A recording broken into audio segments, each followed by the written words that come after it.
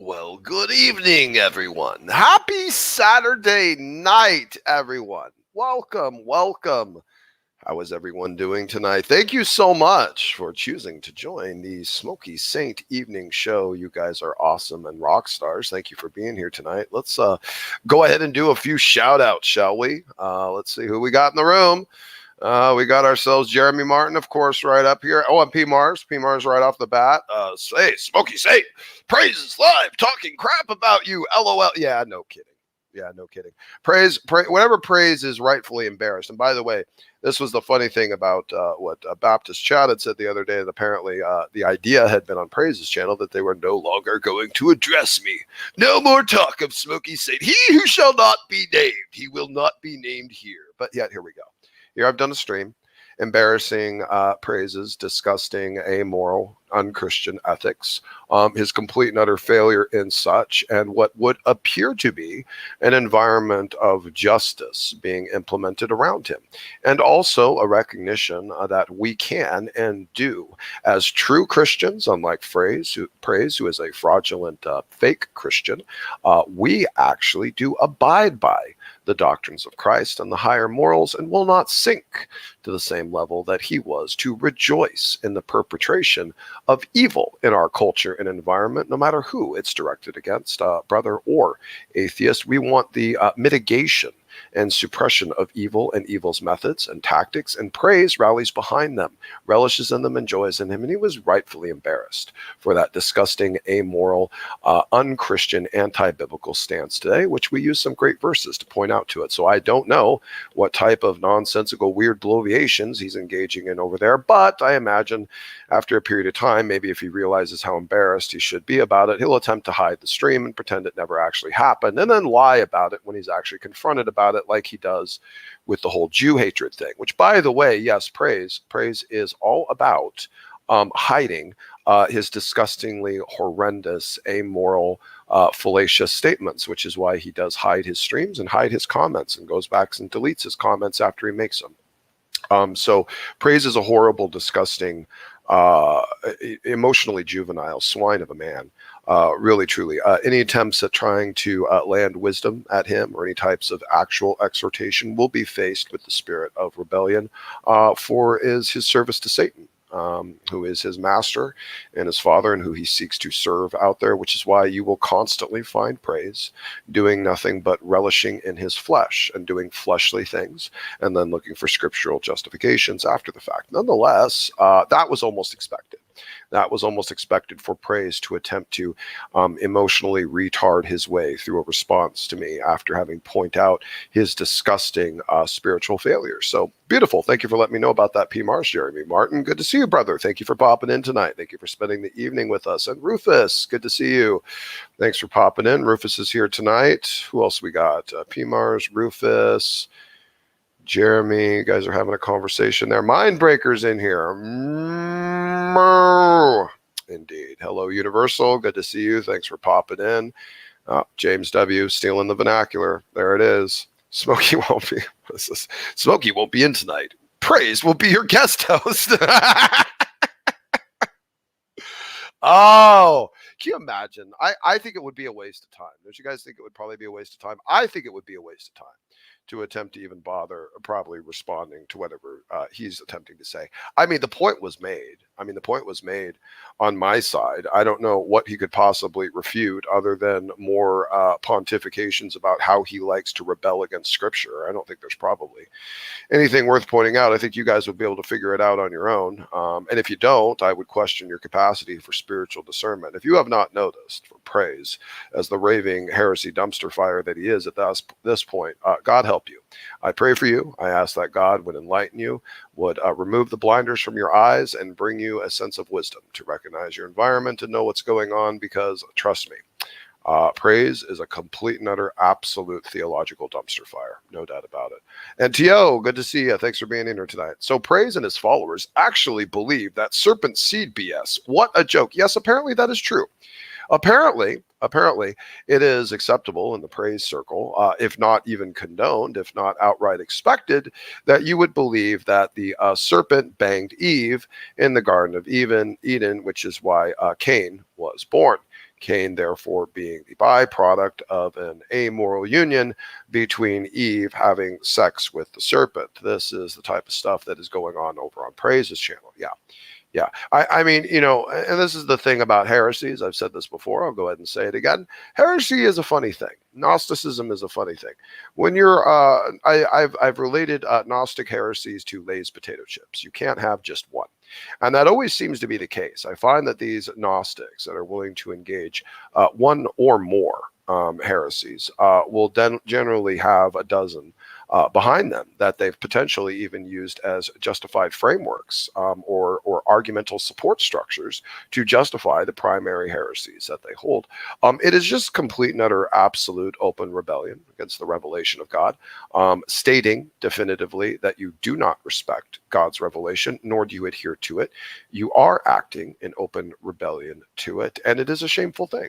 It is a shameful thing. And yes, it is a joke.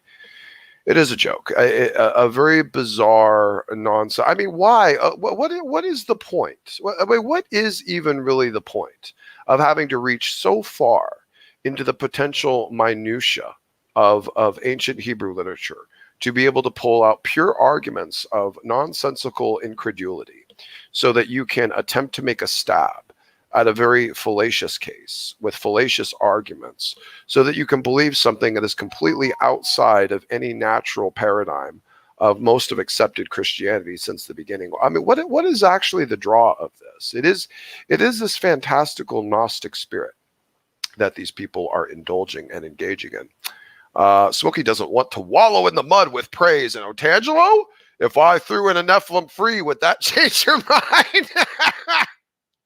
Come on, James. You think I'd get 5 words out in that environment? Think about it. Think about me, Nephilim free, praise, and Otangelo. Holy freaking crap. You want to talk about the dumpster fire to end all dumpster fire? I don't even know if you could call it a dumpster fire. Probably wouldn't even be able to hear anyone.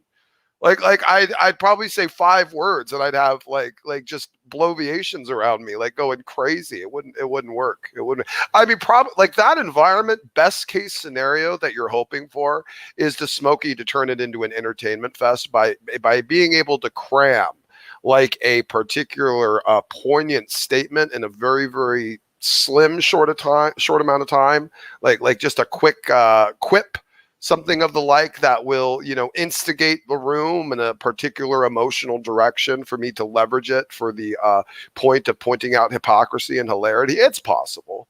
It's possible. I would have my hands full, ladies and gentlemen, to even think to attempt to tackle that type of environment. That is for sure, no doubt about it. Hey, LPP, good to see you tonight. Praise versus Smokey streams are like flipping back and forth between days of our lives and the bold and the beautiful. Yeah, lovely. Yeah, lovely. Well, LPP, I like to think that we have a little more substance on this side of the aisle than the typical everyday soap opera. But yeah, appreciate the sentiments. Thanks for that.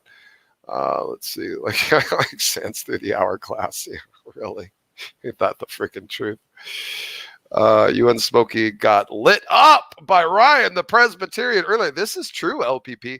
LPP, I don't know if you caught it, but there is currently a stream, which I have already clipped, or at least the vast major portion of it, which I have clipped and recorded and downloaded, where Ryan has some choice things to say about you and me. It's actually pretty comical. It's pretty comical, the full-on display of his insecurities. It is an amazing thing. You should probably go watch it. It was a stream earlier today, and he did actually show his face on it to him on that. And we're going to do a stream on Wednesday. See, because Ryan decided to poke at us, do straw man, lies, slander, misrepresent. In fact, Will, of all people, ladies and gentlemen, Will Kincaid himself, okay, actually showed up to confront Ryan, the Presbyterian. In fact, I'll tell you what, maybe we should have a little treat. Maybe we should have a little treat. I'll tell you what, let's get through the comments that we have here. And then I'm going to see if I can pull up a clip for you guys to listen to at the very least. And it probably will make also an extra premiere on our Wednesday morning show. This will be part of what we operate with, and I still have it in its unedited form, if you will. But I did have a rendered uploaded version, which I also sent to Will. And I do have maybe a clip, if I can find it from the middle, that I can play from you guys and actually have the audio when, what is it? Will actually comes in. It is actually entertaining. I think you guys would appreciate it. So it's a good clip. It'll probably have to be its own thing. Once I get down to some more editing tomorrow or the next day, SJ, I will host it. Madam, madam, you've no idea what you're volunteering for. I promise, whatever you think you would potentially be moderating, you are unaware. I promise you, it is far worse than you could probably possibly imagine. These people are perma-triggered by the things that I have said and drawn them out on, and rightfully so. They feel shame, and they should feel shame. Because they are very shameful people, and they've been made to feel that shame. And instead of reconciling that with themselves and with their Messiah, and reaching into the realm of spiritual ethics and repentance, recognizing their error and then turning from it, they have decided to just double down in their rebellion and disgusting pride and ego and probably mental illness bordering on narcissism. Nonetheless, I appreciate the offer, SJ. It's a wonderful thing for you to be seemingly willing to jump to such an occasion. So you do know that Satan, Adam, and Eve were in a major cuckold's.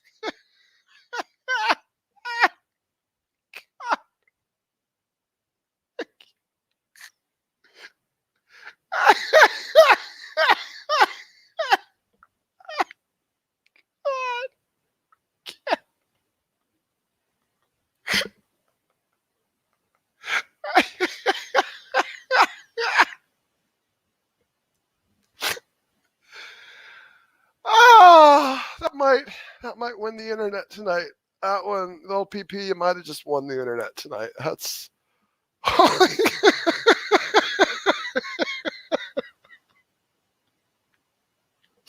think, now that I think about it, I was struggling with an idea for the title of the Thursday and Friday show. I think I came up with the idea of the title for the Thursday show, but I'm going to.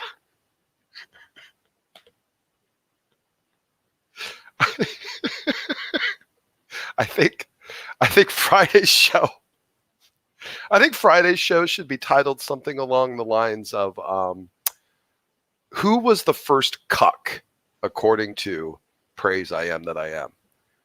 Or something along those lines. I think that's going to have to be, I'm going to work something like that in. I think that's something along those lines for the Friday morning show. I think Thursday morning show is going to be titled "A Toast to the End of the World," and it'll probably talk about some political stuff. I think that's the idea. So, people, you freaking people, you guys. LPP. Yeah, James has got it. Black hole of soy. That's what it would probably be too. Yeah, can you imagine? Could you imagine even just Otangelo and Nephilim and me, even just that triad of depression? Could you imagine such a thing? What a horrible nonsensical thing. Oh yes. Oh, this is true. Yes, Chris Keith. Yeah. By the way, and now here's, guys, ladies and gentlemen, and this isn't going to be a Ryan the Presbyterian situation, but let me tell you something.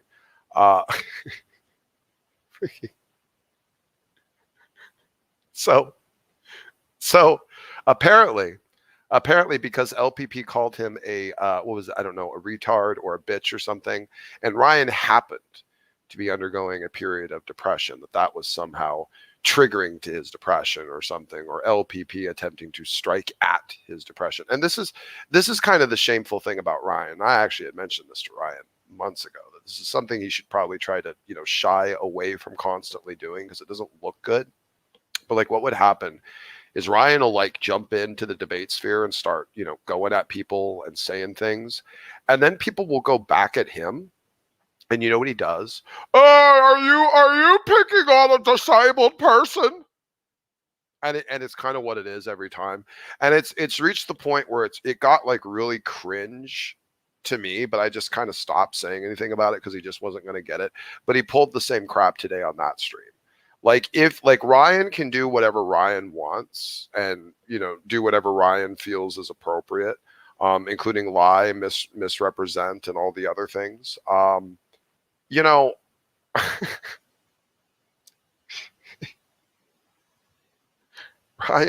Ryan is not a particularly intelligent man. He thinks he knows more than he actually does.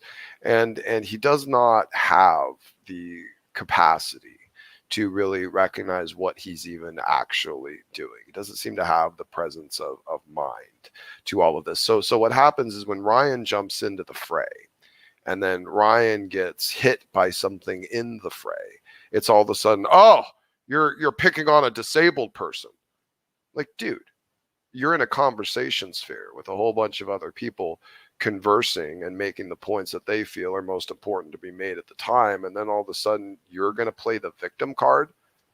Like you're competent enough to enter the debate sphere and have the conversations and challenge people and go at them and call them heretics, but once they go at you, oh, it's picking on a disabled person. Like, so cowardly, like so petty, so cringy. Yeah, it's really weird. P. Mars, praise is a fascist. He is censoring me. P. Mars, poor P. Mars.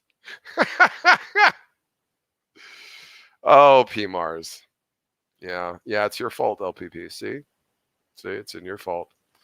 So that Ryan was on my channel today in the chat too. Well, be careful with him, SJ, because he's a duplicitous, treacherous, fraudulent, trolly internet bitch tart. So be very, very careful with Ryan the Presbyterian. He has some very, very shady ethics and tactics. And granted, this is kind of the funny thing. Now, Ryan is under the impression, now this is the funny thing, and this is how, after the Brett Keane situation, I had really kind of learned my lesson. I kept my arm's distance with lots of people, particularly with online interactions, and I told Ryan this, that I did it. I made this very, very aware to him. Oh, P. Mars is here. Let P. Mars in.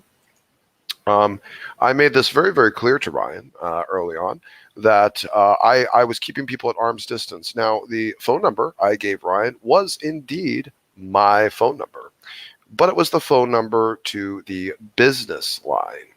And so the business line had the face of the business whose name was on the voicemail, and he took that to be me. Comically, the comic thing about this is that not only Is it not actually my name? Which I went ahead and let him think that it was. I mean, why bother correcting him? Why does he Are you need to talking have? about the name that Praise keeps saying on his channel? Thinking it's your I'm name? not sure what he's saying, Praise is saying, and I'm not Should I sure where he should I would have gotten it. repeat it? Yeah, go ahead, because they don't have the real name, even if Okay, they he's tried. saying he's referring to you as Joshua H. Yeah, I don't know where he's.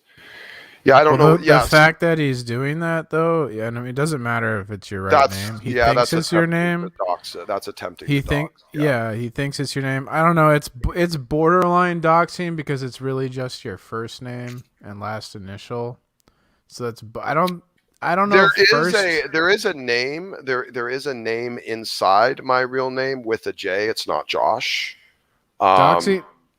but go ahead. Yeah, well, I don't know. It's borderline. Doxing would be like identifying information. So I don't know if like Right, a first name would really be but he is definitely like, and this is a thing people will do to me on the internet is right, they'll like say your first name as it's an intimidation slash bullying tactic right. is what they're doing. Like Well, I there know was a your name, and name. I'm not gonna speak it out because again, this was the name of a business partner who I don't feel probably would appreciate having that spent out there. So I'm not going to verify it. But first of all, it's not my name. Ryan heard it, and the comical thing about it, it wasn't even my voice on that recording saying that name, which is why I thought it was kind of comical when he believed it was me and my name because it's not even my voice saying that. But nonetheless, he Well, went with it. he couldn't tell it was your voice because he's in a wheelchair. Yeah, he's not. Well, it might be it That's might a be an joke. aspect. It might be an aspect of his autism, like to because I know that some autistic people can't actually differentiate like faces or voices. Like they, like Christian is a good example, like where he couldn't tell the difference between a 13-year-old boy talking him to normal and then that 13-year-old boy pretending to be a girl and using the exact same voice. Like there's some people that just almost like if they're of a certain mental condition can't necessarily differentiate voices. But in any case, the only reason I'm telling you all of this is because I want you guys to recognize at the very least Praise and also Ryan are attempting to dox me. Now, by the way, the only person in all of existence that I gave that phone number to actually contact me through was Ryan. And the only person that would have heard that name on that voicemail, which, yes, was Josh H. That's correct. I'm not going to say what the last name was, but that was the business partner. That's what he heard. And now that's what Praise is repeating. So now, ladies and gentlemen, I want you to realize something that Ryan the Presbyterian, the only person in actual existence that had that phone number and heard that name on that voicemail, the only human being in all of living existence to have heard that, okay, is now repeating it and repeating it to Praise, who is using that exact name as well. And not only is it not my name, which they are now, of course, risking doxing someone who they don't even know, who is a business partner that was trusted for them being calling an actual business line, which Ryan was told that explicitly, although for some reason he doesn't remember that. And yet he has just run with it. So you're going to see that popping up. It's not my name. I was smarter than Ryan to trust him with my name or to correct him when he thought he got my name. Ryan is not a particularly intelligent man. I told him that I kept myself at distance. I told him that I didn't trust people online. I told him that I went through extra lengths to keep myself anonymous in the position that I want. So all they're doing is not only failing to dox me, Well, but just not proving they're only have they disgusting misplaced, characters in the process. not only have they like gotten that wrong, but like Rufus is in the chat here, and they thought he was me in Praise's chat. Right. He was it, and so he got banned in Praise's chat, and because they thought it was. So it's like they'll just go off half cocked. They don't have to know the truth, right? They'll just Yeah, it's very put out weird, their like to have assumption. ran with that. And I mean, it's fine. Again, I'm not under any threat, even if they do ultimately dox the name. But it shows them that they are really No, but horrible, you're the duplicitous, treacherous slanderer, people. right? You're the slanderer, Right. not them. Right. Yeah. Yeah. And I don't, doxing is not okay. It's never okay because of the environment we live in. Some people are legit, actual psychopaths and crazy. When you dox someone, when you put them out there, you're leaving them open to the potentiality of actual legit physical danger Which is because you're in I this got environment. I got censored in praises. Simply praise brought up Joel on a stream. I can't remember the context now. It's like I wish I could had a better memory because the amount of like crap praise just spewed, it was just astounding. I believe you. But I brought up he was talking about Joel, and I just typed in the chat Joel is a psychopath, which I believe is true, and I got timed out just for saying that. Like, what the hell? Like, I'm not allowed to have an opinion over there. It's stupid. Yeah, at the very best. And by the way, I saw Ryan attempt to use that name in an email to me, which was laugh. Here's the funny thing about it too, is he couldn't even get the actual name right that he heard. So like, even this is why I'm not even really ultimately worried about it. Even if they were to actually repeat the name they claim to have, not only is it not my name, it's not even the right spelling or the right name, because Ryan couldn't even like actually type it out correctly when he sent it to me. It's just a kind of somewhat phonetic similar sounding version of it. It's not actually even the name at all. So this whole thing is just one gigantic, hilarious, nonsensical ploy. And by the way, part of the reason that I did this is exactly because of Brett Keane. It was Brett Keane that taught me this lesson years ago, to not trust these people online. And even if you have to, you can always give them the impression or let them have the impression that they're trusted. There's nothing wrong with that, I think, in my book. And then what happens if they do betray you, like Brett Keane did, and like Ryan is doing right now, and that praise is picking up on, this will show you and reveal to you the actual nature of these human beings. These are untrustworthy, duplicitous scumbags of the internet, no doubt about it. And this is the proof in the pudding, ladies and gentlemen, because once you sink to this level, there's nowhere left to go. And Ryan's stream is full of nothing but lies, misrepresentations, fabrications, and falsifications. This is why Ryan doesn't ever, in any part of that stream, actually provide a single receipt for the critique that he's laying. Because if he did, it would show him to be a lying, deceptive, duplicitous piece of crap. So instead, he'll sit there and fabricate, misrepresent, and re-repeat, his take, his narrative on what was said or what I'm doing or what I communicated, and then lay that as his attack against me. Ryan the Presbyterian is either a dangerously stupid human being who should not open his filthy idiot mouth, especially if he's talking about people slandering when that's all he can do is slander and misrepresent. He should just step the hell away from the internet if this is what it is. If he is this retarded and dangerously stupid, he's of no benefit to anyone in the conversation sphere whatsoever. He should go back and sit in the back of the short bus with Praise I Am That I Am and the rest of the theological retards and stop bothering the rest of us decent folk. At least that's my thought. Tog. Never poke the bear. I told Ryan who are you talking about? Sorry, my sister texted me. You're fine, P. Mars. It was a general statement. It says I told Ryan to keep his mouth shut about me and I wouldn't go off on him. Well, LPP, that ship has sailed. You've been targeted, my friend. You want to go watch that stream, and I guess you'll figure it out. He didn't make much sense or actually have his facts actually straight. Will Kincaid showed up. It was weird. Yeah, it was weird. It was a very bizarre stream, and Will Kincaid did show up, and it was actually pretty funny. That part was funny. I should be able to pull up. In fact, thank you for reminding me. P. Mars, why don't you take the mic and say something to the audience while I try to pull up this clip here. Praise just posted the link to StreamYard, and I really want to go confront him and call him. Okay, well, go ahead. A freaking moron. Okay, so go ahead. Well, he probably they probably won't let you in, but if you want to try, go for it. Probably, yeah. He was calling you Death Saint and Death Saint. He was like, now I could be getting this wrong because this is my interpretation. I have autism. So I could be getting this wrong, but I thought he had a Will on there with him, right?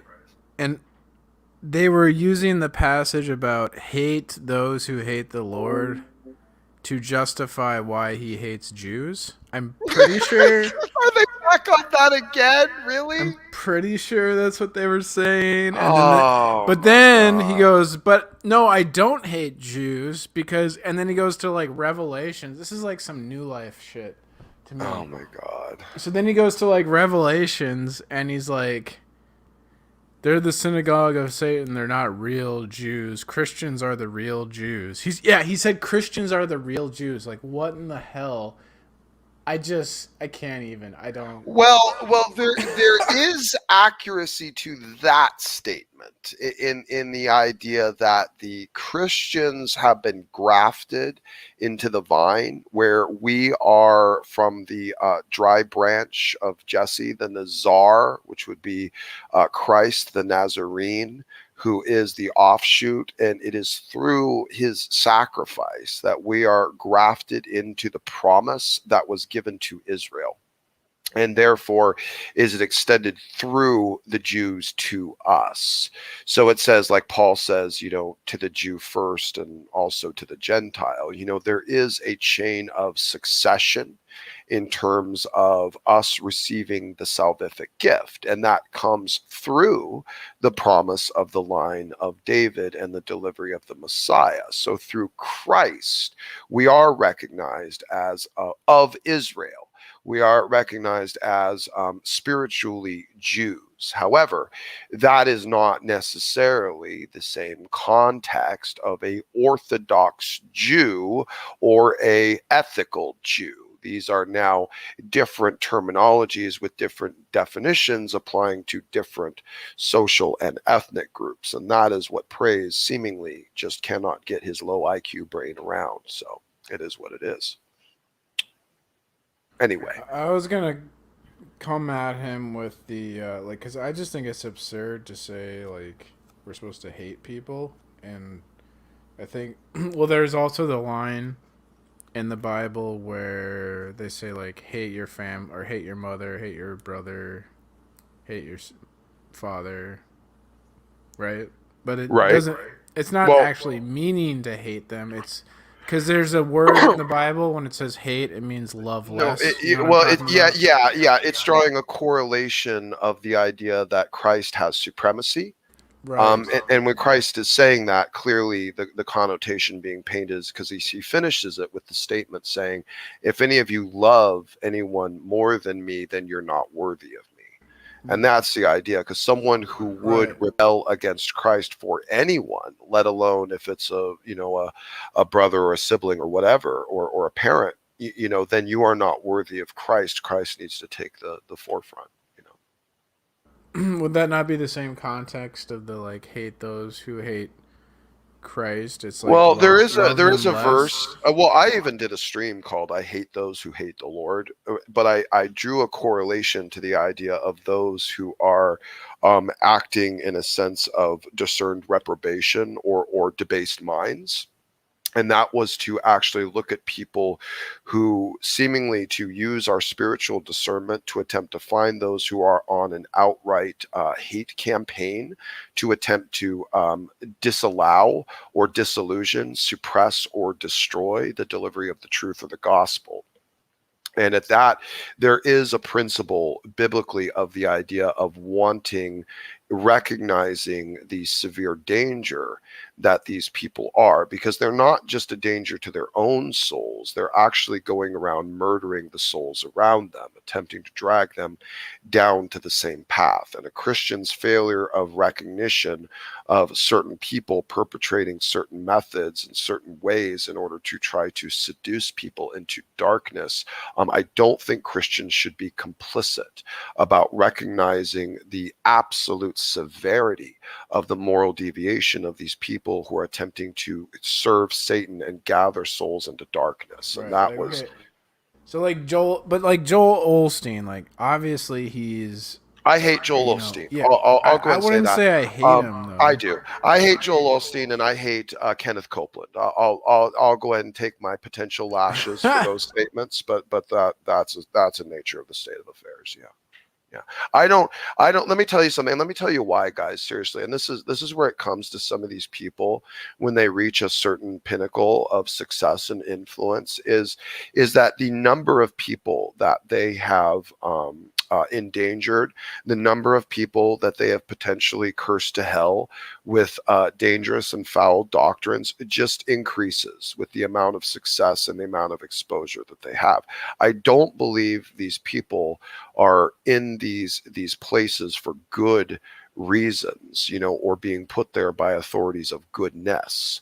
They are in a position to try to gather as many souls as possible down into darkness. And make no mistake, every day that these wretched scum of creation continue to draw breath, they are compromising and or murdering the very souls of our brothers and sisters amongst us. So this is not something to be taken lightly at all. Okay, especially when you see these people that reach a certain pinnacle of influence, you recognize that they are accounting upon themselves a level of incredible judgment. And think about this carefully when you're talking about the redemptive power of Christ and the fact that Christ has made it very clear to us that there are those that exist in a state of reprobation. There is the sin of blasphemy of the Holy Spirit that clearly the blood of Christ will not cover because it will not be forgiven. So right out of the Bible, when a Christian just says colloquially, the blood of Christ covers all, that's not actually a biblically accurate statement. And the same thing goes with those that have been chosen by the sovereign choice of God, by his righteous judgment, to have been delivered into a path of reprobation. Now, me personally, looking at this paradigm of the universe around us and the nature of our reality, I would not find anyone particularly more potentially deserving of the path of reprobation than those who are in the proactive business of attempting to murder the souls of our fellow brothers. This is the most grievous and heinous and dangerous of potential sins that there is out there. And the fact that they will not turn from it, the fact that they will not yield to the Holy Spirit and they continue in their works of evil, I do almost anticipate and believe and would probably bet that these people like Joel Osteen, like Kenneth Copeland, are not only on a path of reprobation, but are accounted of those of the pure wicked. And God does I say would that say he is angry with the wicked every single day. And it says that in I, Psalms. Go ahead, Paul. I think he should be called out like Joel Osteen. I think he's got like an antichrist spirit or whatever you'd call it. So, but I don't know. At the same time, I guess I don't hate him, but um, we have I a mean, disagreement there. it could Okay, be what a about I don't know. another thing I wanted to bring up though was Go ahead. praise brought up the part in the Bible where Jesus says, "Don't call your brother Raka or fool or whatever," Uh-huh. and then he's like, "So you're calling me a retard?" Well, first of all, he's not a brother, and second of And all, he so is a retard. I So started spamming retard in this chat. good old P And he was Mars. like, "How many socks does P Mars have? Oh my gosh!" That is funny. That's funny. Good show, P Mars. Okay, all right. I think I found the clip. So let me see if I can pull this up. Hold on. Can I? Maybe I can play it through. But well, the one thing I wanted to add, I mean, Jesus says don't call people fool, but then he calls the Pharisees blind fools. So I Right. think like the context of that was like with it. I think he was because it starts. He's talking about being angry at people. Right. So I was thinking he's like when you're in anger. Okay, so like praise right now, he's doing his stream out of anger, right? Right. Right. As a reaction to what you did this morning. So he's making a total ass out of himself because it's all emotional. Soy noise. Soy noise. So like, but then when you did a stream this morning, it's like you weren't in that frame of mind. Like you weren't necessarily angry at praise. You're just talking about like the stupid, ridiculous freak show that his channel is or whatever, right? Right. Well, and the So- spiritual implications and lesson that he was able to share with us based upon his pure, unethical spiritual failure, which I thought was beneficial to all. I think we all enjoyed it. It was a good exhortation. So I think what Jesus was saying was like if Smokey would have been like pissed off and be like, screw praise. He said this about me, and he's an idiot. Like, that's not cool. But like, just like being like, yo, this guy said this thing, and that's stupid. Like, I mean, Jesus admonished his followers. He said, "Don't be stupid, or you won't be fit for the manure pile." So I don't. Yeah, and then like praise is teaching people don't call Christians. You're not allowed to call someone a fool, even if they are retarded. Jesus says you just have to pretend like they're geniuses. You know, like, what is he teaching? Like, it's so stupid. Yeah, it really is. It really is. Okay, I'm going to play the audio only because we're going to save the video for the actual premiere we'll do on Wednesday morning. Because I think Will and I'm going to go through this, and I'm going to edit it. But this is the part I want to play for you guys, the audio. Hold on, let me make sure it's shared correctly. And yes, the screen. What are you playing right now? Okay, so this is Ryan the Presbyterian doing his pity party stream about and about all of the false accusations of things that I supposedly said, which I didn't actually say. And he keeps saying the same thing, that I attacked Bill's daughter. Now, and just to give clarification, Bill's daughter is ill. I did not know quite so deathly ill at this point, but either way, it doesn't ultimately matter. It's how ill she is an irrelevant point. But the claim is that I have attacked Bill's daughter. This is the repeated statement over and over again. Now, what Ryan refuses to do is actually provide any context or actually any receipts of what my statement actually was that was, quote unquote, supposedly attacking. And all it was actually a poignant response. I've now said it 4 or 5 times on stream. I'll go and repeat it one more time. It was a very poignant response just about Bill coming into my stream, into my comments, and saying that I was, quote unquote, reaping that which Tog had done to me. And I said, well, that's funny, because I haven't sown any seeds of perjury, lies, or deception against fellow brothers in the Lord. So that's a funny thing to say. So I guess, Bill, you must anticipate that every negativity that we experience in life is therefore somehow some sort of reaping. Okay. All right, I'll go with you. I'll use your logic, Bill, that it's all a reaping. So what are you reaping? What are you reaping in order to have your daughter be in the condition she's in? And apparently this is an attack against the woman herself, which I find a little bit bizarre. It's always this implicit idea of an attack, when really the question was just to see if Bill was willing to be consistent with his theology once the tables were turned. And then, of course, that caused an ever-loving spurg fit over in their little community, and they've been doing nothing but talking about it ever since. So, yeah. That's an unfortunate. Oh, we have someone from Twitch. Hello, Twitch. Hello, Twitch person. 5737. Hello, Smokey. Trying Twitch. Lots of pause and echo. Oh, that shouldn't be the case. Oh, that's weird. Thank you for telling me, Fi. I'm gonna have to look into that. I'm not sure why it's doing that. Maybe your connection might not be so great. But you can. I'll tell you what, Fi. I will post the StreamYard link over there, and if you want to try and actually come in the back studio, you can do that. Let's see. I think that's Pi. Yeah, Pi. I don't know why it's doing that. I think that's Pi. I think that's Pi from YouTube.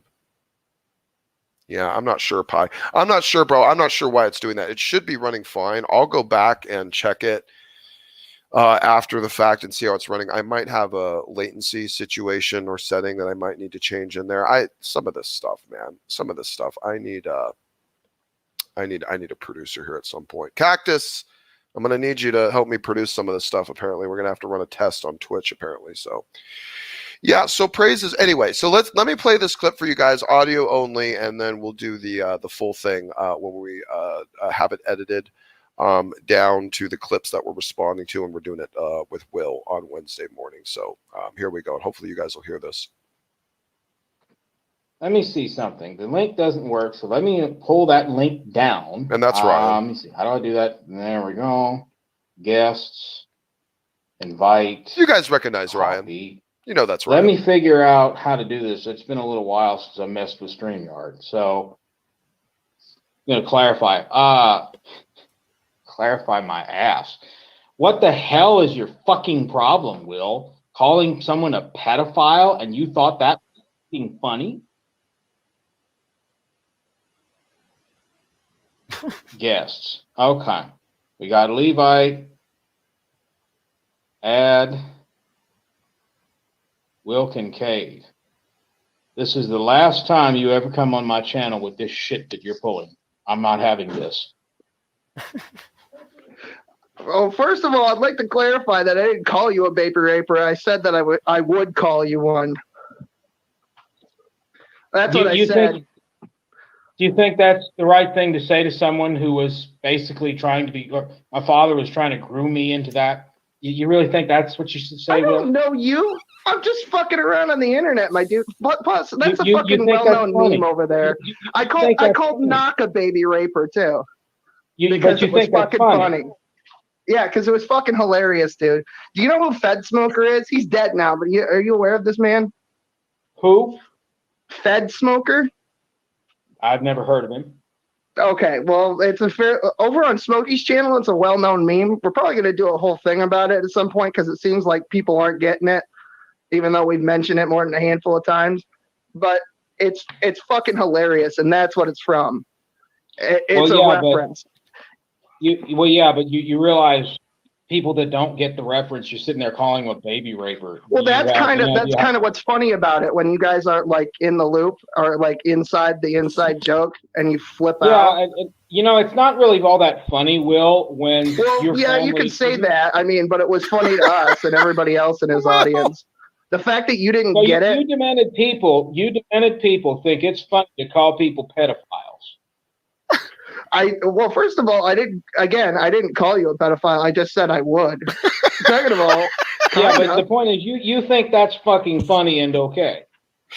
How long have you been on the internet? It is funny. I mean, is this your first fucking router? I mean, no, I've probably been on the internet about as long as you or longer. Probably. Okay, well then you know what goes on here, right? Yeah, people I know meme on each other and dunk on each other, and you know what? Let's see. I'm not letting him back in here again. It just kicked him out. Anybody can sit How's it going there, Merle? I mean, I'm not understanding it either. I'm not an inside joke, but then again. Okay, so that's Will Kincaid. Now let me see if I can find Ryan's little. He's really defensive there. I wonder if he has something to hide.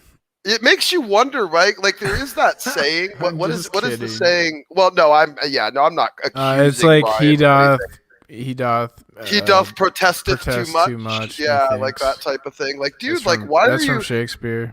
Like he didn't even actually accuse you. He just said like, oh yeah, if you come in the stream, I'll say it to you too. Like just basically making a statement that Will has no limits apparently with this stuff, and he'll just make the statement. And Ryan took it as an actual direct implication, accusation that he was that thing. Like what a weird brain lapse situation that is. I mean, it's just almost a normal insult on YouTube to just call someone a pedophile without baselessly. It's just like it happens all the time. It's almost lost its meaning at this point. Yeah, it's like calling someone an idiot or something. Yeah, something like that. Let me see if I can find his actual Spurg. Hi, Donald. It was nice to see you. But your StreamYard link's there. By the way, Martial Arts Shema, Merle, if you're still here, I gave you the wrench. I guess I forgot to give people wrenches. The fact that, if it was my stream and the link doesn't even work. If it was my stream, by the way, how often do I hear that every freaking day? Hey, Smokey, by the way, if it was my stream, well, it's not. Go start your own damn stream if you want to run your own stream your own way. What the hell is your problem? The link doesn't work. I'm the one. That's not a hypothetical. That's just a pathetical. Nice, P-Mars is on fire tonight. What are you like Googling quips or something, man? You're on point tonight. I drank a beer. P-Mars gets savantish when he drinks a beer, apparently. Like it's like Popeye and the spinach. Like suddenly gets his brain pumping. I'm loving it. Called me a fucking pedophile? What the fuck is wrong with you? Why the fuck would you think that's funny? I'm sorry. I don't normally talk like that, but what the hell is wrong with you? Let me see something. The link doesn't work, so let me pull that link down. Let me see. How do I do that? There we go. You calling me a pedophile? What the fuck's wrong with you, you disgusting maggot? let me figure out how to do this. It's been a little while since I messed with StreamYard. So, Ryan, clarify. why are you so Clarify my hyper ass. triggered by something What that the wasn't hell even is your said fucking about you? problem, Will? Calling someone a pedophile and you thought that was fucking funny? And he's cussing up a storm. He's cussing up a vulgarity storm. Okay. We got Levi. It wasn't even a direct Ed. accusation, Ryan. You just want to be Will upset. Kincaid. You just want to be This triggered. is the last time you ever come on my channel with this shit that you're pulling. I'm not having this. Well, first of all, I'd like to clarify that I didn't call you a baby raper. I said that I would call you one. That's what I said. Do you think that's the right thing to say to someone who was basically trying to be? Or my father was I've trying had to groom me into trauma. that. You You can't really say think that's things what to you me should because say, I've Will? had No, trauma. I'm just fucking around on the internet, my dude. Plus, that's a You fucking think that's well-known funny? meme over there. You I think that's called funny? knock a baby. All right. Okay. Well, that's what that is. So you can see Ryan's full of just as much vulgarity and nonsense as any of the rest of the people that he's supposedly criticizing. In fact, more so. I don't say the F word. I mean, Will say it. I let Will say it. I let other people say it. I'm not saying it. I'm not sitting here throwing out any level of vulgarity. Ryan's got no problem with vulgarity. He's throwing it out there left and right. And plus, a hyper level of triggering over what was just basically a passive statement of will, of the fact that he's willing to basically say it to almost anyone, and he takes it as some sort of direct accusation. It's weird. It's like some sort of bizarre, like reality warping, bizarro world mental illness being played out right in front of us there, folks. Imagine getting upset over anything Will says ever. Right. Yeah. By the way, generally not the best thing to do, because then you'll reveal the weak spot to Will, and That's what he wants. That's what the troll wants. Like, the way Ryan. Well, by the way, his reaction. It's it was hilarious. So the only reason Ryan is getting a response to this nonsense, well, number one is because he decided to do it, but number two is inside the response itself. There are threats to lawsuits and slander and all of this other stuff, while he is actually in the process of slandering and misrepresenting himself in the very same video. It is a level of cognitive dissonance that just staggers me. So because he decided to do this, could you imagine if you could sue someone for slander on the internet or that easily? Like, how much shit talk is there on the internet? Like, are people just in a totally weird Ryan doesn't understand how courts or quantifiable damages function, so Ryan is just completely out of his depth on pretty much all of this. He's a particularly unintelligent man. You have to like prove what I said caused you actual damage. Correct. It's pretty hard to prove that. Yes, it is very much so. Especially when you disconnect your private life from your online life, which we all should do. Right, anyway. like if you're not even having the same, if you don't even have the same name, for example, like correct. If I could say all this stuff about Smokey Saint, right, and he couldn't, it wouldn't be slander because he's not. Couldn't do a damn thing. Exactly. He's not Smokey Saint. He's whatever his name is. Exactly. It's a good point, P. Mars. Exactly. Well played. Yeah, spot on. Yeah, that is exactly the case, ladies and gentlemen. Yes, indeed. P. Mars is spot on. And so all of this is just desperate, nonsensical, autistic spurging. And we're just going to enjoy it. We're just going to enjoy it. We're going to enjoy it from Praise. We're going to enjoy it from Ryan. And we're going to allow these people to unpack, as they are typically to do, unpack beautiful spiritual failures for us to use as tapestries of exhortation for the true saints, and point out how you need to be conscientious and cautious of these particular scumbags that are roaming around in the environment attempting to convince and deceive you all that they are of you and just like you, when they are absolutely not. And with a little bit of scrutiny, with a little bit of discernment, with a little bit of application to actual scriptural consideration, you will find them, you will know who they are, and you will be able to warn your fellow brothers to avoid them as well. Because they are soul murderers. They are soul murderers. They are dangerous human beings, and they are duplicitous. They are untrustworthy. They are fitting appropriately inside the list, inside Romans 1 at the tail end, where it talks about those who are in the possession of a debased mind. They are undiscerning. They are untrustworthy. And Ryan is those things. I was going to go, I kind of want to confront Praise. Well, go ahead. Yeah, no, if you want to, P. Mars, go for it. I'll probably come back, so.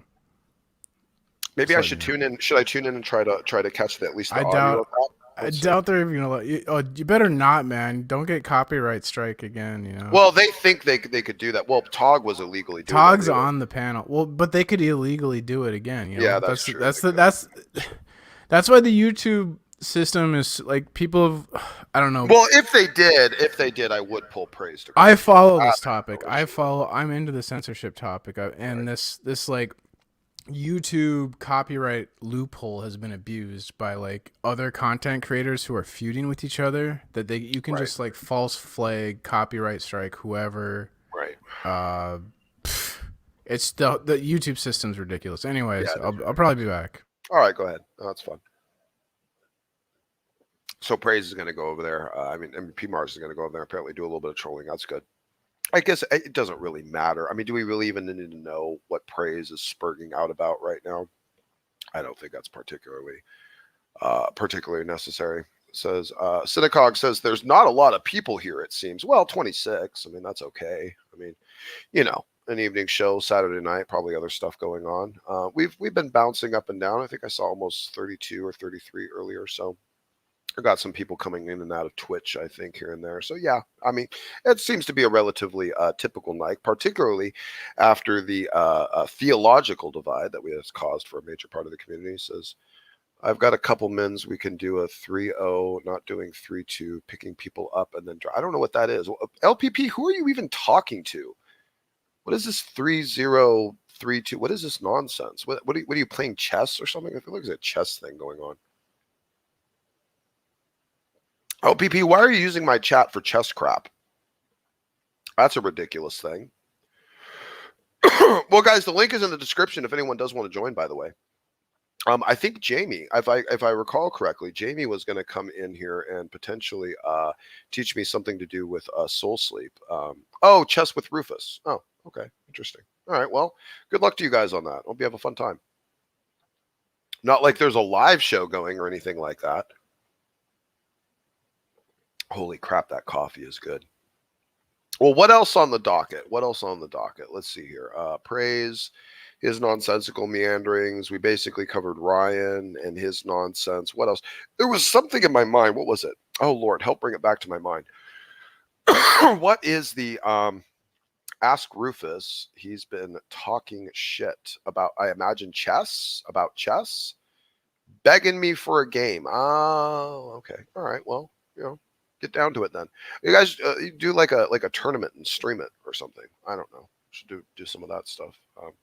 Do it on your channel and have the LPP can do a debate and win at that, and then can play chess and win at that, and just have an overall immersive victory. So maybe look into that. That would work. Well, yeah, Will hasn't shown up. Jamie hasn't shown up. What's his name? Stoic hasn't shown up. Multiple of these people having opportunity to show up. Even Blue Heron could come back and try to make an embarrassment of himself, attempting to claim I'm a anti-Semite again. That'd be great.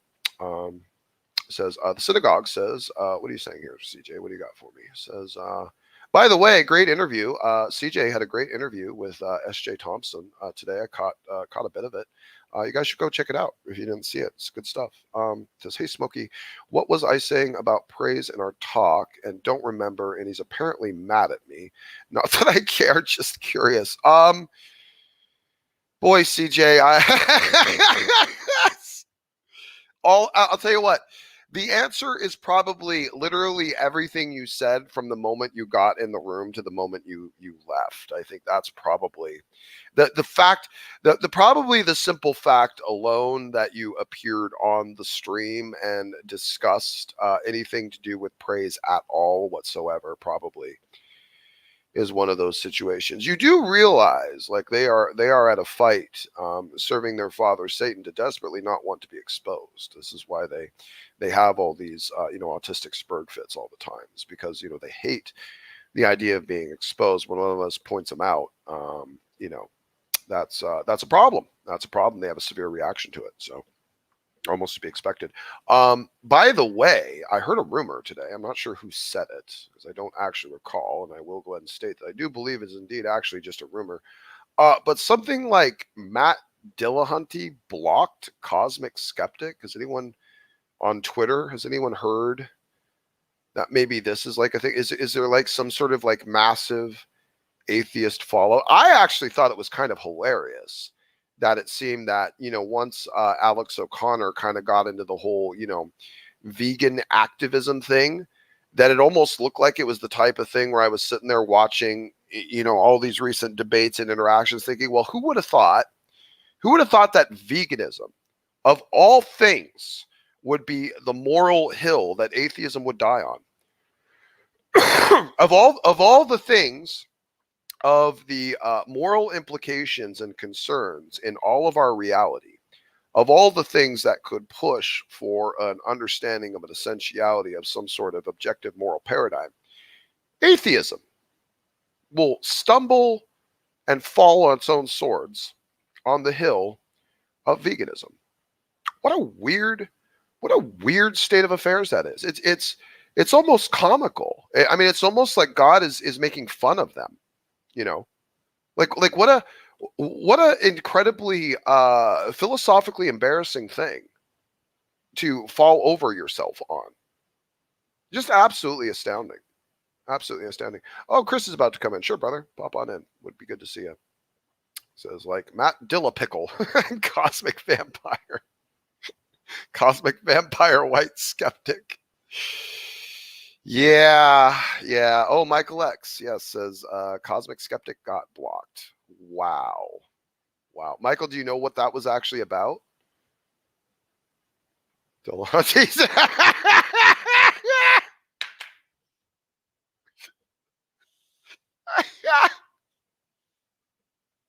Well, ain't that some pot calling the kettle black if there ain't some? How about that?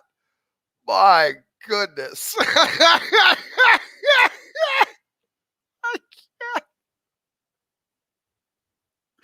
Ain't that? Hey, I don't know. I got something for you. Let's play a Dillahunty clip. I like this one. This is a good one. Question for Matt and Josh says the UN doesn't outlaw slavery in its member states and gives them millions of aid every year. Is the UN evil? Does the UN condone slavery? Sorry, are you waiting for me to go? I'm obviously not an expert on what the UN says. The UN thought that there were articles that say that slavery is outlawed, but I'm not an expert in this. That's not my field. Gotcha. Yeah, and I don't know what the UN's specific position is. I'd have to go back to charter and other stuff. But there are international laws against slavery. But the question about is the UN immoral? If the UN tells its member nations that it is legally permissible under UN guidelines to have slaves, then yes, the UN has an immoral position. The whole freaking world's immoral, everyone. The whole world, everyone that can't afford any other type of economic structure that separates servitude from direct servitude to supplemental servitude through a monetary system secured by governmental infrastructure, any of those people are amoral. They're garbage human beings. I am Matt Dillahunty. I am the arbiter of true morality. I am God. It's almost what it sounds like to me at this point. Seriously, almost what it sounds like to me. Like Matt Dillahunty, the great arbiter, the great arbiter of everything. Are you kidding me? The great arbiter of everything. Give me a freaking break, you people. Oh, P-Mars is back. How'd it go, P-Mars? Not well. Did you record that with the echo, or was that a... Oh, it might have been from the share screen. Yeah, no, that was my bad because I shared the screen. Actually, here, see, because like this time it'll work because I don't have the share. How many atheists do you think got killed during the reign of Zeo de Dawn? What a fucked up name that guy's got, right? Yeah, then it'll fit. Yeah, then it works. Yeah, there you go. Oh, there's Michael. How you doing, man? Hello. How's it going? Good. How are you tonight? I'm good. I figured I should pop in. It's been a while. I feel like I'm not around. Sure, yeah, man. It's been a season. How you been? Yeah. No, I'm good. Let me see. I hope to hear back. I submitted all my applications for MA programs a while back, and so it's starting. The deadlines are passing in and everything. So hopefully they're going to start sending out admissions decisions here shortly, so I can stop worrying about it all. Oh, I hope so as well. Well, good stuff, man. Yeah, best of luck to you. I hope it pans out for you. Spot on, man. Yeah. Yeah. That's it. So Praise is having his Spurg fits tonight. Lots of interesting things happening all over the place. I pretty much just got silenced or whatever, so I started yelling bad words, and I got kicked off the panel. And then I unsubscribed because like it's just stupid. Like I was like, well, all I said was Joel is a psychopath, and I got timed out. Like, I'm just telling the truth. Like, why am I getting timed out? And then they muted me again, or whatever. Like, they're afraid to like confront me or whatever. So. Well, yeah, well, I don't think the environment is primed right now for any type of disagreement whatsoever. I think you'll pretty much only be welcome in Praise's stream tonight if you have magnanimous agreement and believe that Smokey is the worst cretin to have ever lived. What's he down to now? Praise, what's his name? Praise I am. And pretty soon it's just going to be Praise I am, and then it's going to be Praise, and then it's going to be PR. PR. And then it's like playing a horse. Right. Yeah, well, right. At least no one's watching his garbage stream. Yeah, I was still. I mentioned to Nicholas I unsubbed, but I didn't unsub.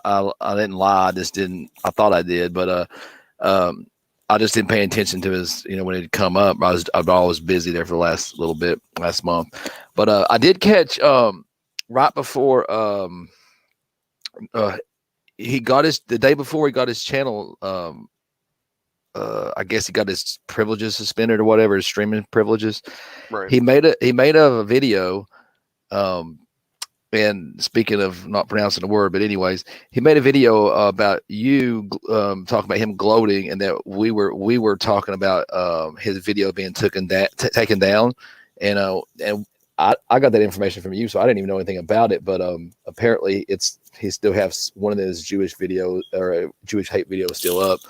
But that he took, the one with the star. That's the one in the video. If you look, he made a video, a little short 7-minute video. You may not have caught it because he took it right down, but it was like it showed like a short bus, and he played like some retarded music, literally music that was like retard, something like I don't know what it was, but it gets funnier.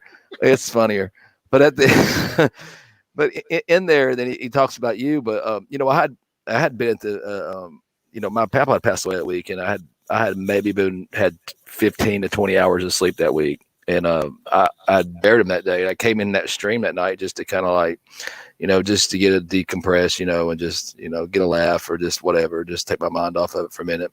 And like the last thing right before I went to bed, I was like, yeah, I knew that you were talking about it, and that was like pretty much right before I went to bed. I said I knew that and I was gonna say I guess anti semi type language or anti-Semitic or something like that. But I just combined the words. I might have said something like, I said a half a word, and he just like took that word and like slowed it down and made it look like I couldn't pronounce the word, or either two of the words. I didn't know what the word meant, or something. I don't know what he was getting at.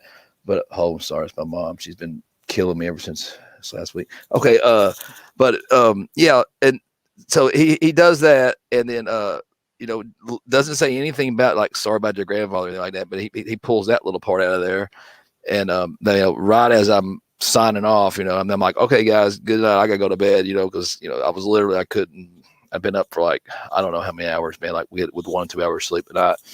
And then at the end, what did he do at the end? He did something at the end of it, but he pulled it right down, and then ironically the next, with not even 12 hours later, he was putting that macaroni video up where he said he got pulled, or he got suspended, his privileges suspended. So it was instant karma, man. Wow, interesting. Okay. Yeah, interesting. Well, I do see the Zionism one where he's got that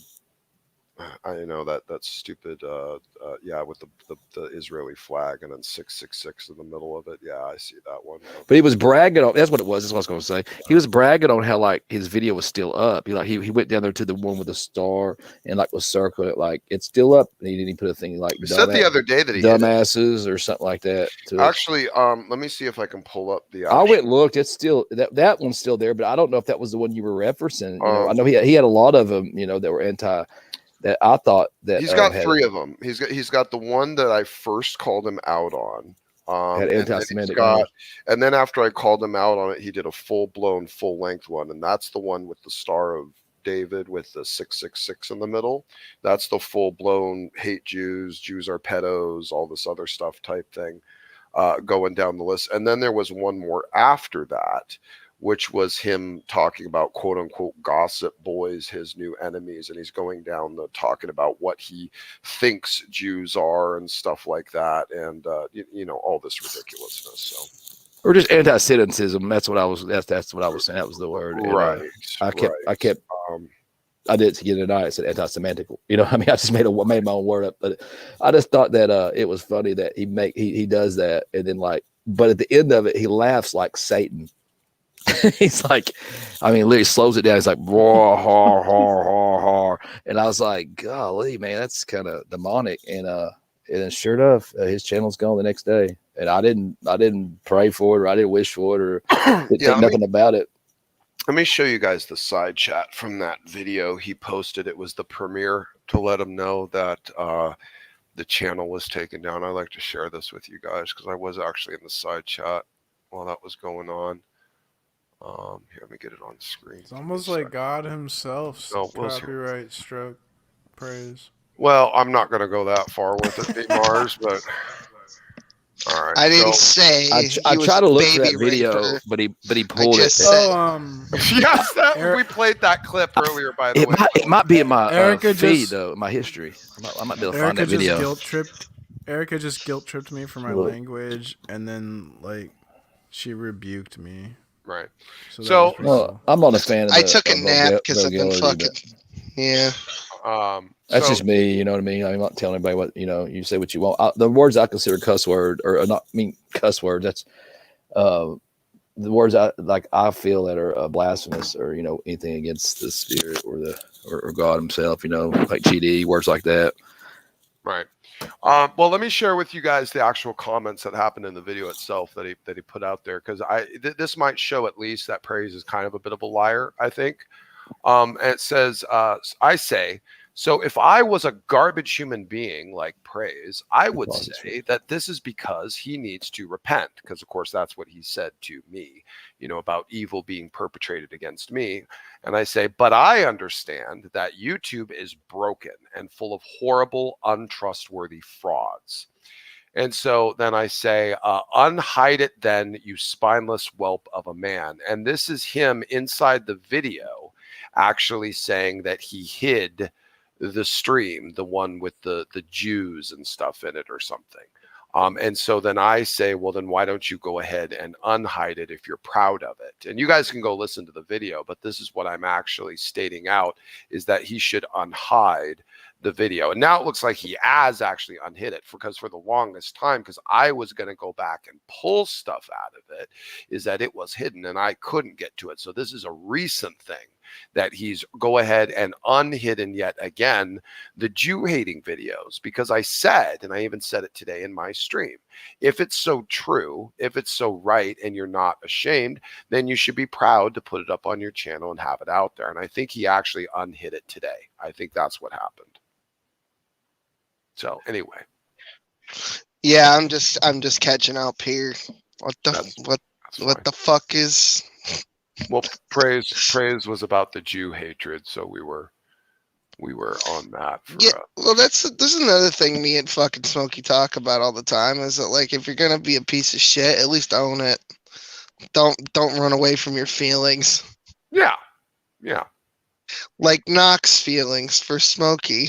Don't run away from your feelings. Brothers don't shake hands. Brothers gotta hug. Yeah, really. Is everybody else on the panel half awake as well? I mean, I literally just woke up, so there's my excuse. Well, I just had my coffee. I mean, I didn't sleep yet. But I think I gotta get some coffee. I think that's what's gotta happen. I don't know what the Carl Gettner, I don't know what his alignment is, honestly, in terms of his belief system. I don't think I've actually been able to pull it out of him yet. But he is a prick. He does come in and poke at the channel regularly with a bunch of stupidity. I'm not sure what his situation is. Oh, that's right. Carl hates Jews. Oh, that's right. No, that's what happened. Trailer trash idiot. Yeah, no, he was the one we found out because he was arguing with, I forget who it was. He was arguing with someone. I think it was Jill. Yeah, it was I'm Jill. pretty sure he said his address and said come fight him or some shit to someone. No, that's not. Was that Carl? Carl did that? I don't know. I could be getting people. Levite did that. No, Levite did that to me. No, Levite posted his full home Carl address and said that he wanted me to come confront him at his front door. That's what he said. You called me a baby raper. No, I didn't. That is my least favorite thing to do. I'm pretty sure Carl was on a panel talking shit about you, Smokey, and he like gave out his address and was like, did the whole Ronnie come to everyone be doing that shit these days. It's like, oh man, shouldn't call him by his first name because now then I don't mean to do that. I think it's wrong. Like these people like actually dox themselves on an everyday basis. I don't. Is that it doesn't matter? I guess. Here's what I'm going to tell you we're going to do. You're going to come out to St. Louis. You're going to come and knock on my front door. I'm going to beat the living piss out of you. And then after that, I'm going to make you a nice barbecue. And we're going to sit down in the backyard and talk about the situation. Well, yeah, that's the other thing that I was thinking about, too, is that a lot of these people bang on and on all day about decency and shit. Meanwhile, out there like talking absolute nonsense and talking shit, and then somebody brings the heat just a little too hot for them, and they're like, why is the heat turned up? And it's like, because you've been a prick this whole time, so we turned the heat up because it just seemed like that was your natural environment. But no, now you're gonna cry about it? Okay. And then it's these fucking reptiles, you know, on the fucking sidewalk. Yeah, actually, did you read the description for Wednesday's video, Will? Did you read it? I haven't. Did you tell them about like the fucking immediate heat that you got? I didn't. Oh, I should. Hold on. It didn't even go live. Show the side by side if you have it, because we were just talking like setting everything up for the week. Because I've been making thumbnails because I got nothing better to do while I'm on sick leave. I think. And I can't do it side by side, but I can do it one after the other. I can do that. Okay. And it's just like the man hasn't even run the video yet. It's like almost a week away. It's like 4 or 5 days out or some shit. Yeah. And already just look at the fucking dislike. One of them is me, granted, but just look at the dislikes. Yes, Will did it for the meme, which you can see. There's the black arrow down. Now you'll see this is the stream that's scheduled on Smokey's channel. So there's Smokey Saint's channel, and you will see that there are 26 downvotes over here. Okay, and you know what? He's just mad that he doesn't get the joke. That might be it. That might be it. Yeah. But anyway, complete and utter failure there. But now, after the 26 downvotes, now we go to the one on Will's channel. That's the other way. The one on Will's channel has 1 upvote. And Will even tells his people to make sure to only leave downvotes. That is the real Shonda of this. The man whose entire existence is centered around the accrual of downvotes can't get that many fucking downvotes. I'm ashamed of myself. I'm gonna go commit Harry Carey or seppuku or some. I can't. I feel like they're gonna ask Will, why'd you convert to Christianity for the downvotes? I know this is ridiculous. Sam came in at a very opportunistic moment. Indeed. And I messaged Sam and said, hey, if you want me to explain the nature of that environmental situation, let me know, type thing. And I think he got it confused. I think what he came was because he knows the history with you and praise, and your video was entitled Praise, whatever. Yeah. So he probably just stopped by to see what was going on, and maybe thought like Will was like part of somebody, a Presbyterian. He actually thought Will was a Presbyterian. Yeah, Will was, and he was like, "What's up?" He was gonna hit him for the language and just saying, but he didn't realize that he's not a Christian. He's just a what do you call him? Just a trash mouth kike. Yep, that's what I'm a post-Christian. I've evolved beyond that. You actually know some things. More. A lot about the Christianity. I hear you say things that. That are in line with Will is a very sharp. I don't know. he picked it up from you or what. But no, Will's just sharp and he's aware and he's known this stuff for a bit. I mean, it's no, not, I don't think he's an idiot or nothing. No, I mean, I think he's intelligent. Will was inside definitely intelligent. Sphere, Just got a potty mouth. Well, Will was inside debate sphere with atheism and Judaism and Christianity and all that stuff for a number of years, and also even with Brett Keane. So I mean, he sat there and listened to Brett Keane drone on and his panelists for years on end. So I mean, Will's probably heard just about all of it at this point. Oh yeah, I've heard all of this shit. I mean, like being friends with TJ and Brett at the same time. That was a fucking trip. I mean, I've heard all. I've been around for a minute, bud. Yeah. Well, well, you're not, but you're not Jewish though, right? I mean, I know you're Jewish by heritage. Yeah, I mean, you're not Jewish by faith, though, right? Mitchell, you dumb little bitch-made troll retard. You belong over there with praise. Let me tell you something, dude. Let me tell you something. If you're gonna start questioning the actual historicity of recorded events that are not even 60 years ago or 70 years ago, if you're going to start questioning the authenticity of records that are that recent, what justification do you have to take the testimony of 4 anonymous writers 2,000 years ago about the death, burial, and resurrection of a random man who happened to be a traveling rabbi at the time? Do you people not realize? I almost thought he was going to say Reebok salesman. Almost. How disgustingly nonsensical, fallacious, hypocritical, and stupid you people are. You know what a joke you make yourself are, Mitchell, is exactly the joke you earn yourself to be, especially when you go hang out on Praise's channel and you start absorbing some of this stupidity. Mitchell, this is why you don't have a wrench. This is why we don't really care about your opinions. You're a low IQ, bitch-made troll tard that belongs right over there with Praise's channel. I don't even know why you're here. God, these people. Yeah, that was the whole thing. I mean, like if you that's what the laws are against. I mean, if you deny anything to do with that, you know what I mean, the numbers, that they've calculated. I trust them more than I trust you're just. Well, why are you postmodern YouTuber? If you're doubting the extremely corroborated recorded history from multiple different facets of historical scholarship, why the hell are you even believing the testimony of the Bible then? I mean, if you can be hyper skeptical about something recorded in history, not even 100 years ago, and yet you're full of faith for the testimony 2,000 years ago, you people make no sense. You're an embarrassment. Well, there's that. They actually have videos. Yeah, I know they have actually. Well, I mean, like the other thing, I don't have a problem with people just being like, I mean, on its face, people just being like, "Oh, I don't believe the Holocaust happened," or the numbers are inflated. I just think you're fucking retarded. That's all. I think what he was trying to do was he was trying to parse and say like, well, not all. No, I get that. Jewish, but we know that. I mean, but the numbers are estimated for the Jewish people. We also know there was millions more that were not Jewish.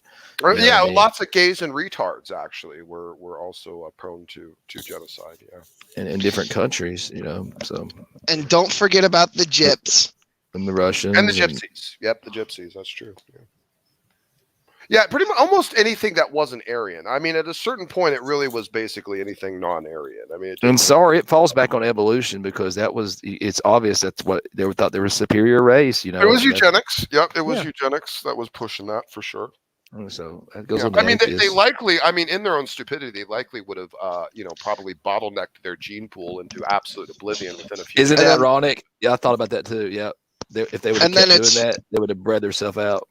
And then it's like anybody that just happened to be genetically interesting to the fucking Third Reich. So, like, God help you if you're a fucking twin.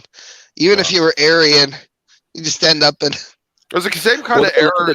They love twin Jews and things like that because they could do experiments on them, Right. They had controls. It was the same kind of error that took place with the lineage, the royal families. You had the cousins, right, sisters and brothers. Oh, we're gonna keep the gene pool clean. The bloodline must remain pure. And then you got Henry was born with 3 legs and and that predominant long face and chin. What yeah, I mean? And and he has his head leaning on one side with elephantitis in his left ear or something.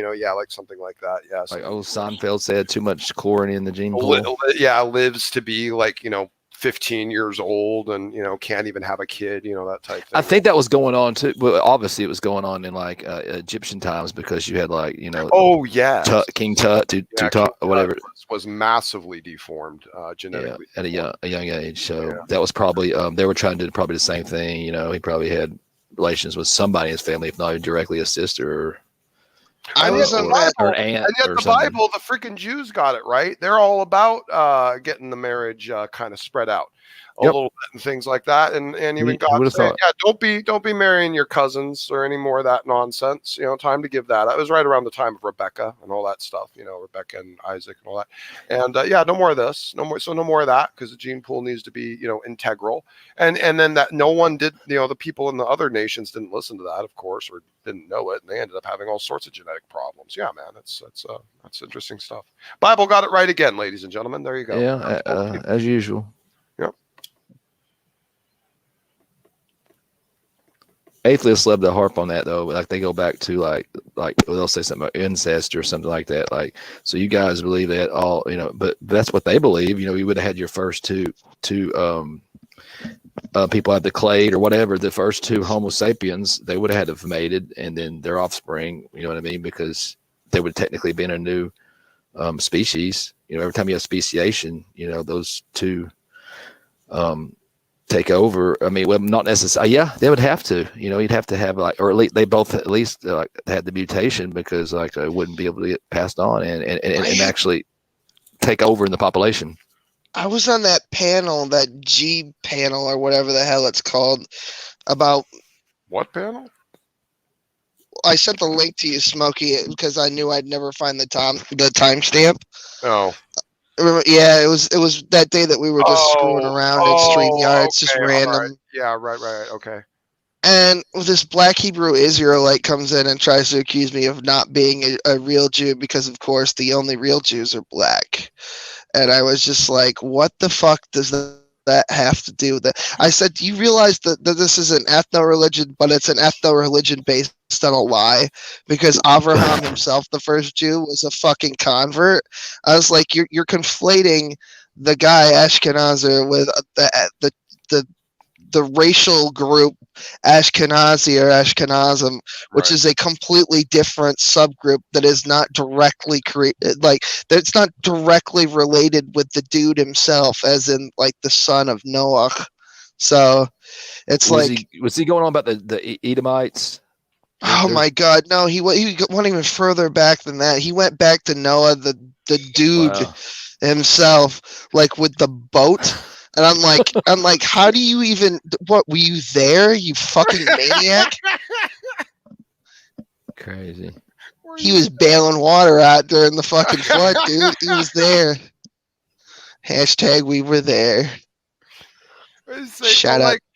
Aside from the fact there wouldn't even have been Jews back then, it's like, Jew comes from Israel, which is right. Well, to be fair, there weren't really real Jews until after Moses.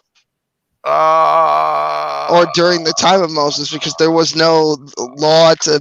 I mean, there was, but there wasn't. Yeah, I think I might kind of agree with that. Actually, there's some Jews today who are like, well, if you just because Noah received a version of the law, but not really, wasn't really codified, and some people that call themselves Noahites are just based goyim. In terms of like a nation group, I probably would agree with you. I mean, I think there would have been people classified, differentiated ethnically as sons of Israel, even at the time and during the time of Moses and the time of Joseph, when Joseph's family moved into Egypt. And we believe that, from them, comes all this, multitude. So it still goes down, through the line. I would have imagined that those recognized under Joseph would have had to have had some sort of differentiation, and clearly would have ultimately at some point, because then at some point they were worked into, slave holdings. So, I don't know, man. I guess I could see it either way. Yeah. Well, the other thing is that he was like, he started the argument with, do you think that all Jews are descended from Moses? And it's like, I had to say yes, because, but on the inverse side, if you believe the biblical story is true, yeah, everybody is. God didn't miss anybody. He drowned the whole fucking planet. Like, do you know how? Like, did you read it? Like, what are you on about? Noah then. Yeah, we would all come through Noah then if that was his argument. So then we would all be, you know, related to fucking Moses. Yeah. So if he was talking about Noah and the boat, and he's like, well, we need to be related to Noah. Well, yeah, okay, well then we are, because that was, you know, the only person saved, you know, type thing. So I don't know what. I don't know. Weird things the Hebrew Israelites. He was asking me. He was trying to conflate the naturalistic reality of the situation, the genetic issue, right, with a biblical story, and it's not something you can. It's not something you can necessarily square on both sides. So when he asks me about my ethnicity directly, and he's like, "Well, can you show me where the race Jew is? Can you?" I said, "I can give you racial subgroups," and it's like, I can give you Sephardi and Ashkenazim, etc. I can show you black Jews and Chinese Jews and every other kind of Jew under the sun. I can't give you a map of where they came from. I can't. Is there Jews too? I wonder, because aren't they connected to? Aren't the black Jews that you just mentioned? Are they part of their tribes or whatever in their made-up version? I wonder. Yeah, well, so these black Hebrew Israelites are claiming that the tribes of the groups of people that exist today that describe themselves as ethnically Jewish all came through Noah directly, and that those are all racially descended from Noah, being the other races of men. So, you know, like black people and Asians and etc. So what he's saying is that literally happened, and that Noah and his wife had 12 or 13 different looking children, like one Arab kid, one white kid. You see what I'm saying? It's like, okay, fine, but also there's no reason to believe that. And then he was trying to have me explain like how a bunch of brown people living in the desert move into the German foothills and become more or less white. I'm like, well, you're asking me to do two different things here. It's like, what reality do you subscribe to? And I just had no idea like what he wanted me to do. He's like, which son was the true son of Noah? And I was like, he had a fucking bunch. I don't know what you want me to do here. Yeah, it's not like he was getting like hyper technical, and we're like in Romans. Is I guess we're all grafted in now, right? Would we be considered Jews in a way? I mean, well, the thing about black Hebrew Israelites is they're like a racial supremacy group on top of everything else. Trust me, I know all about them. I've had plenty of back and forth. And then people try to tell me that black people can't be racist. Okay, well, you're literally saying that one son of the guy is racially superior to all others because why? I don't get it. It's like there's a conspiracy or something. Is what it's part of their thing. I don't know. I wouldn't call it a stick, but just whatever. I mean, I did in that conversation. Well, his big hang up was he wanted a white Jew to basically say that black Jews are superior. That's what he wanted, because I happened to mention earlier in that stream one of the only states that ever existed in all of human history that was successful, that still exists today, that had a state established religion of Judaism, was Ethiopia. And they had an empire for like a ridiculous amount of time. So was he saying Moses was black? No, he didn't say Moses was black. Okay. He said one of his kids was black, and another one was white, and another one was Chinese, etc. Gotcha. Not Chinese, but like, you know, Asian. Moses or Noah? Noah. Okay. He got off the boat, and his kids were all different colors. Like I don't know. They were made out of fucking Play-Doh. Where did he get that from? Are you just getting what I'm saying, Smokey? Because this shit was fucking crazy. Yeah, it is. That's weird. I've heard that before, though. That's not the first time I've heard that.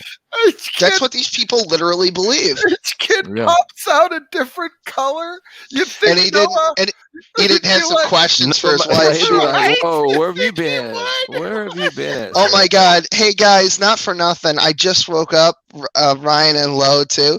I just realized that the cupcakes you made are arranged in the shape of a swastika. So GG, my bad. I didn't realize that. I wondered why you guys were fucking laughing. I was half awake, come down the stairs with a fucking vape in my hand, like fucking Mr. Krabs in that one episode when he goes to the nursing home.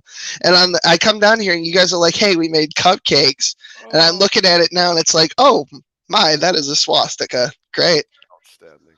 They're rainbow as well. Well played. I think I'm gonna vomit. Oh boy. You know, you think I would have picked up on that immediately, but I didn't. I feel like you still haven't put that shirt on your website yet, have you? Which one? The homosexual swastika that I sent you. Oh no, I haven't. I gotta fucking do that. You're right. Yeah, I think Lo said that Lo really wanted one. The homo swastika, yeah, sure. Yeah. Homo Santa hats incoming as well. I don't know if you guys download that app. What now?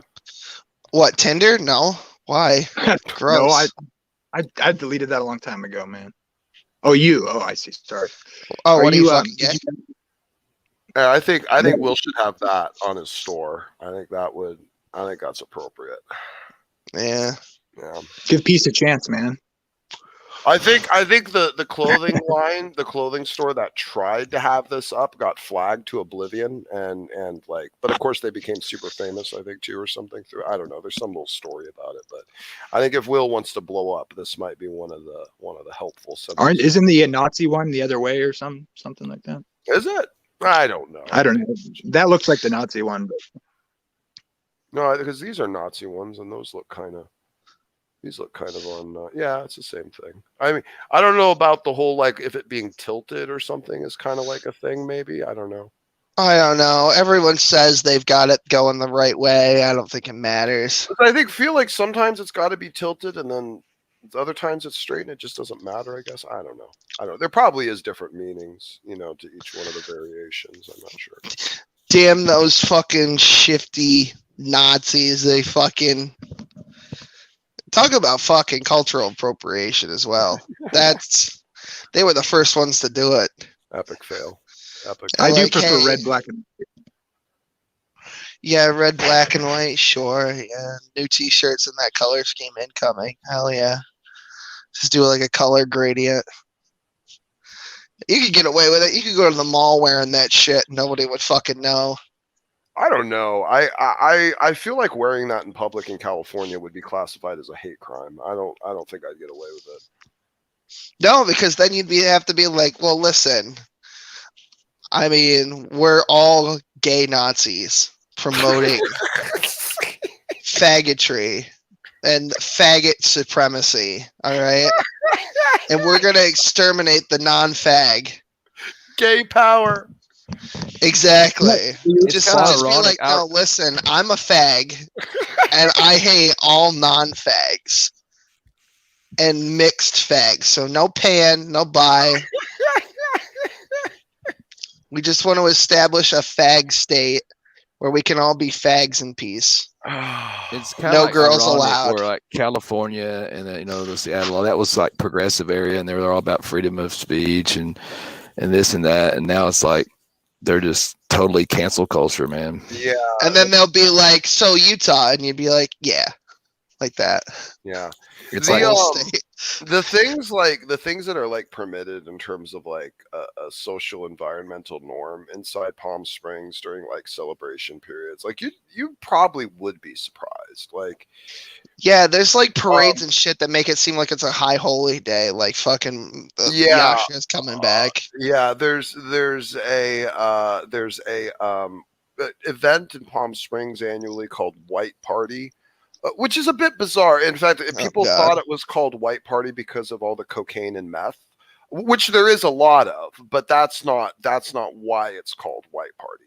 It's because there's no blacks allowed, right? No. No, am I that's funny. That I should meme off of that. Actually, now that I think about it, I didn't think about it that way before. Oddly enough. Anyway, no, the white party component of it, or the claim of it, is because the idea is that all of the homosexual men are supposed to walk around in their tighty whities all day long, or all throughout. My next guess was going to be something involving semen, so thank you for stopping me before I got to that. Stuff. Yeah. Heresy. Now the offense to it, of course, if I may. Now, bear with me, ladies and gentlemen. Trigger warning. Click off the stream for about 2 minutes if you have a weak stomach. Jamie, this goes for you as well, because this is just something that needs to be communicated. It's a nature of the environment and the situation, and once I'm done delivering it, you'll realize why I asked you to have this trigger warning. Okay, so I would like you to imagine a entire city full of men who have a tendency to abuse their rectums to where they don't have the tendency to be able to hold in their waist as effectively as they used to. And they are walking around in thin white underwear and sitting down in restaurant benches and chairs. And now I would like all of you to tell me if you think that walking into any restaurant is just an obtuse, offensive, horrible, horrendous, disgusting thing. And likely, instead of being confronted with the smell and aromas of cooking food, it basically walking into a gym where Gary Busey has been doing squats for half an hour. That's basically what you're exposing. Jesus Christ, Smokey. So. Can you fucking... that shit hit different. I thought I was gonna be alright. I almost fucking puked. I felt it start to come up like GERD, like an old man. Jesus. So we call that, I like to call it skid mark party, because I think that's actually a more appropriate name to summarize what the event actually seems to present itself towards. So I call it the skid mark party. I think it's all love, man. It's all about love, though. Apparently. Well, that's the other thing that I've always bitched about the gay community, especially since they never really let me in anyway. Or like I got kicked out the Facebook group for not being faggy enough, so I don't know what to tell you. And it's just like, I'm just thinking somebody's got the stream on delay. I'm hearing the thing about the cupcakes. Who's got the stream going? Maybe Jamie, do you maybe have the stream going? It's probably it might have been me. My phone's in the back. I was turning it. Okay. I was turning it off. Oh, okay. It was really light, but yeah, it's probably me. I apologize. Yeah, I got my headphones turned all the way up. I could hear the cupcake. If you had it turned up, yeah, you would hear it. Yeah, I was like, that was a while ago. I need a flying fucking DeLorean to catch up with you, Jesus. But no, like the thing about pride parades was I thought the original, at least the way it was explained to me, the original intent behind them is to just normalize being gay. So it's like, oh yeah, I'm gay, but I own the bar across the street, and I'm just like a normal person, right? Like just to make the whole thing not a big deal. And instead, they like a lot of pride parades seem to go like the complete opposite direction. It was.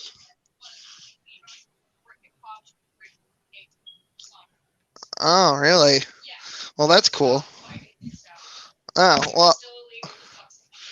Well, I thought Harvey Milk kind of made the whole thing like, hey, I'm running for governor, and I'm just this guy, and mayor, right? Why did I say governor?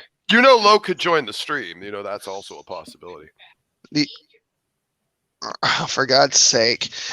I'm fucking, like I said, I'm like fucking, I got one thing wrong for a minute. Give me a break.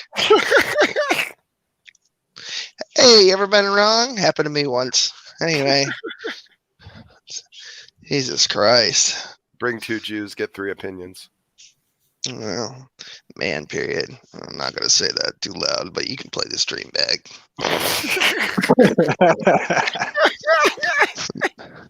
And put the men in menstruation. Wives' tale. Very hot. Do you guys like my Barry White radio voice? Yeah. EWJEW. All night with that anti-Semitic shit. I feel like Brett King could get hired as a DJ at this point. Like, he could, but he'd also have to have something like intelligible to say. Not intelligent, just like actually say words right. Do we have Zayo Dong? Yeah, he's up on his world leader. Oh, yeah. Sure. Yeah, he's so on top with it. How many atheists do you think got killed during the reign of Zeo de Dawn? What a fucked up name that guy's got, right? that will get me every time. That's so hilarious. Because he says it's almost like it's like French or something. I remember that stream. I was just about fucking dead. It's just like I was like, Smokey, do you know about the rind? And he goes, no, what? And I'm like, yeah, dude. So just type this in. I was like, I can't believe you don't know about the rind, dude. And I couldn't see what he was saying, but once I had rind, it actually auto-populated the rest of the way. What, you typed in rind on YouTube and it filled it? And it filled it. Jesus Christ. That's a fact.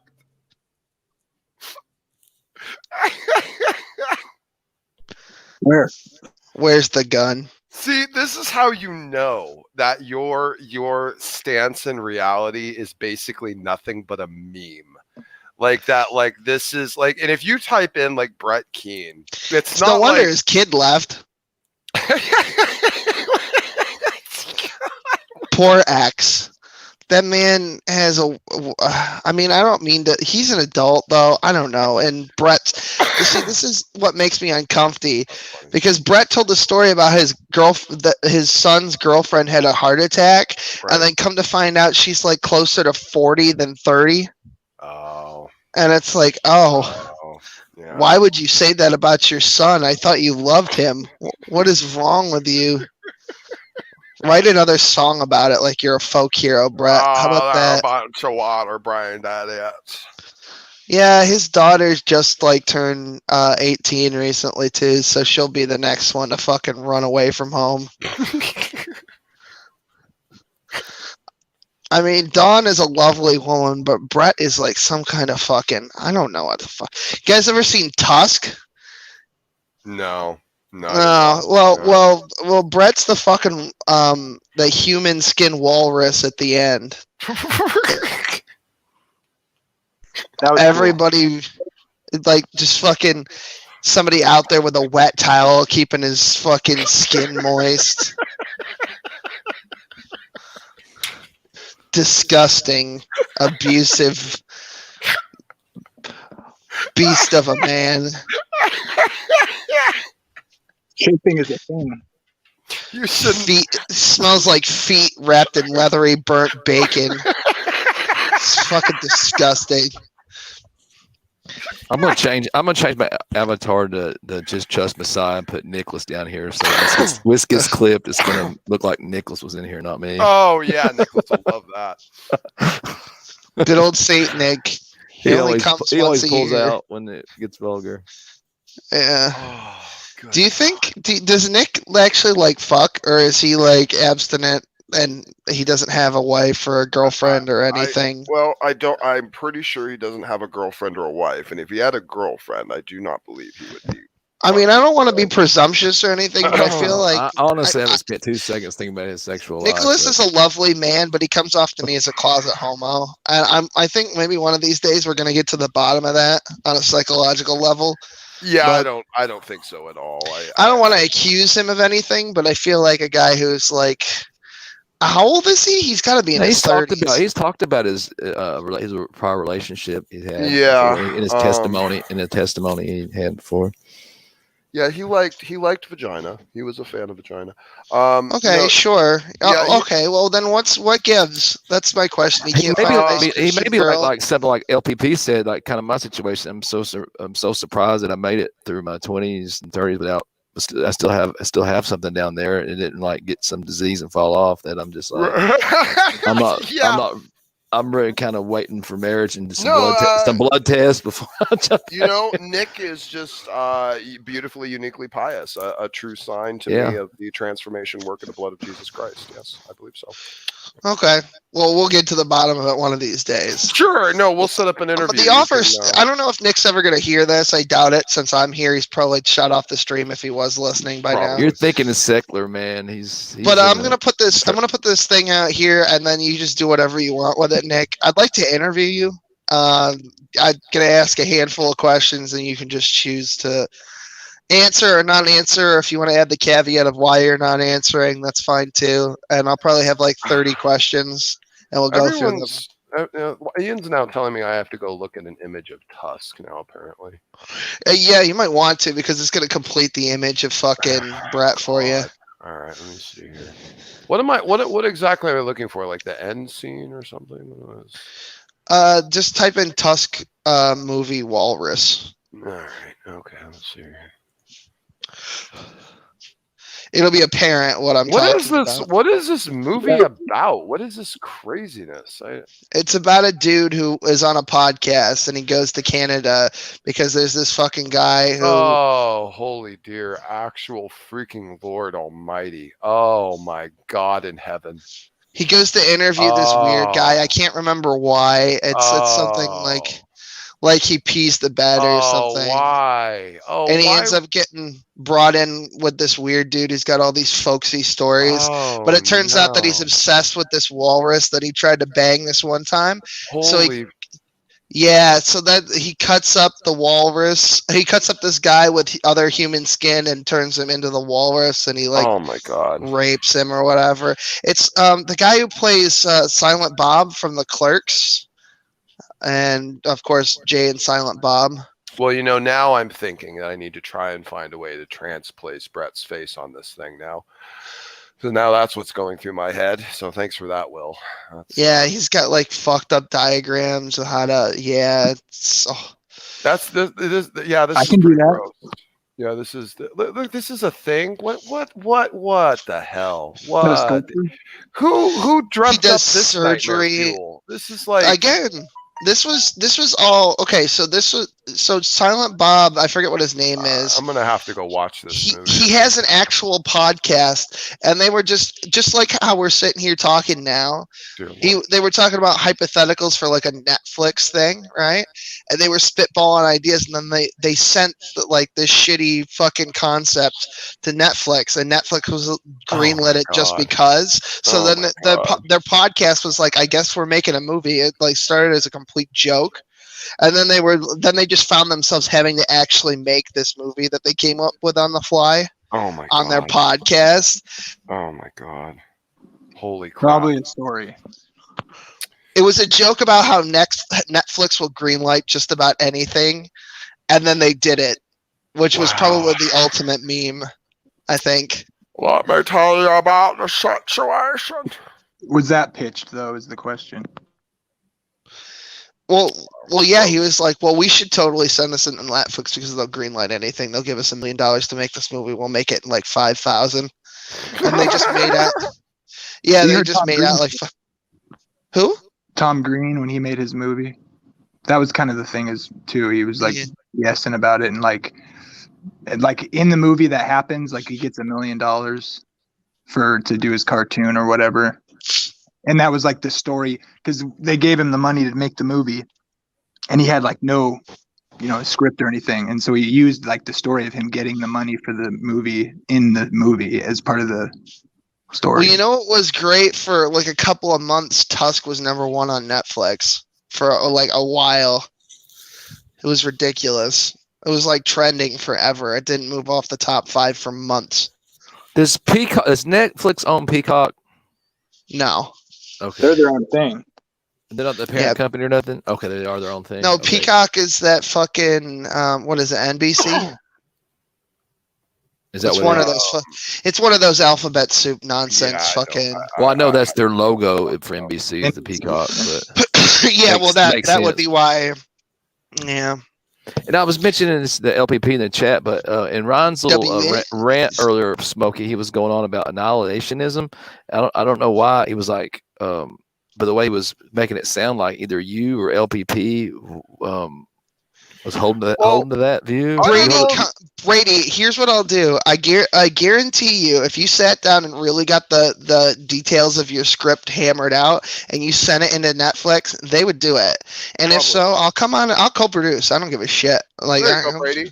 Brady, reach out to Will. We'll get you. Yeah, the kinkmedia@gmail.com. I will absolutely help you co-write this in my spare time. I don't give a shit. There you go. We'll send it into Netflix. You need to write a book. Will's gonna be on stage. Will needs to go get on stage, make a bunch of money, and then he can start being a producer and a director and all that stuff, and he can buy us all mansions and things like that. There you go. I probably will. They won't be. I mean, I don't know how much money I'll have. Well, at least a mansion. Something. At least a mansion with enough size to mitigate some of his living situations currently right now. I would think would be the best. I could write a book about that. Aren't there like tons of Jewish writers in Hollywood? Aren't that's what they pretty much do? Yeah, but there's too many. I wouldn't do it in Hollywood. Chris, go ahead, Will. I'm sorry. Go ahead. Well, my dream would be to be like buy up property in upstate New York and turn it into like a small version of what's going on down there with just less degeneracy and moral turpitude. You know what I mean? Michael Jackson's Wonderland, or Neverland or something, but without pedos. Right. I mean, just like the Candy Factory or something. You know, just re-cement. I don't know. I feel like because a lot of people who are from New York who are successful are actually from like upstate or like West New York. So like Buffalo, Albany, like even George Carlin, most of his life he lived in upstate New York, not downstate. So I mean, he only went back for a little while when he was a kid. But his grandfather lived, I think, like 30 minutes northwest of where I live. Like wherever you can just look it up, the Comedy Museum in upstate New York. Right. That's like right around where he used to live. It's not that far from me. Interesting. So, yeah. There's a lot of that going on because New York City is a hellhole. Why would you live there? So you live in places like Valhalla or Roslyn or fucking you don't live in New York City. Right. Chris, to answer your question about the annihilationism thing, and I don't know if you remember this. I think you and me and someone else were having a stream, and the topic came up, and Bruce was there, and Bruce was arguing for eternal damnation, and that was kind of an essential pull of the text. And I had said, well, I'm sympathetic, I don't take a position on it necessarily. I'm sympathetic to both sides of the argument for what they've put forward. And I was kind of playing devil's advocate of, saying that there was some incredulity, in the text that Bruce was referencing, potentially, not even saying that there was, but that there was potentially, and just playing the devil's advocate for the potential of annihilationism. And then Ryan had come in the stream and was talking about how he thought annihilationism, wasn't great, but he even said in that stream, he didn't think it was a damnable heresy. That's what Ryan said when we confronted him. But now all of a sudden it is a horrible. Well, and he said he can prove it. It's well, if he can, I'd love to. Me too, because I've got the early church fathers that supported it. But go ahead. Yeah, that would be, not that the early church fathers were necessarily. No. I'm just saying there was some, and then also in some of the words. Yeah, and the fact that it was never even made it, so and Ryan puts a weight on like the Westminster Confession, which that doesn't even take a stance on that particular topic, and neither did a majority of the church fathers. And even if they did address it, it was of a passive nature, not a proactive nature.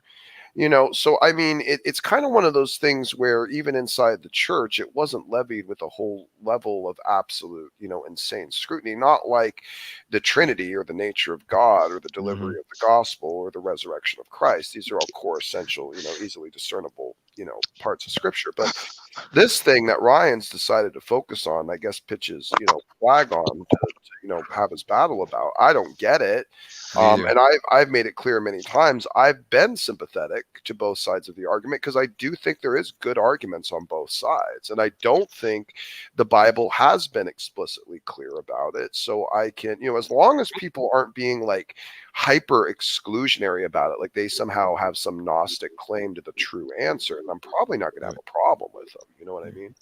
Because even the way I lean, I don't necessarily that's my whole point of doing my little parts that I'm doing is I just want to open up discussion, but find out what our brethren says, No, I've seen you be very accommodating on the topic, Chris. Even though you lean towards annihilationism, I've not seen you be hardline about it at all. I mean, because I think it's very hard to be like down the middle on something like that. You know, you're going to lean one way or the other. You know, I mean, it's just. Well, you know, but I'm leaving it open. I could be wrong, you know. Well, and the thing is, the great thing about leaving it open is that even when you're leaving it open, you're actually still answering the challenge of the atheist, because what you're doing is you're elaborating to them and you're telling them the schools of thought on the idea and the concept. So if they have this idea that they've just been told and they know it's, definitively this, eternal, torture pit, type thing, to at least pull into the mystery of the text or the other, trains of thought on it is to say, hey, we could be wrong. It could be this. And you don't want to be banking your future eternal security that this interpretation, doesn't sound right or fair to you when it could be this. There is strength in being willing to rely upon and pull into the mystery of the text. If God has gone out of his way to not communicate something explicitly, there's probably a reason. Either number one, it's not helpful or beneficial for us to know, or number two, maybe we can't know. Maybe our simplistic, finite three-dimensional minds can't actually quantify what he would have to be able to portray. So we have to be conscientious of that. So. True. It's just the way that I look at the Bible is that it's just even the patriarchs, I don't want to blaspheme or anything, but even the patriarchs of the Bible, it just seems like they're all just people doing the best they can with what they got. I mean, Lot was a dirtbag, right? But the way that you read the Bible, it seems like it's an evolving narrative of dudes doing progressively better than the last guy who came before them until finally, just like anybody's individual life. Well, so if you just start back at Abraham and go forward, even I guess into your tradition of like Jesus, Yashka, Yimachshemos, the Crow, and then and you end up with somebody who's an older man at the end of his life, realizing the true nature of life and looking back on all of his mistakes and stuff and appreciating it. And that's kind of how I read into it. But that there's people, so it's great that there's people like Nick, I guess, within your tradition that just, I guess, just, I don't know, straight out of the womb or pious or whatever the hell. And that's fine. But most people are not Nick. I feel like most people need Nick to go through this. Nick wasn't always pious. Nick was a punk rocker. He was all about drugs and rock and roll, man. He was a completely different human being for sure. Well, some people hit their bottom hard and then they come straight back up. But for most of us, it's a slow decline to the bottom and then it's slow to go back up. And then it's just gasping for air. I think Nick knows like a lot of us that realized that it was there all along, that we were just suppressing it in a way, maybe, you know what I mean? Not being serious. You know what I mean? I guess. Well, that's what I'm saying here is that I guess that's Nick's truth, is just like he went all the way down to the bottom quick and he hit the bottom and then or not inertia, but you know what I mean. It carried him back up as quickly as he fell. But some of us just sink to the bottom and we just drown. Right. But tragically, that's true. Not on my watch. But for a lot of us, it's like, and then you just figure it out much later in life. Right. And you make your peace with it. Because I feel like that's the general overall narrative of the Bible, if you look at it from either perspective. And I think that a lot of people are trying to force it. Like, I don't know. I see a lot of guys in the chat who get all verklempt about like my language and stuff. And then I see like a level of immaturity getting hung up on that. Yeah, I know. They get hung up on that stuff, but they're not really listening to what I have to say because there's a level of immaturity there that can't let them look beyond that. I don't know what that's like at all. I wonder if they have Pornhub accounts.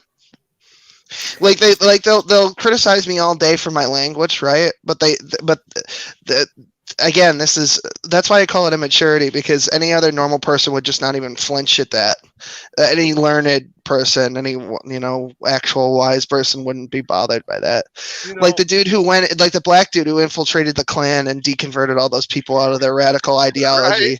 Right. Like, you don't think he got called the N-word every day, but how much did he do just ignoring The fact that they absolutely fucking hated him for what he was, never mind the content of his character. Right. So, I mean, I feel like more can get done if we get beyond that.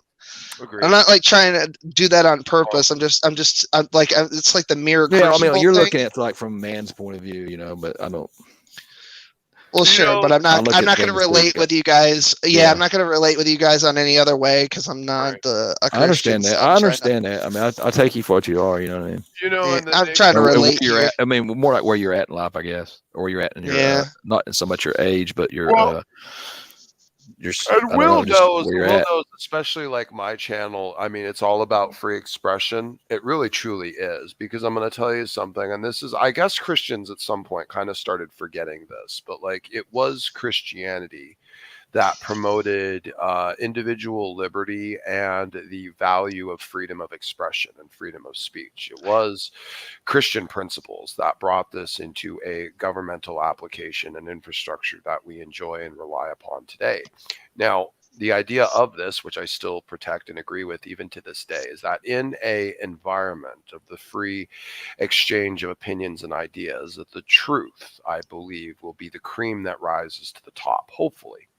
Unless we're dealing with a room of complete and utter autistic morons and retards. But generally, you would hope and have optimism in humanity that in a free speech environment, the best ideas will move to the top of the pile. People will be swayed by reason and logic and sensible argumentation. This is the hope. This is the plan. Now, realizing and having the faith supposedly in Christianity that Christianity is the truth, then you can have faith that if you protect an environment of free expression, that Christianity will always be that cream that rises to the top.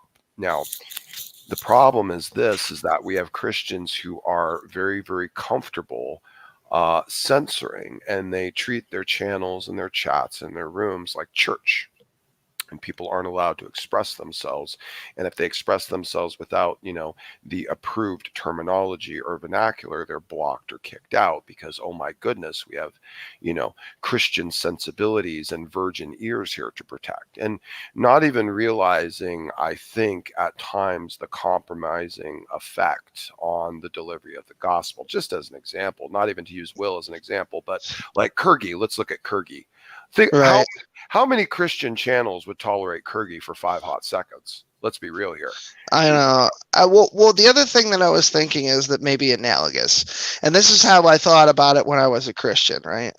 The ideal example of a Christian is a drug addict at church. He's probably the ultimate Christian, because that's a dude whose shit is absolutely not together. But he's trying at least. Meanwhile, there's people who have just been going to church just out of habit for years. There's an 80-year-old woman in the back of church who sat in the same place for 80 years, and she's never actually listened and never really needed to listen because she's never really hit rock bottom. Right. Like the guy in the front who is listening attentively because he has hit his rock bottom. Right. That the degenerate at church is probably the best, who needs to pay attention and is actively listening. That's the way I used to see it. I don't know if that's true. Yeah, but I'll piggyback off what Smokey said. He's like, that's the way he's always put forth his channel. Like there's different channels that do evangelize and stuff like that. And I would see where, they would have a problem. Like, I mean, like I think he would want his platform to be open to atheists. And I think there's a need for that, you know what I mean? Or open to, differences of opinions and things like that, Organic communication, however it happens to manifest. Yeah, and like you take like Praise's channel for example, when you got somebody like Gavin that's just filtering everything, and you got to be not, you know what I mean. But then they're allowing all this anything that's agrees with them to be said, but nothing on the contrary. Right. Then you're not getting any other point of views, not from atheists, and not even from any other Christians really that differ.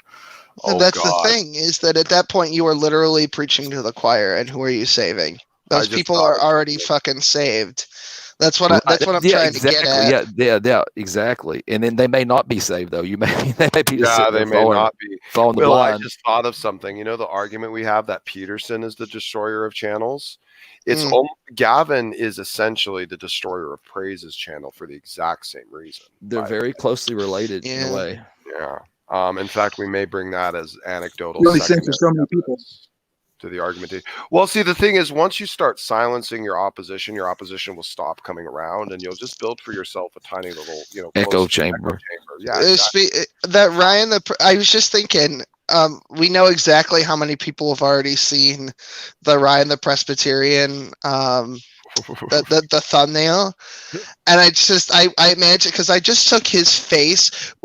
Because me and Smokey had to do some digging because where is his? Can we get something of his face? And we were doing some digging, and then Smokey goes, "No freaking way!" And I'm like, "What?" And He sounds a lot older than he looks. Yeah. He is live right now, and I was like, "Oh, this is priceless." So thank you, Ryan, for giving me fodder to work with because we were just talking about it. Pedo, did you? You didn't call. No, him I that, said I didn't call. Well, that like it says in the thumbnail, and like I said to him to his face today, I said I didn't call you a baby raper. I said I would call you one to your face. That's what you said. Yeah. And again, I had to explain the meme to him because that's what he's most upset about is that there was an inside joke and he wasn't on the inside. That's what he's actually crying about. It has nothing to do with the fact that he was called a pedophile because he brought up this thing like, "Oh, did you know that I was molested?" I was like, "I don't know you at all." And how is that relevant? How is that fucking relevant? Because of victim cards. Because it justifies him. Yeah, if you I've got shit like that under my belt too, but I don't bring that up when somebody fucking says shit like that to me. Yeah,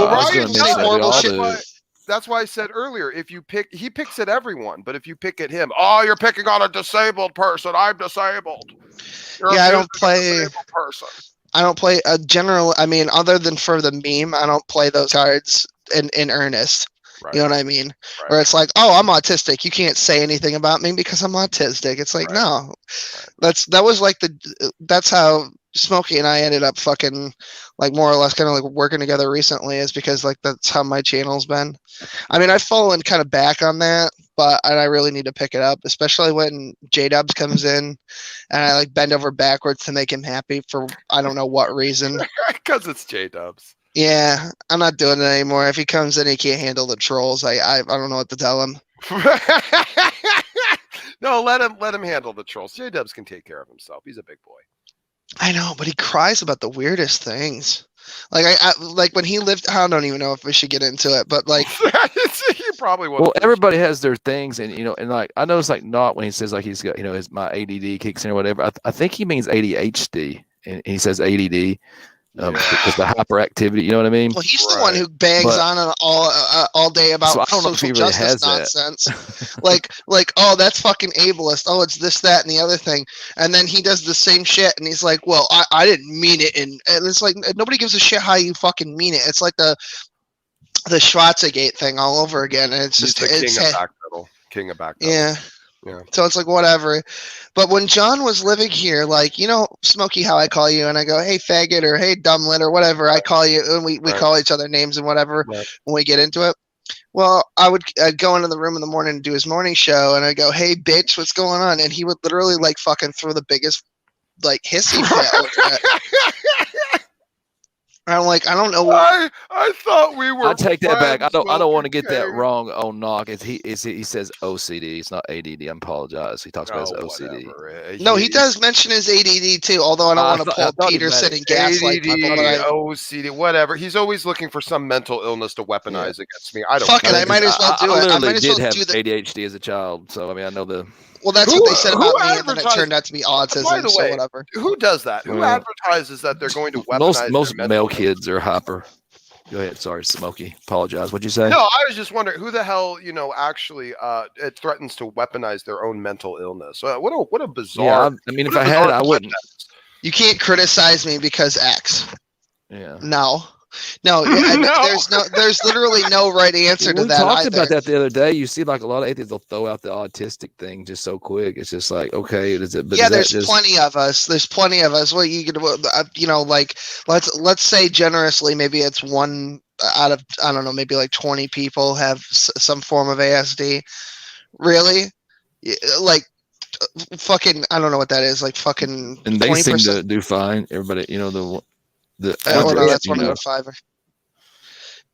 It'd be more than 1 out of 20. It'd be like, yeah, more like 1 out of 5 or 10. So you're gonna say that, like you're gonna say that like 20% of the population of the world is just free from criticism because we're retarded. 1.85%, I'm being told from the other room. It explains everyone. It doesn't explain anything. Yeah, exactly. Yeah, It explains everything. It doesn't explain nothing. Yeah. Yeah. By the way, we should transition the show here in a little bit because Jamie and I actually have some soul sleep stuff to unpack. By the way, but we'll go another 15 minutes or so, and I'm going to give some. Oh, do whatever. What the hell is that? I'm just happy to make it to the stream. Well, Jamie is Jamie. I'm not trying to put you on the spot or anything, but he's friendly, compassionate towards the Seventh-day Adventist doctrine and some of the things that they have. And we've been having a few very, very interesting, enlightening conversations on Facebook. Some of which I'm almost sad didn't happen on stream because I think it would have been exhortative and interesting to unpack. But I did invite Jamie to come on tonight and finish up some of the things we began on Facebook. Which was, I see. So you guys are gonna like fellowship in like 15 minutes. Kinda. In essence, we're going to try to unpack some of the either justifications and or counter arguments for the soul sleep doctrine, and just you'll know what it is. Will, it's basically what you believe anyway in Judaism. The idea that when that you die, there's a non-existence. You just kind of nothingness, type thing. Similar idea in soul sleep. That the soul goes into a state of non-existence or sleep or unconsciousness, if you will, to await. Well, we still believe in a day of resurrection, so it is. Okay. It is. Yeah, it's all during the time of the Mashiach. All the everybody's coming back. But I'm talking about like the middle frame, but between now and then, the idea of the silence or the sleep. Yeah. Or I kind of lean like that everybody's gonna kind of like. When you die, everybody's going to kind of appear at the same time. You're not going to feel a delay in time. You're not going to notice it. You know what I mean? That's the way I feel. Maybe I'm scripturally wrong. No, I actually am kind of take a pretty similar stance, Chris Keith. And I think you've heard me talk about it a couple times that, the attempting to spend a whole bunch of effort trying to impose three-dimensional philosophy into higher dimensional realms can be a very sticky endeavor. So, I've heard about this, I think. Is this the thing where like, okay, so there's hell and heaven, but everyone's sort of asleep at the gate in lines or whatever. And then when the day of judgment comes, then you end up in one place or another. And there's only like a handful of people in either place. Like, for example, Nimrod is in hell right now, but it's pretty much unpopulated or whatever. One thing against that would be you'd have people being punished right now. Okay, let's say you had let's say from the 8th century or something, you had somebody that was a murderer. Right. Or maybe they wasn't a murderer. Maybe they just had a bad life, but they wasn't necessarily like a Hitler. You'd have them like burning before Hitler.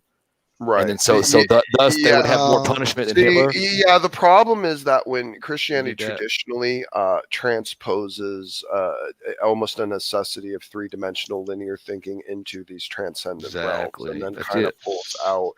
And Chris actually makes a beautiful point, because you would have the expectation that almost temporality of it has to almost be a non-existent concept for two reasons. And the first reason is that our relation to time is based upon our attachment to our physical equipment.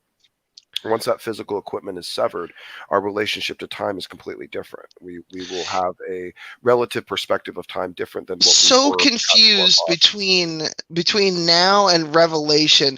I thought hell was a burning for all eternity thing, but it seems like there's an end to hell in Revelation. No, I think it's about appropriately understanding that the statement of eternal because again, it can mean a few different things in terms of what it's communicating. Because like you can think of it as a state of eternality, or a state of non-temporal or time dilation, or something that doesn't fit into a construct of linear time. I guess in that because what other words would you choose to try to correlate this idea of a non-temporal space, especially when you're communicating to a bunch of people? It makes sense to call God something like eternal. It doesn't make sense to call heaven and hell necessarily eternal, because even heaven and the fucking state that'll be established on earth after the last days, that stands for 1,000 years. That it seems like the Bible does make a point to put up like a fucking an actual point on dates and stuff when it comes to that. Well, that's what I'm saying. Eternal, that's a perfect example you just brought up, because there's two different uses of eternal. Eternal, when we would call God eternal, we would talk about a separation of all time and space, and a complete lack of those things. But without time.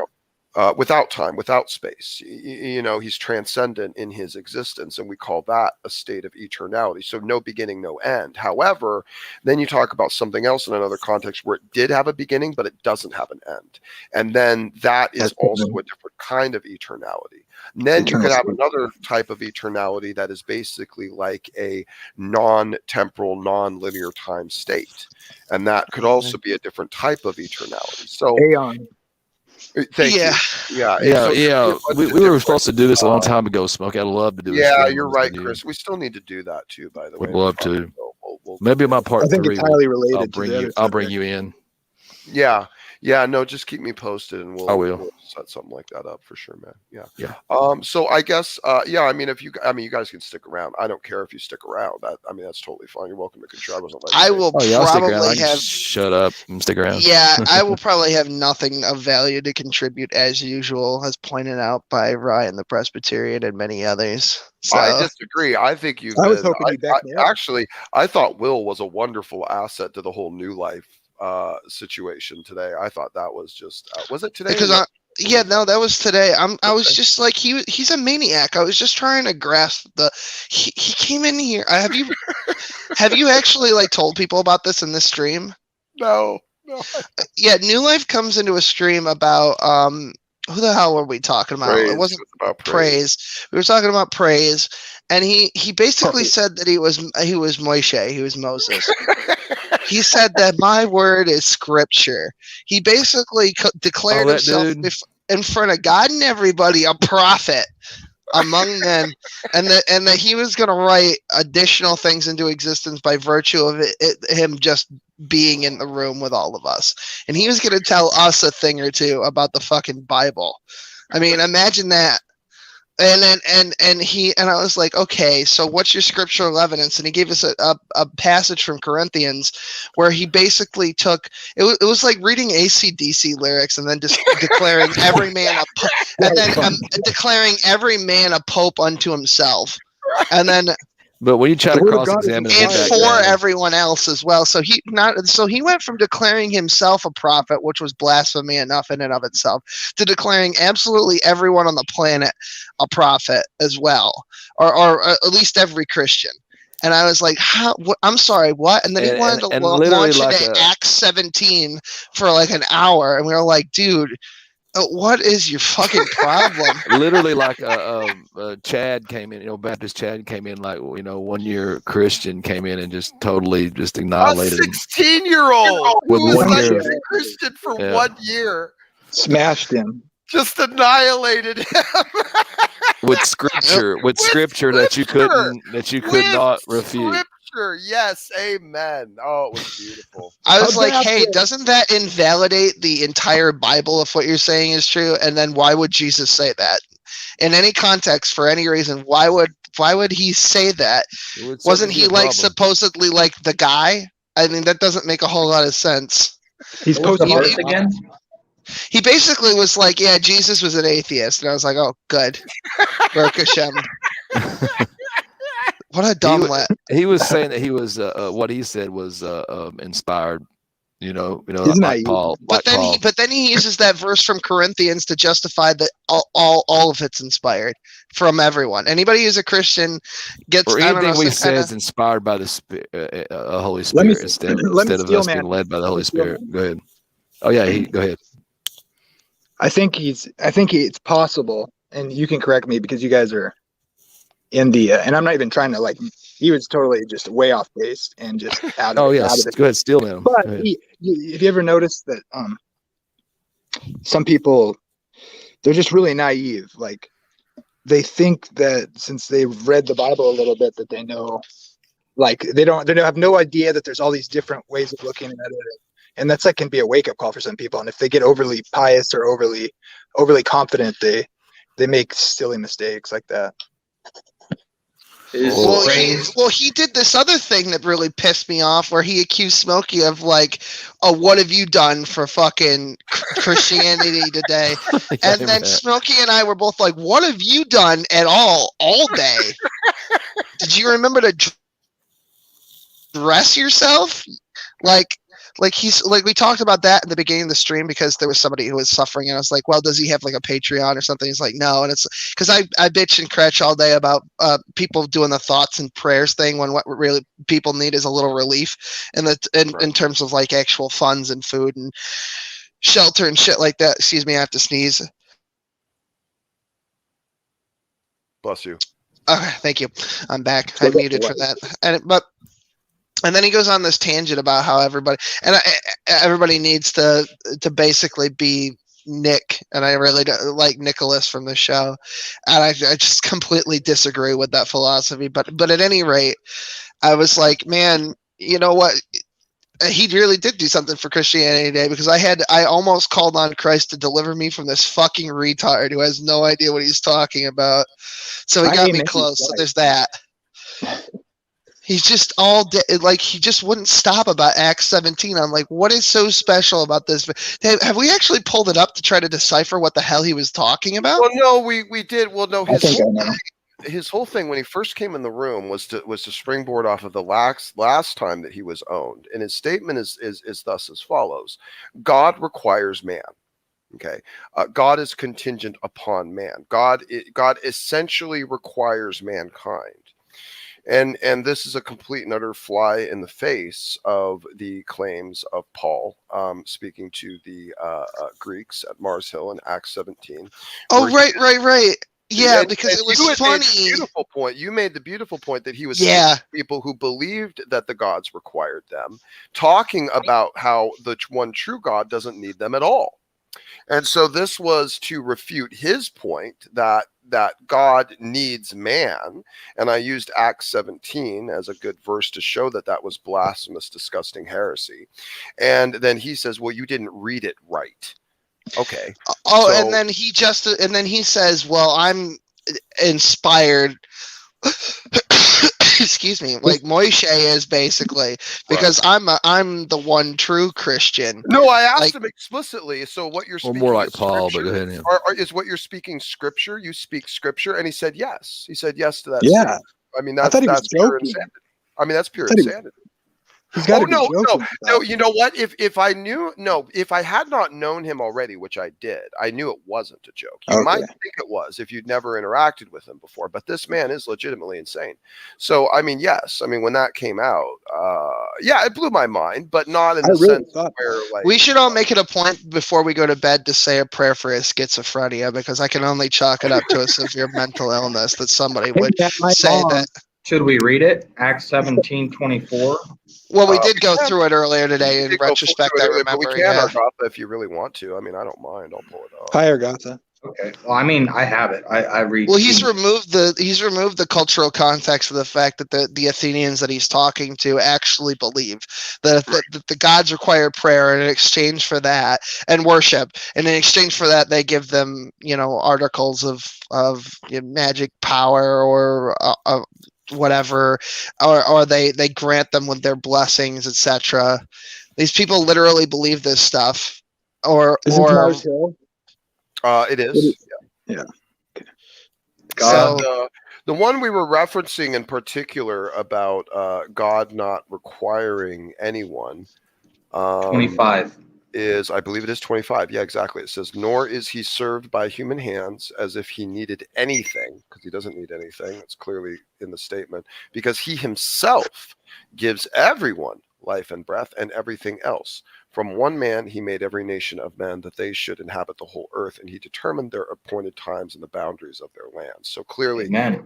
God is of absolute paramount supremacy and doesn't require anyone. And in fact, I had also previously in the conversation mentioned the statement of Jesus himself, talking about if the people had been silent, at his triumphal entry, if the people had been silent, then the rocks themselves would have cried out. And this was again the statement that God does not require anyone for anything. He is purely by his nature self-sufficient and self-dependent.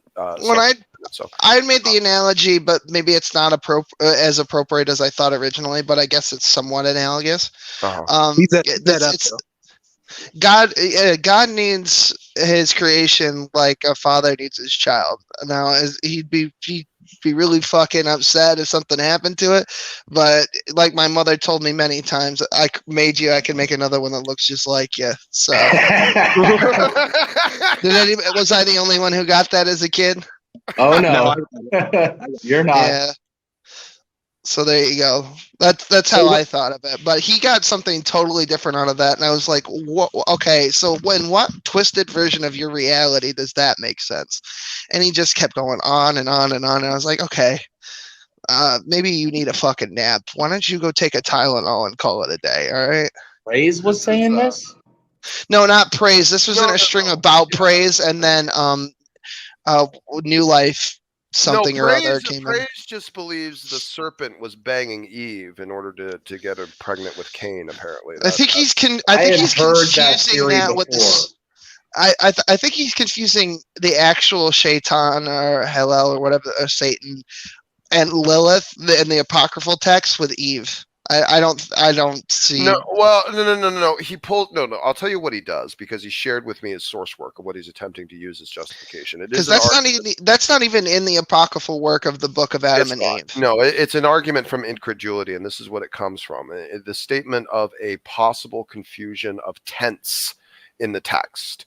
In terms of temporality of the statement of the text, that Adam knew Eve and conceived Cain, and it attempts to remove the tense in the statement of the text as if to draw the correlation that Adam knew Eve, but Eve was already pregnant with Cain at the time. So this is, but it's this is why Judaism removes all that nonsense, because it distracts from the point. Well, you have to remove. Basically, you have to rely upon the narrative use of the text being ignored. You have to ignore that altogether, and then you have to reach into the actual vagaries of the vernacular to say that you could maybe remove the tense relationship from the statements. But even if you did, it does not explain nor answer the choice of the writer to place in the narrative those two consecutive statements, one after the other, inside the narrative. It doesn't. I would be interested to see if New Life thought Lot was a righteous man. I want him, and if the answer is yes, I'd like to give him his evidence. I'd like him to give evidence for that. Paul said he was righteous. New Life doesn't think there's any miracles in the Old Testament. Well, who said he was righteous? Paul said Lot was righteous. The New Testament. Well, that's just not true. Evidenced by the story. Because Abraham makes a deal. Abraham makes a deal that with God, he bargains it down from 45 to 40 to 10 to 1, and he goes down to 10. He doesn't go further. Yeah, 10 is the. I thought it was 1, 2 myself. I made that mistake earlier. Oh, okay. It is apparently 10. Yeah, that is apparently the I think if Abraham had gone down to 10, God probably would have said yes. Yeah. Or I was going to say, because he would have said no. Well, because he did save the only righteous people out of the city, which was Lot and his family, at least those that were able to follow. And by the way, Will, the interpretation, just if I could, and I'll let you finish, but I just want to make sure from the Christian paradigm that there's an appropriate interpretation of what Lot's righteousness was basically built upon. I'd be interested in hearing that afterwards, because in the tradition of Judaism, go ahead. In the tradition of Judaism, we don't say Lot is a righteous man. He was only saved for his seed. That's about it. The fact that he offered his daughters up to the mob was like the first straw, and then the last straw was being a drunkard. And then you could say, well, he was raped, but the general idea is that like he did it, like he knew that if he got drunk that because there was no air and they needed one, that he just allowed his daughters to do it instead of going to where God told them to go in the first place to go find a new wife, or that he was weak in his family because he couldn't even get his own wife to listen to a commandment from God himself, and she was beyond saving. So like the whole like back to front, the whole thing with Lot is that like the only reason he exists is to bring forth David, and that's about it. Well, but that is Lot. 2 Peter 2 verse 7, and delivered just Lot, vexed with the filthy conversation of the wicked. For that righteous man dwelling among them, in seeing and hearing, vexed his righteous soul from day to day with their unlawful deeds. Yeah. Well, that's again, I'm Jewish, so I think maybe they missed that. The New Testament context will fall a little flat on Will, but Will, if I may, just to try to draw appropriate context, at least from the Christian paradigm in the ascertaining of whether or not Lot was quote. Well, yeah, I'm still interested to hear it. Sure, that's fine. He was saved. Hebrews 11 is the answer to that particular challenge, and it draws the statement that we are justified and saved by faith. The righteousness that Abraham had was through his faith. His faith was attributed to him for righteousness. So granted, Lot's severe at the time, you would say, I guess, cultural moral failings, because keep in mind, Lot had not been delivered, Moshe's law. He was not under a construct of a law other than the law that he was exposed to in his periphery, and yet still was vexed from within about the deviations from God's paradigm of creation that he knew were a deviation. Right. Based upon what probably had been delivered to him, which was probably a minuscule level of righteous understanding. So Lot was not held to the same standard, of actual, righteousness as anyone that would have been under the law or under Moses or anyone after that. So well, that's true. Okay, that much I can get on board with. Okay, number two is that in the Hebrews 11 verse, it says that we are justified through faith. So Lot's moral failings or moral indiscretions at the time, if not done in direct rebellion to God, were then therefore, by extension, direct actions of faith or relying upon God or trusting upon God, which therefore would extend a level of grace to him for attributing of righteousness. So it's not the statement of Lot did all these righteous things, so therefore he is righteous, but that Lot believed and therefore he is righteous. It's that type of Okay. Yeah, well, there's a lot of cultural differences between Christianity and Judaism where you guys believe completely different stories, even though they're hold on a minute. Who is Bob Piss? That's a new one. Who is this? It's synagogue. No. There's someone in the back studio called Bob Piss. Oh, my bad. I don't know what that's. Well, that might be interesting. I could have some Bob, fun. I don't know what your story is. Let's let you in for a minute. This might be interesting. Bob, how you doing? I'm good. Bob Piss. Bob Piss. Okay, well that's quite a name. Fill us in on that name. Where's that come from? It's Norwegian. This is our late night Kirky, dude. Outstanding. Nice, well, welcome to the show, sir. Who's telling the story? Maybe they should fucking can it for a second since fucking Bob Piss has shown up.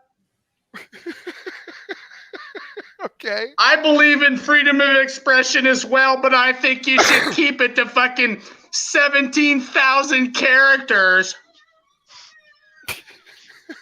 All right. Where do you find these people, Smokey? I don't fucking know. Did you put StreamYard in the description or something? Happens. Well, this just happens on it. I'm going to let him do his bit. I'm okay with it right now. I'm not having an issue with this. I think he went to go take a shit. Or something. Oh, there he is. Okay, I thought he took a shit. It's kind of like a weird. Oh, hey, my spiritual advisor just showed up. Oh my god! Jesus fucking Christ! What is happening? Hey, that's amazing. Okay, so I mean, like the F word is like a little much, but please do not blaspheme the name of our Lord. Yeah, Argotha, I know, and I apologize, brother. My environment is a bit of a battlefield, probably more so than most of the other channels. We have an environment of a level of free expression, but you are allowed to strike back at them and call them degenerate, nonsensical, blasphemous trash clowns on their way to hell. By all means. I think he was talking about me because I'm the one who just fucking did it. Christian Slater.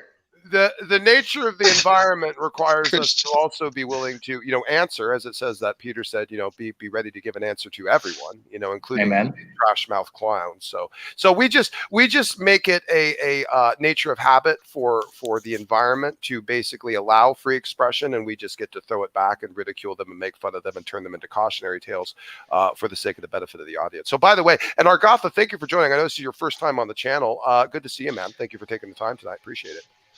Yeah, thanks, Smokey. I'm pretty easygoing, but blaspheming the Lord blaspheming the name of the Lord Jesus Christ is I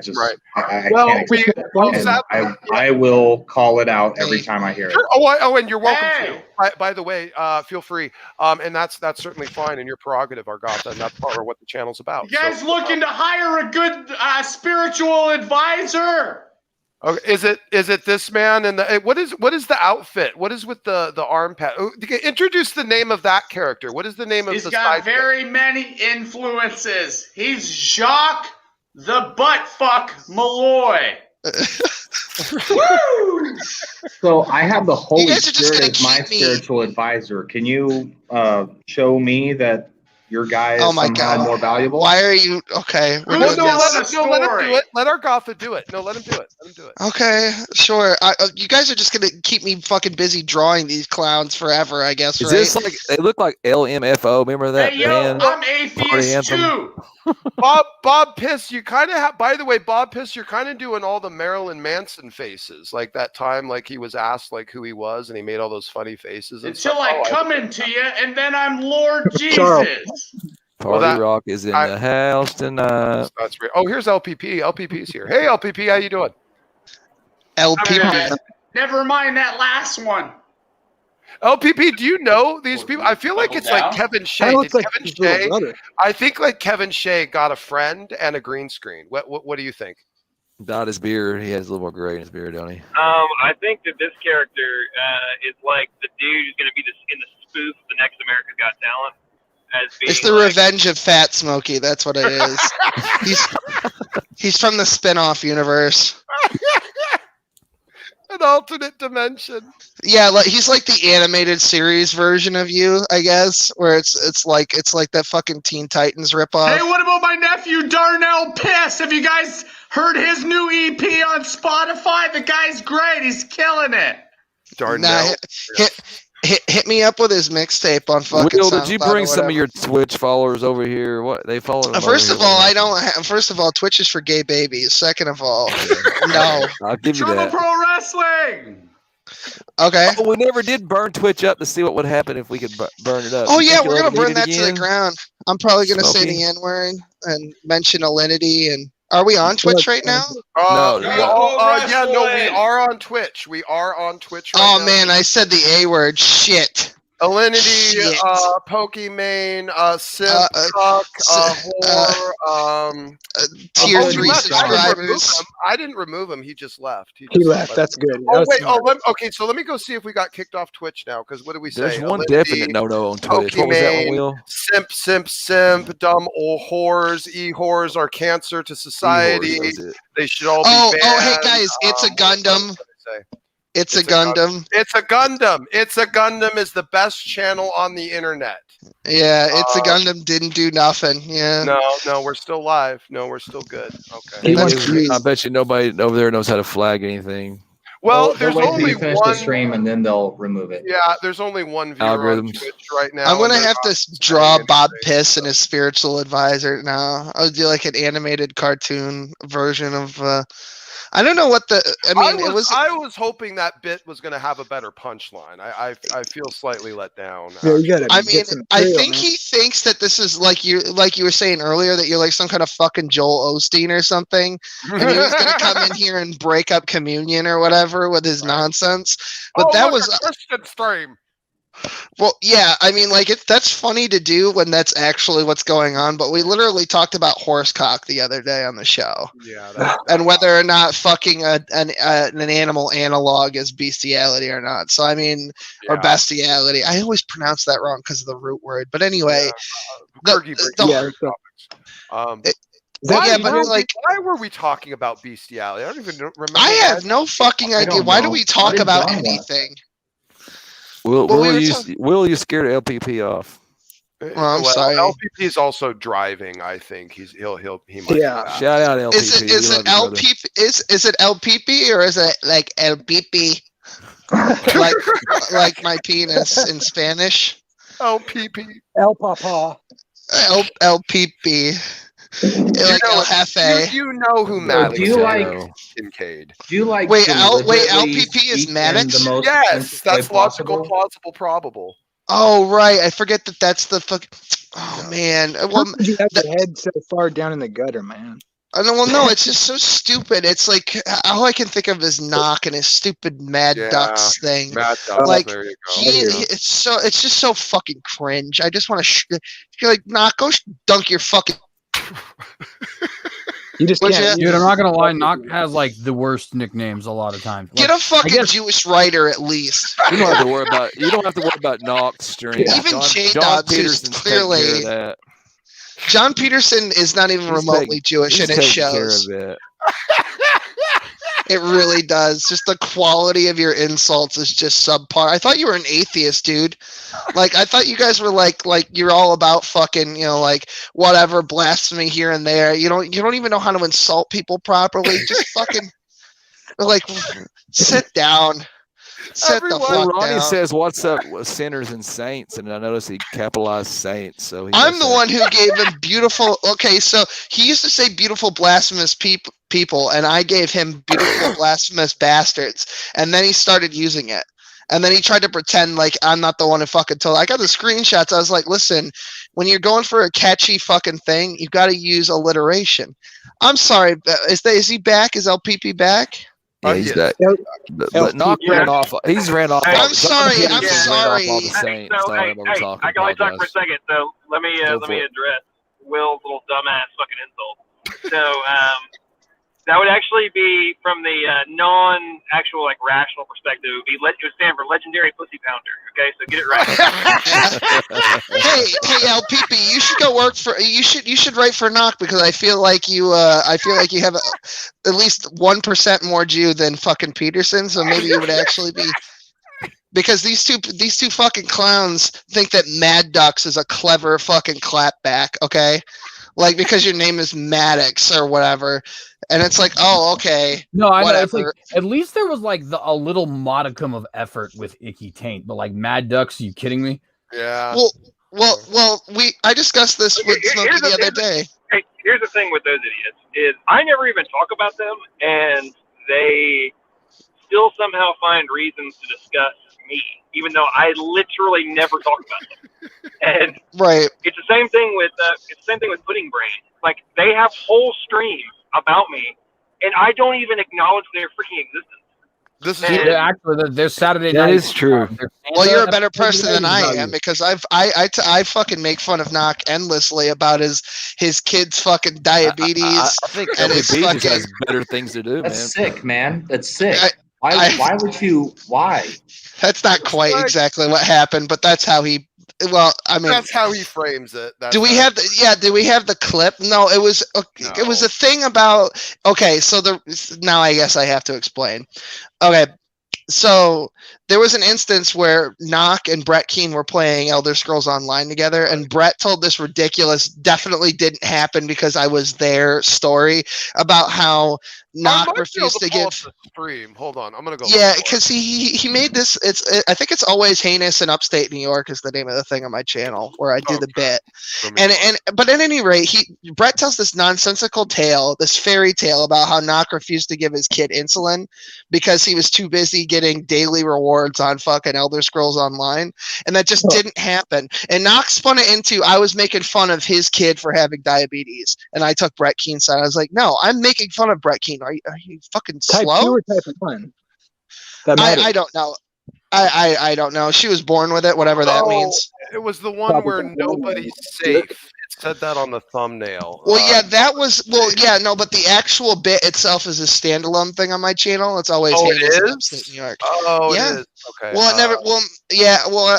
I usually upload if I do a bit, I upload the bit as its own thing because the quality when it comes to StreamYards isn't great, and I spend a decent amount of not a whole lot of effort, but like a decent amount of time doing it, and might as well get up to at least 720p somewhere. So. What's it called again? Something in upstate New York? What was it called? Always Heinous in upstate New York. It's a Sunny in Philadelphia. Okay. So, let me see. I don't think you'll get whacked for copyright. I don't think we did. That's because Always Sunny uses that royalty-free crap from like the 50s. Maybe Bam Margera will sue you. So, Will, why do you think heard that name in a long time? I'm sorry. Somebody. What's that? Oh, yeah, here it is. I think I found it. Somebody said, "Hey, Will," and then I didn't catch the rest. 4 minutes? It can't be. Why aren't you a Christian anymore? He said. Oh, it is 4 minutes. I went through. That Jesus. You said that you were Jewish, so I was wondering why you don't think that Jesus was the Messiah. Because he doesn't meet the standards of biblical prophecy of Mashiach. That's all. Just that little detail. Just that my. What standard does he not meet? Well, I think that even on this channel, we've went through some of the things where we just go through the criterion of. And we could actually unpack that here at some point too, Will, if you wanted to. Sure. Challenge you on it. Yeah, I don't mind doing that. You were going to have something with Jamie here, and we've already derailed this. I guess we'll play this. It's going to turn into. This is going to be a long No worries. one. We got a eeny miny mo situation. We got you with Messiah stuff. We got Argotha with open theism, and we got Jamie with SDA. So we got a lot of. Wait a minute. Hang on. Hey, don't paint me. Argotha's an open theist? Well. Okay. I'm probably being a little quick with that statement. I'm sorry. That's good. Yeah, I will say that I struggle with the concept of God knowing everything. Right, omniscience. And I wouldn't go teaching people this thing. Right. I'm I looking didn't for mean to somebody to slander just you. tell me scripture that proves that I'm wrong. No, I'm sorry. I didn't mean to just throw that out there as if it was a direct implication. I was being a little too free-handed with that. Apologies. It's just that's his position. So a little bit of clarification. But there's lots of stuff. I understand, brother. I'm not offended. I mean, I think that this question I have in my head is probably heresy, which is why I ask my brothers, show me why I'm wrong. Praise the Lord. Well, I'll be happy to actually move into that too tonight for you, brother. Absolutely, and I think that's a good thing.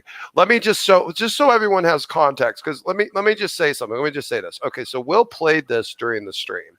Probably now, Knock had been having a bit of a emotional hissy fit on stream up to this point, because here's what was happening. Was doing a sad. Yeah, he was doing a sad. He was anticipating. He didn't know what was about to happen, but he did know it was probably about to be something really embarrassing, and that it probably wasn't going to be something he enjoyed. Now, here's the thing.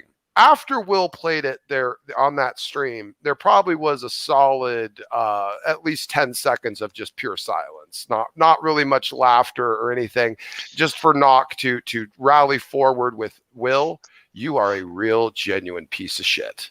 Well, let me preface it with this. I told not just him, but John Peterson in advance what I was doing, how I was going to do it. He was supposed to run lines to voice these fucking characters, right? And then they just didn't, because Brett Keane was supposed to voice his end. So me and J-Dubs lived with me for a period of time. Well, and to be clear, by the way, just to make sure this is very clear, this reenactment you're seeing is how Brett Keane himself tells the story. So it's not like we say that in the thing, and I even say in the bit that this is not what happened, and then he tries to Knock in IRL tries to spin it, because I do play Knock in this, so it's key to differentiate, I guess, in this context. Knock IRL in the stream that this was featured in says that I didn't say that, after I just got through saying I said to him in the thing, and you'll hear it in a second. Yeah, I'm pretty sure that's not how it happened. I was there, because that's the Brett truth. Keane that is telling the fabricated tale against Knock. It's Brett Keane telling the tale that makes Knock look like a garbage father. Right. But he's not angry at, he's not directing his anger at Brett Keane. He's directing it to Will and me, just in periphery to Brett Keane. For memeing on Brett Keane. For memeing on Brett Keane. Okay. I just used Knock as a prop, basically, to illustrate the absurdity of everything Brett says. Because it's just the fucking hysterics and histrionics and the drama and like Brett is a diva. Like if you don't call him every day, he'll say you're a shat fry and it'll throw you under the bus and his lock at ya. Because that is the kind of person that Brett Keane is. So we were memeing on Brett, and Brett was fully aware of this. And he wouldn't run lines unless fucking Ronnie also ran lines, so he knew he was cool with it because he didn't want to like start another fucking flame war between the two channels. But at any rate, here's the thing. Yeah. Here's the bit. Yeah, let's watch it. Okay, everyone. So here we go. I have a question for Smokey when it's appropriate. Yeah, let's play this. Let's get through this, and we'll have our comments. And yeah, man, you can have questions. Absolutely no problem. Oh, is this a thing at the beginning? I can skip forward, or okay. Yeah, it's like yeah. There you go. There we go.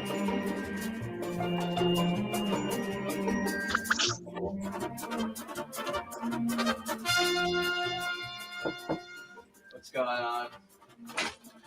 Hey, man. He's fucking Brett. Yeah, I'm looking at the new channel now. He's got a new fucking video out. That's Will. My fucking God, I can't believe he's gonna fucking do it. Well, I talked about this too. He cares more about YouTube than his own daughter.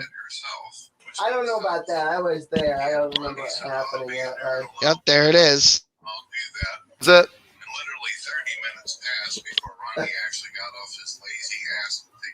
Well, he's literally saying, Brett, it's kind of difficult when you have no legs. You have no, you got no legs, man.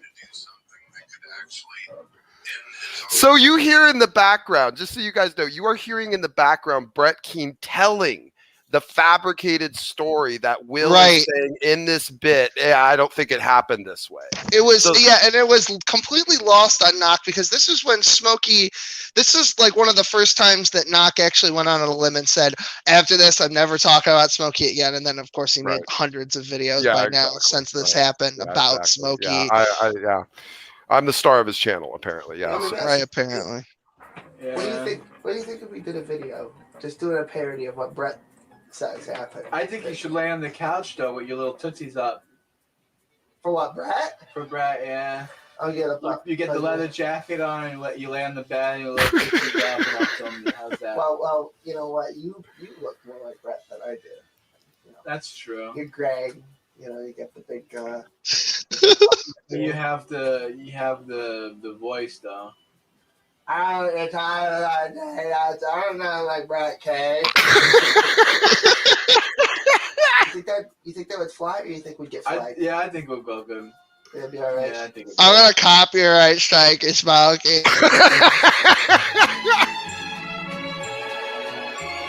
I'm gonna pull a tog on you, Smokey. You're a homosexual.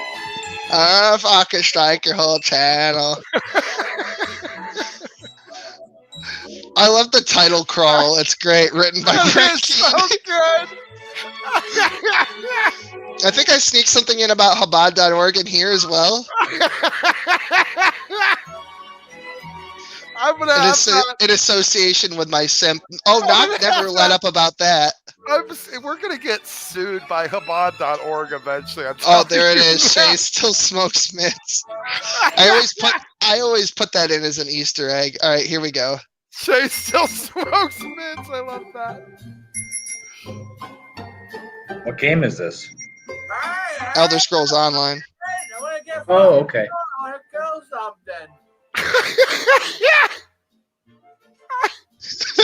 It's a bald cap for Knock. He's wearing the Pokemon t-shirt like he always does. Fucking serious, you fucking my head. I want to be shot like a fucking monkey out of a cannon in outer space. I fucking want to knock some org's head right off the head with the fucking red gore charge. I'm just sitting here trying to check into my daily rewards on ESO. Give me 1 second, Brett. Honey, could I have my insulin now?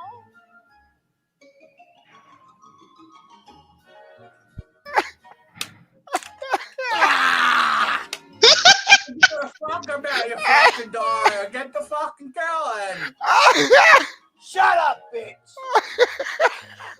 I'm playing Elder Scrolls Online. Give me your fucking insulin in a minute. Fuck. I need my insulin. That is the offending bit, by the way. Fucking asshole. He fucking drops out of the fucking game. Fucking shoots a fucking heroin with a fucking kid. It's out of here. Ah! Oh, fucking make a hateful fucking video, fucking piece of shit, scamming cocksucker asshole. Fucking man, it's fucking riding cock and fucking sucking legs. What is the point of this? We're making fun of Brett because that is how Brett told the story about. You know what it was, and Knock explained this, and I believe it too. Because the kid's old enough to give herself her own insulin, and she's like, "Oh yeah, yeah." And he's like, "Yeah, but he just he had to remind his daughter to take her own insulin." And the way that Brett tells the story is that Knock was high on fucking drugs and alcohol or whatever, and he was trying to inject his kid with insulin, and he gave her heroin or something. Like the most ridiculous version of the story that you could come up with. Like you literally couldn't make this shit up. Well, so we and just this is did that. Like Brett is all about making the like he fabricates a whole bunch of crap. Like, and he even did it with me. Like he was doing channels about how I was actually a closeted homosexual, and like, you know, I talked to Smokey a long time ago, and he told me about how he had all this sex with men and all. And it's was billed as a bit. True. And it's none of it's even true. But like Brett, like he gets this thing where he decides he's gonna, you know, go in at someone or have an issue with someone, and then it's just he will literally just make up things. And I mean, you guys can search online, you'll find videos like where people have found like the clips of him when he was streaming himself, going into people's channels, just clicking on every single video in a row and clicking flag your whole fucking channel. Flag for sexual content. I think this one's for hate speech, and this one's for sexual content, and this one's for all of them. And you know, and he's just so. But that was back in the day where that shit would work. Like all it took was one jack off, and they don't even look, and they just did it. Yeah, it's a little different these days, yeah, for sure. But that was Brett Keane, and that was memeing on Brett Keane, and that's the sad thing that Ronnie didn't even pick up on. Like the only thing that Ronnie wanted to do was find offense that story was recreated, not that it was recreated to make fun of Brett Keane and his tendency to fabricate stories, you know, that type of thing. So anyway. Right, and Brett signed on to this just like he did, and then he claimed he didn't. And then Knock had to make a stream about how I had actually told him, and he found it after telling me and God and everybody else that I hadn't told him exactly what I was going to do. And I did, and I knew I did, and he gaslit me into thinking that I didn't, because I was like, well, shit, maybe I didn't. And then I went back, and he was like, hey, there you go. Right. So what's going on here? No, this is Sal. Shout out to Sal, guys. Sal's good people. And in fact, I intended to clip that tonight of Sal's little defense to me in his debate with Dillahunty. It was actually freaking priceless, because Dillahunty asked Sal if he was actually willing to support a channel like mine that called Dillahunty a soy-based cuck. You almost said Dillahunty, like from I almost did. Like side 10. Yeah, Sal actually then said, after Matt Dillahunty said that, it's like, hey, are you really supporting this channel? And Sal's like, yeah, I just matter oh my of factly, god, I remember and, that like, clip. That was so funny. Yeah, it was so good. So I need to go back and re-clip it, which I will, because I actually lost the file, but that's okay. I'll go do that, and I need to upload it. So. The video Sal is mentioning is really cool too, by the way. Oh, cool. Yeah. So shout out to. Oh, beautiful. Well, shout out to Sal, guys. Go check that out, especially if you're on the science heavy stuff. And Sal is good at that stuff for sure. He's got good. Oh yeah, he's really smart. Yeah, he's really a great asset for sure. Yeah, and he's so calm and kind, and Beautiful, soft-hearted soul. No, he truly is. Well, that was funny. That clip was funny for its own reasons, where he was just a deadpan answer, just like, yeah. And I was like, holy shit. Yeah, it was amazing. Yeah, it was incredible. It was like pristine, perfect, like platinum moment. It was actually one of my proudest. I need to go grab it again. Yeah, I messed that up. But anyway. Yeah, so but anyway, let's move. Agatha, you said you had a question for me or something, didn't you? You said that before we played the clip or something you wanted to run by me? Yeah, I was curious. Sure.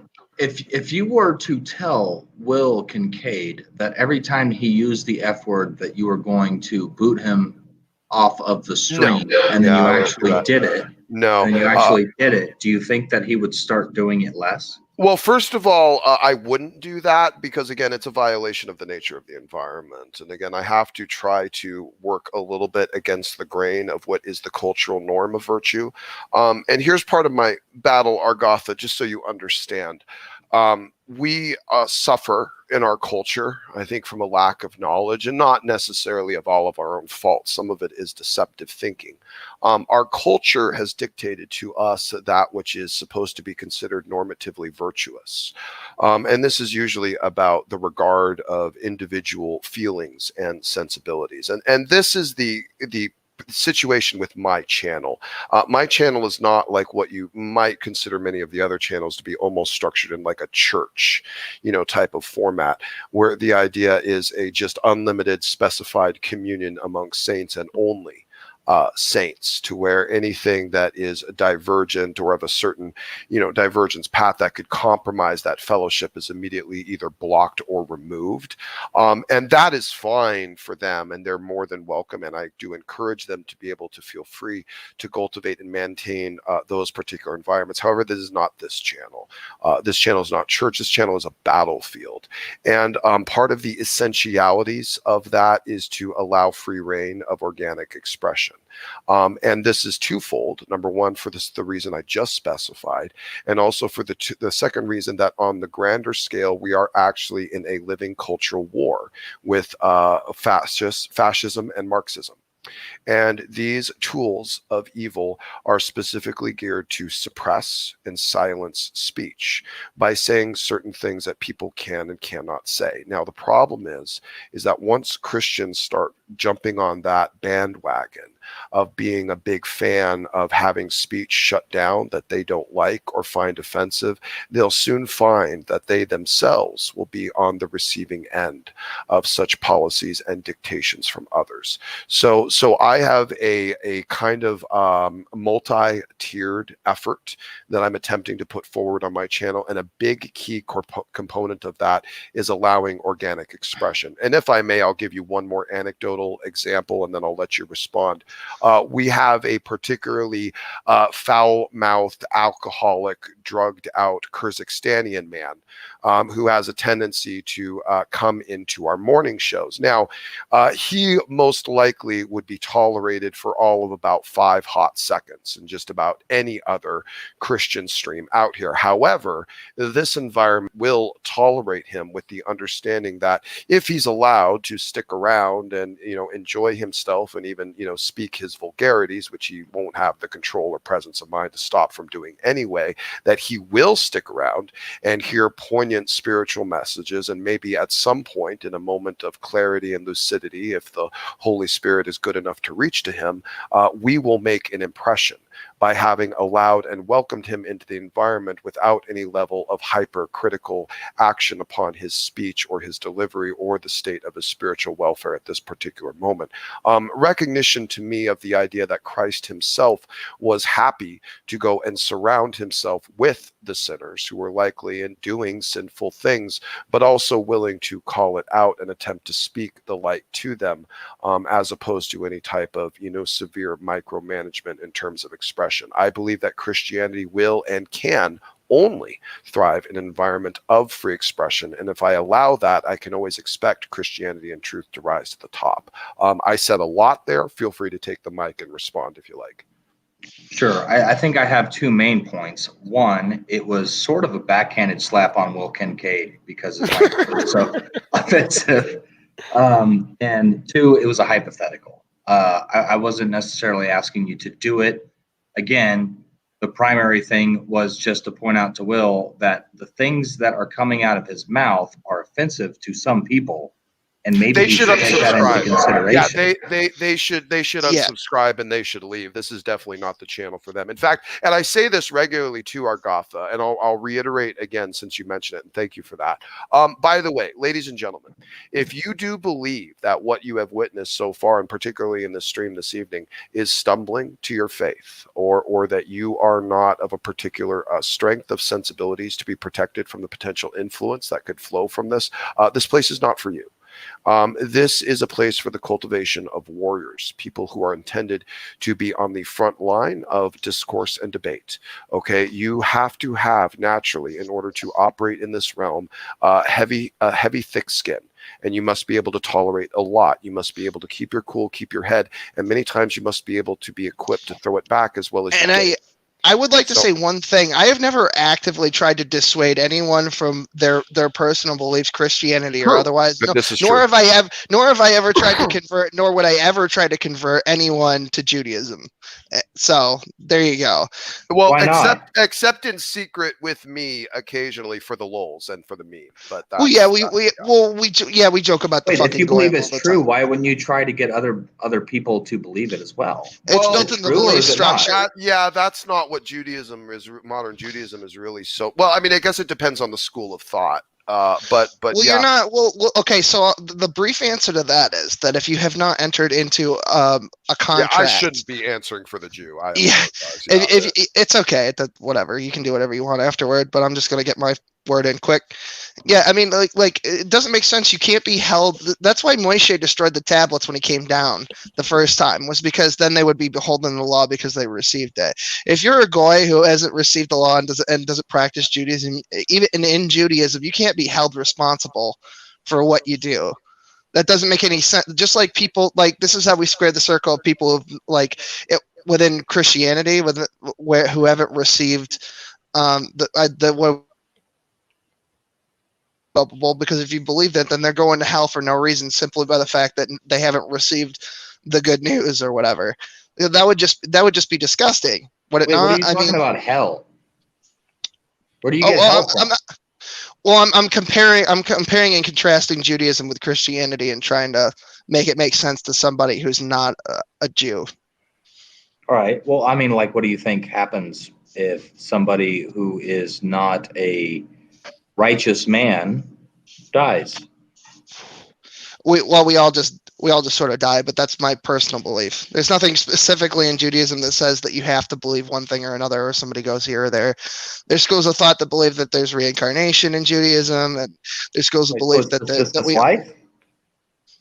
Yeah, that's about it. Well, until the last days and the return, and when the Messiah comes and everybody's risen from the grave, and then we all convert to Judaism, the whole 9 yards. So other than that, yeah, I mean, pretty much it's sort of like that soul sleep thing that we were going to get into, which I guess is a decent Jamie segue. Left. I wish Jamie would. Oh shit! Because we were. That was a good segue. Not. Yeah, we were going to get into that a little. You're saying the Messiah is going to come back and he's going to resurrect all of the dead. Well, I almost said come back because I've been in a Christian room for too long. See, Smokey is slowly subverting my Judaism. Because I said that. I did. I didn't complete the sentence. I was like, well, let me correct myself. Your rabbi is going to go shake those 3 silver nails in front of your face. I wish I had. Is the Messiah going to come back and raise the dead? Well, the Messiah is going to come and the dead are going to be raised. That's what I meant to say. I did say come back, but I stopped myself, and it's my fault because I've been in Christian rooms a lot recently. Okay, so then it's not just this life. Not strictly speaking, no. I mean, well, what I don't happens know. to a wicked person if he's raised? Well, they all become righteous Jews, but not more righteous than Moshe. Well, then what's the point of doing good right now? Good question. I don't think anybody in Judaism's answered that effectively.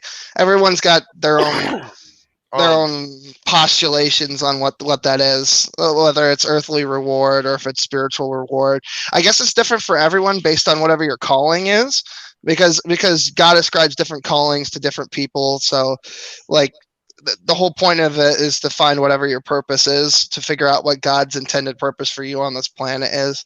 And for some people, it's being, a priest, some for teachers, some for a man of charity or whatever the case may be. But it's everyone doesn't receive the same calling, because being alive and walking on this planet is more than just, waiting for your reward, which is another thing that's taught in Judaism, is that everything is not about rewards. It's about doing good for the sake of itself also, which is something that I know that most Christians would disagree with, but that's it. So, oy vey. Oy gavolt, it was such a shanda. Anyway, sorry, stupid horror energy, isn't it? Yeah. So I want to make 2 points, and then I think I probably got to go to bed. All right. But one, I wanted to point out that I think that while I was talking to Will, he did not use the F word a single time. Yeah. I can do that. I don't walk around my town just screaming obscenities like a madman. YouTube has become more or less an outlet for all the things that I used to just think in private, and now it's just out there. So yeah, my point was, it was really just an observation for Smokey to consider. And two, if the dead are raised and the wicked are not judged after they're raised, then what is the point of abstaining from wickedness while you're here? Beg pardon? Sorry? If the dead are raised and the wicked are not judged for being wicked when the Messiah comes, then what is the point of not being wicked in this life? Again, I don't think that's been addressed in Judaism. I'm getting a mad echo from somebody that's throwing me off. I'm sorry it happens. I know. I'm not talking. Yeah, I'm gonna try to answer this the best I can. So I guess it's just for us to, I couldn't answer the question. I waste a full life and then gain some wisdom out of it. But the whole point is that everybody's like in the coming of the Messiah, everyone is going to come basically to God. So it's all going to be reconciled in its own. I want you to notice everyone that Will Kincaid can't answer the question. That means that he's a fake. I would assume that it's because everyone is going to come to God in the end anyway. I mean, where all things are going to be reconciled and the pain of existence will be absolved for the Messiah. So, I mean, the wickedness will have its own end, in that we will have gained some modicum of knowledge from all of the past lives that have been lived by everyone on this planet forever. So, and forever is a colloquial phrase for however long it takes for the dude to show up. Okay. So, I mean, I think Christianity does have an answer to that question, but it certainly does. Yeah, sure. Yeah, I mean, I think that I got to hop off, so I just want to Argotha, did you want me to try to answer a quick thing about the kind of open or in the omniscience thing, or you want to wait on that, or is it too late for you? I mean, we can do it on a separate stream if you want to, I mean, maybe. And I'll be happy to. Is it a brief thing that I can think about, or are we going to have to? Yeah, I got church tomorrow, Yeah, I know it'd probably take me a little bit. I'll tell you what, maybe, I don't know if you're around tomorrow and you're, free or something, reach out to me with my email. I sent it over to you there. Or at least I left it in private chat. I don't know if you picked it up. Maybe you didn't. Last time. I see it. Let me put it in private chat now again, and maybe if you want to shoot me an email, it's also on my about page, by the way. I mean, if somebody wants, also I'll say this: if somebody like an Argotha or whatever wants to come in and like roast me or like, there's Jamie. Oh, good, Jamie's back. Or like question me about my beliefs at any point, we could have a whole dedicated stream to that, because I do get a lot of these questions on these things a lot of the time. Well, there you go, Argotha. Yeah, you got a shot there. So whenever you want, we'll hook it up. My channel, Smokey's, or in private. It really doesn't matter. You can call me on my phone. I don't give a damn. Okay. Yeah. Cool. It doesn't always need to be broadcast. I know some people think that everything's got to be like a show, but so. What are we, Brett Keane? Yeah, that was the thing about him, is that you could never just have a conversation with him in private. We would start a conversation on like Discord. Call me on my phone, Smokey. I'm gonna record it, just so you know. Yeah, I would talk to him. I would talk to him on the phone, and then he'd be like, "Well, this is an interesting conversation. Why don't we put it up in front of Gord and everybody?" Like, I'm just having a conversation with him about something like innocuous or something about my private life that's bothering me, because we were like very friendly for a while. And he would just feel the need to like, just put all your personal information on the internet just like I do. That was a good situation. Like, okay. All right, well, anyway, yeah, you got to get going. So yeah, appreciate it, Argatha. Thanks for being here. God bless you guys. 1 Corinthians 15, 1-4. The gospel by which you are saved is that Jesus Christ died for your sins. He was buried, and he was raised from the dead according to the scriptures. Good night. Amen, brother. Have a good night. Awesome. Good stuff. Cool. Sweet. There you go. All right. So Jamie's back. I don't know if we want to. Is CJ still in the room? I'm not actually looking at the screen right now. CJ's here, but I don't see Jamie anymore. He's gone. Oh my God, Jamie, get your internet working. Yeah, Jamie, I wanted to have that talk about the soul sleep type situation. And I maybe someone else in the room wants to weigh in on it. I think that does seem to almost be the case in Judaism. Like yeah, it sounds like it. Yeah, I think it's very, very similar. I don't know if maybe CJ wants to weigh in on that, if he's kind of interacted with that doctrine. It's kind of heavy in both the SDA and the Jehovah's Witnesses, so I don't know if he has a thought on that. CJ, if you do, brother, if you're there, if you can hear us. Nope, he's deader than Jesus. So freaking Will. Sorry, I know. Again, just like, I appreciate these people, but with the pearl clutching is a little bit much. You know what I mean? It's like, aren't you guys supposed to like be able to walk through a den of vipers and get bitten and never feel the effects of the venom, metaphorically speaking? I mean, can we extrapolate it to this instance? Okay, well, there's Jamie. He's got his internet fixed. But that's my question, is that like how do you guys plan on the most minor of offenses, like scares the ever-loving shit out of you? Dude, I had prepared a banner just for when you mention that joke the next time. Do you not see it? Jesus. God damn. You are such a fucking shit lord. I swear to God. Got you nailed. Got you nailed. Stop. Just stop. Do I need to tell the story about the Rav and the 3 silver nails again? I almost have it framed like a 2 Jews walk into a bar situation. I think you should animate it. Okay, so CJ left and now Jamie's in here. Yeah, can we get CJ anyone left. with a do you all live in like fucking China? What is wrong with your internet? China. Yes. All our internet is now made in China, thanks to Joe Biden. Elon Musk, please deliver us from these Chinese assholes and their shitty internet. Dude, I've never been so excited about morning shows like ever. Like, I'm like, dude, just the thumbnails. Yes. Thumbnails alone. Like, I haven't gone back. Smokey, can you tab out and see how many more dislikes that Ryan that pressed just to see his face on Ricky Berwick's like fucked up muscular dystrophy addled body. They just 25 people and 26, including myself, saw that and went, nope. I hope they turn notifications on, because that's going to be a hell of a stream. Is that Tuesday or Wednesday? Oh, it's Wednesday, isn't it? That's Wednesdays. That's my first night off. So I'll be getting out of work at like 9 a.m. that day, and I'll be on my way home, and it'll be the thing.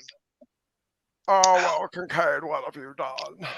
Carl. That hurts people, Carl. I do not call people baby rapers. That is my least favorite thing to do. Least favorite thing to do.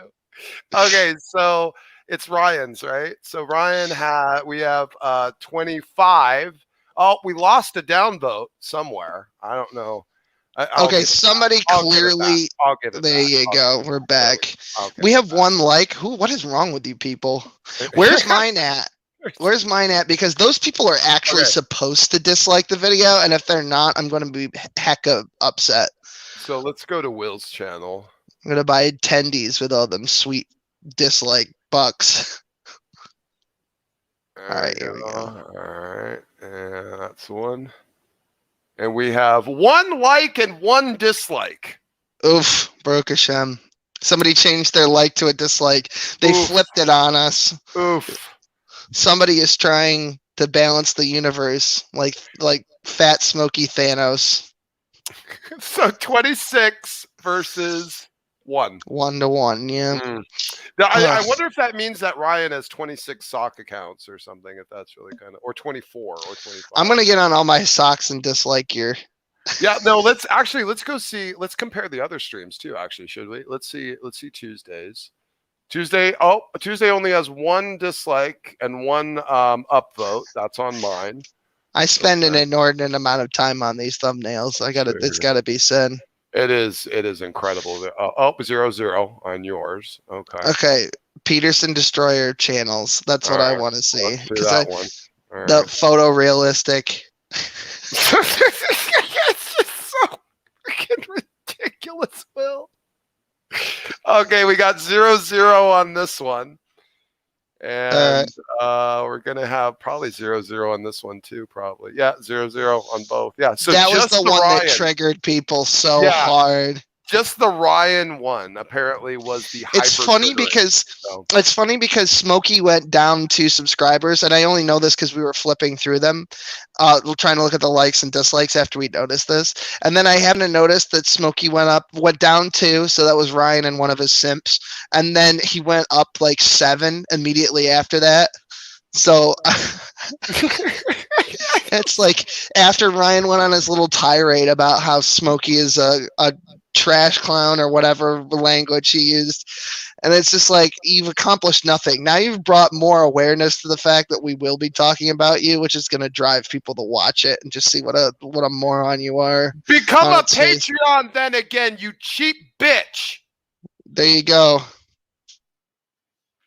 There you go. Shout out to Stupid Miser Energy, who turned off her Patreon and came in here and started calling Jesus a pedo. Filthy, rancid whore of the earth. When Jesus said, "Suffer little children come unto me," that's not what he was talking about, okay? That's where you go too far right there. That joke's been made already once before. I ripped that off from Carl. You know, not done every one of those. That's so cheesy that Naughty done that. Remember that Smokey? He was supposed to take you on. It was I tuned in. I thought it was going to be something like he had something to really bring, and he just starts. Who was it? Ronnie, when he started doing those lame jokes at night, you came in there to confront him, like went into the. Well, that was the stream. That was the stream that we played Always Heinous in upstate New York in. Right. Was it?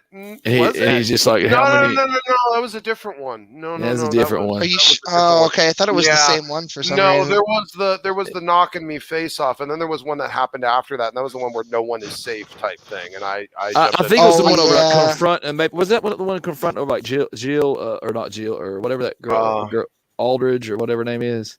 Jen Aldrich, yeah. Jen Aldrich. Yeah.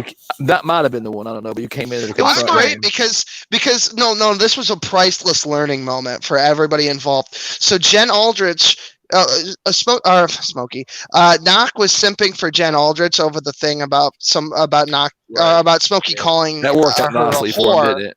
Yeah. And then it turns out that Jen Aldrich tried to get knocked deplatformed and threw him completely under the bus and called him a rape apologist and everything else because of some drama with Shay AR and Aaliyah Kaya. Yeah, and it threw him completely under the bus. So that one bit him in the ass. And then he started singing a different tune about Jen Aldrich, and he started to almost sound like how Smokey was talking about her in the first place.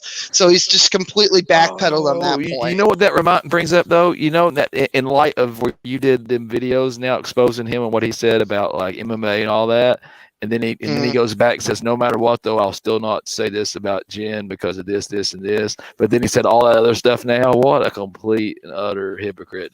Hypocrite, yeah.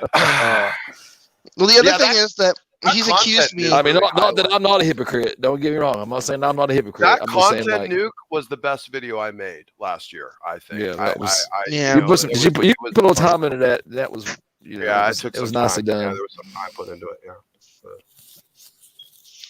It's just like literally he's done this time too. You saved that for the right perfect moment. He's done this a million times. His channel, man. I used to go on his channel and like just go in there and just try to like. Is that a? He used to invite like I want Christians to come in. He'd be halfway decent to you, but now it's like. Not if you're the wrong kind. You can't even come into the comment section and say anything, and he's just like, you know what I mean? Doesn't make it anywhere where you want to come in there and talk if he's going to treat you like that in the comment section. You know, I mean, at least Smokey's like, come in the room, and we'll, I'll give you get at it. I'll give you time. You can't go in his room and get any time now. It won't happen. John Peterson will not let you have the. Well, I guess John's been more fair than he has actually. There you go. God bless Stupid Horror Energy. Stupid Horror, is that a reference to Ronnie saying that he only has friends and family on his Facebook, and then it turned out that his Facebook was completely wide open in front of God and everybody? Because if that's the case, good on you. That's hilarious. It's like should we? I feel like we can't. I feel like we can't tell anyone. Like we need to keep it hush hush. What? Oh my God! Yeah, but anyway, stay tuned. And for anyone who's listening, stay tuned to what is that Monday show? Reading Ronnie? Tuesday morning. But don't say what we're doing because then I'm not wise and try to. What time are you hitting your shows in the morning, Tom Smokey? I'm gonna try to catch 9 Eastern. No. Okay. Well, Eastern. Well, it's okay. So I have it scheduled depend.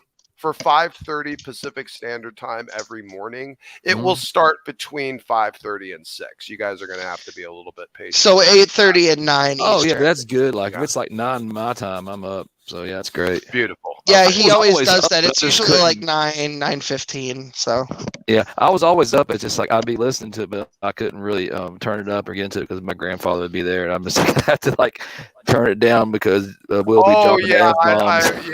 I wouldn't want to shorten it. Oh my God, it's Quentin. What are you doing up this early? But I mean, like I said, I can tolerate it myself. It doesn't offend me. I gotta take meds in a little while. So like.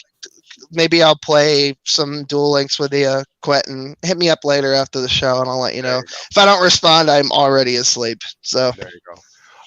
Maybe we can gravitate towards unpacking at least one of the points for Jamie, because it's actually kind of interesting because we do have a Jew in the room who has a similar alignment to a perspective of soul sleep, and Chris Keith, a fellow Christian, who might have a slightly different perspective on the issue. I don't know, Chris Keith, if you've done any looking into the soul sleep. Actually, I have. You know, Neff's like really hardcore soul sleep. He is. That's true. Yes, Neff free is. That's correct. And it kind of aligns a little bit with, in a way, with annihilationism. I don't like annihilationism. I use the term destruction because there's some things in annihilation I don't agree with. So maybe conditional immortality. I would even go along Chris Date, but yeah, it kind of aligns with it in a way. Because of what I said earlier, you know what I mean? It doesn't make sense how one person be suffering now and then Hitler's suffering, later on. No, I thought that was a beautiful argument. I thought that was a beautiful point you made, Chris Keith. Yeah. But like I said, I'm not pulling the Gnostic. I've got special knowledge no one else does. I mean, I've got the same stuff that everybody else has, same tools. And if somebody's, I do follow what the church fathers say, but there is some writings like Chris Date, has a good video on his channel that talks about, what some early church fathers said. So, there's a lot to it, a lot to unpack. It's not just a quick topic. The problem with the church fathers is a lot of different scholars are or have different views on that. Even when they disagree, I mean, I'm sorry, I cut you off. Go ahead, Jamie. I'm gonna cut you off. Sorry. I was just saying, it seems these scholars have, if you read them carefully, Chris Data has pointed this out, and he does. He has a few videos on it, but you can, in my opinion, you can show where some people who read the earlier church fathers think it's like there's like baggage attached to the words, kind of like. That is exactly what I was gonna say, and without even Chris Date pointing that out, I noticed that. But go ahead. Yeah, you can just, the things they point to are like, some of them are you can't tell for sure, but most of the earliest church fathers, the ones that would have been directly in line after the apostles, were just pretty much spoken biblical terminology straight up. You see it shift as you go. So it still but comes down to like what the words actually mean, and do we know exactly what they mean? Like when Smokey would be like old earth, what you know what I mean? What the word for a day means? You know what I mean? Right, In I what do context? Go ahead. I think it says. I think like you got to pick out the statements where they make extra biblical claims, because that's what you're looking for to see what they thought. And so based on, and they have scripture. So most of them. Yeah, but go ahead. Sorry, you're just a little delay. I apologize. Go ahead. Yeah, and by the way, guys, I'll tell you what. Go ahead and take the room, and Chris, you're probably competent to carry this conversation for a little bit. I'm gonna go grab a cup of coffee. So Sure, go ahead. So you guys go ahead and take the room. Yeah, go ahead, grab some coffee. All I was going to say was like there is passages, you know, like for example, a simple one would be like Sodom and Gomorrah, and they use the word eternal right there. You know, it's used in the same place that would, and somewhere else that could mean it's you would think would be eternal, as a sense that as we know, eternal would be forever, you know, but it's not. It couldn't be like, it couldn't be eternal fire. It couldn't be still burning today, you know what I mean? Or it still would be burning. So, but go ahead. Yeah. Sorry, cut you off. No, that's a good one. I'm cool with hearing you. Yeah, and I think I don't really buy the whole. There's a verse that people point to on that where talks about heaven and hell or whatever, and it uses eternal, and so people say in the same verse. Yeah. Yeah. And I forget which one. I don't have it in front of me, but they say Chris Date's got an excellent video on that one too, man. Yeah, he talks about that too. I agree with him on the idea that it's not. We'd rather say like it's eternal. It is eternal, and it's just it's the one where it uses eternal destruction. So the destruction is eternal. Right. Exactly. Yeah. And it only makes sense. There's no contradiction there. It's paradoxical, but it's not contradictional at all. Yeah. Or contradictory. Go ahead. Yeah, I think that fucking image is never gonna die, is it, Will? Who's the retard here? I am the retard. I have been summoned. Quentin, that's that voice. I know that voice, Quentin. And I don't even really know you, but I've heard you speaking before. I can spot your voice. If you look, I'm sorry, I just realized my mic was away. Yeah, if you look at my avatar right now, this is a real still photo of Quentin. It's definitely not something that I drew. You know it. It's 100% of confirmed that is me. Yo, dude, that's like totally lit. Well, I can't play Duel Links with you because my fucking computer died, so no autistic dueling tonight. I'm gonna make King of Games one of these days. Sorry, we're derailing again. Go ahead, guys. My bad. Is that Bobby from? Looks like Bobby from. That's what they said, but I literally just drew Quentin. I took a. Humpty. Yeah. He keeps everyone. I hit the join, so you know. Fucking Will's here. I love you, Dad. But no, hang on. Sleep though. To you guys can have your conversation. We'll have one in the middle. As far as sleep though, to be, you know, a lot of people used to be absent with the bodies to be present with the Lord, but it's not really. I don't know if that's exactly how the verse goes, and context on that. I'll look it up. But go ahead, you guys have a little. Do your little thing now. Get more information. So, hey, Will, why don't you do this part? I came to destroy, so. Yeah, okay. Destroyer of channels. You're Peterson now.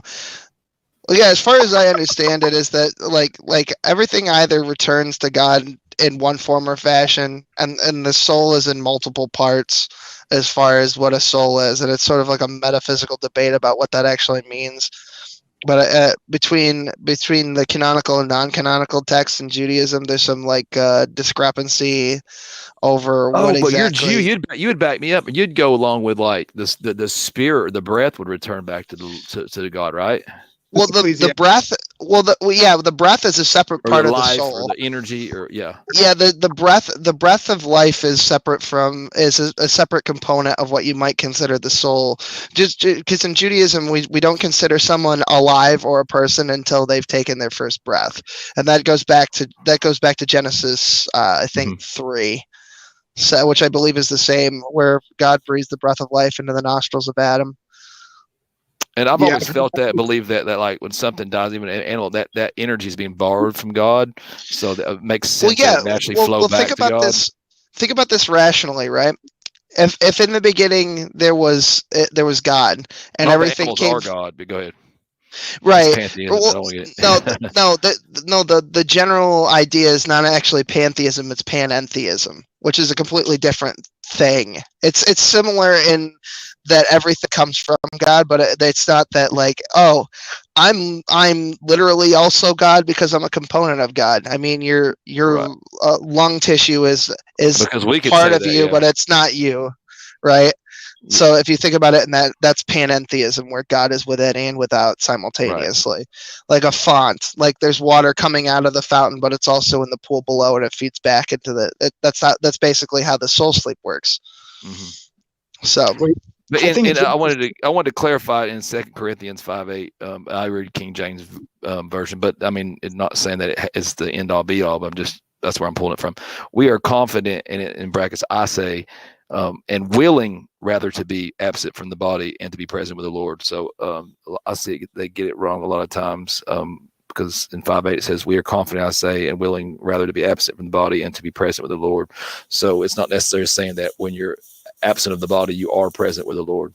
Go ahead. Well, that's the thing, is that there's in Judaism there's a distinct dichotomy between the mind body dichotomy and what the components of the soul, because everything in its physical form is technically a manifestation of spirit, in that it all comes from God, but not that it's literally physical spirit manifest in the same way that like you might consider an apparition in a metaphysical sense, like a ghost or some such gosh.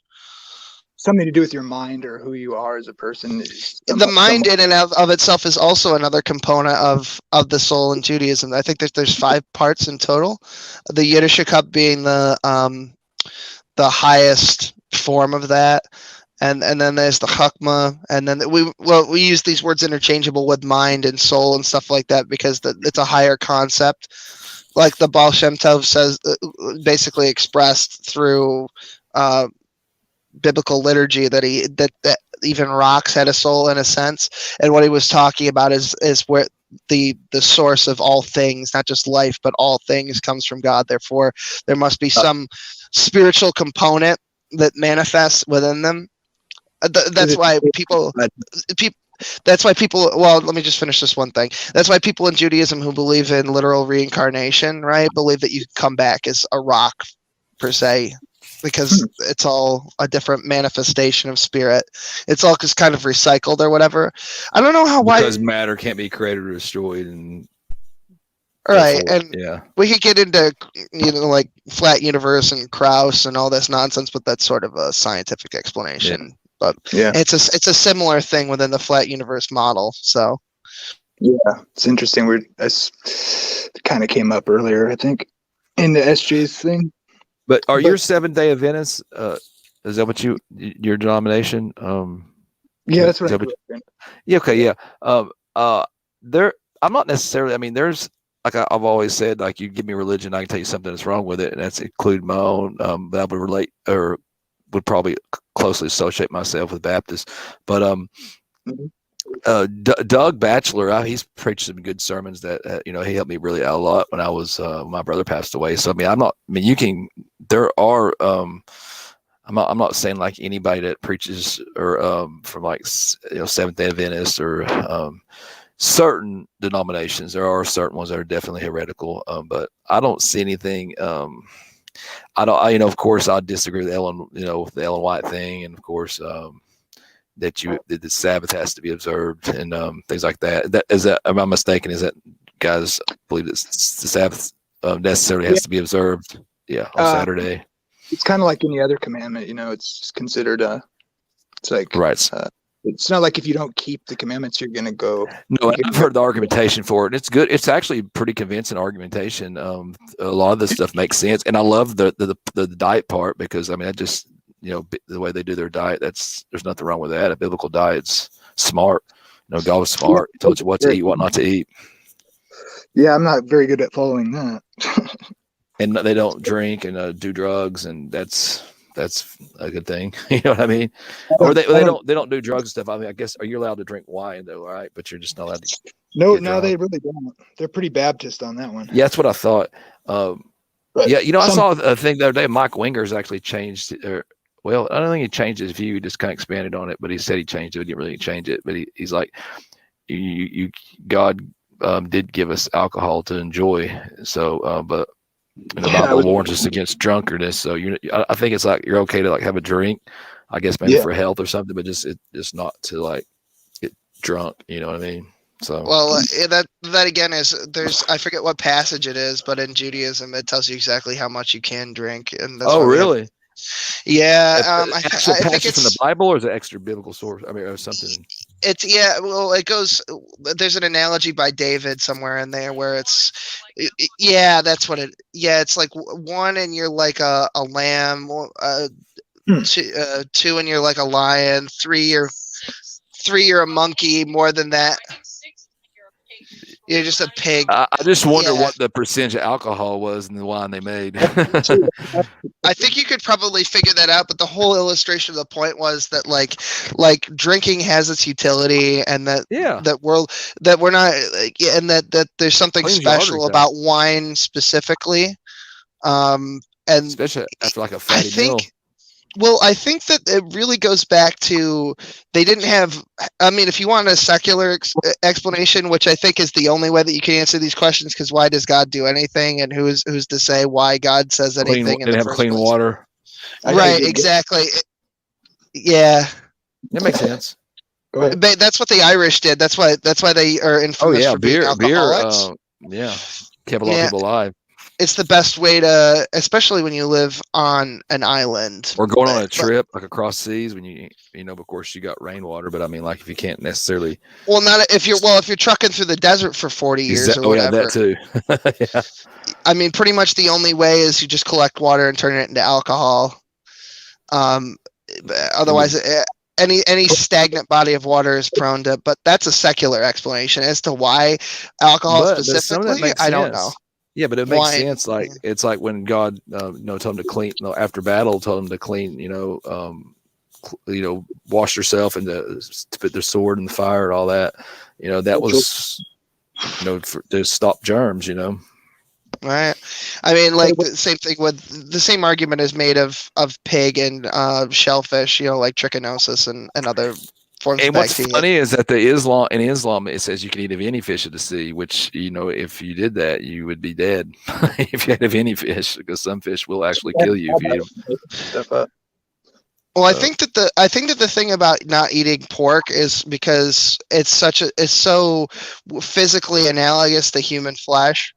Yeah. Because I don't know if you've ever, you probably not, but if you've read Hitch 22, he goes on to.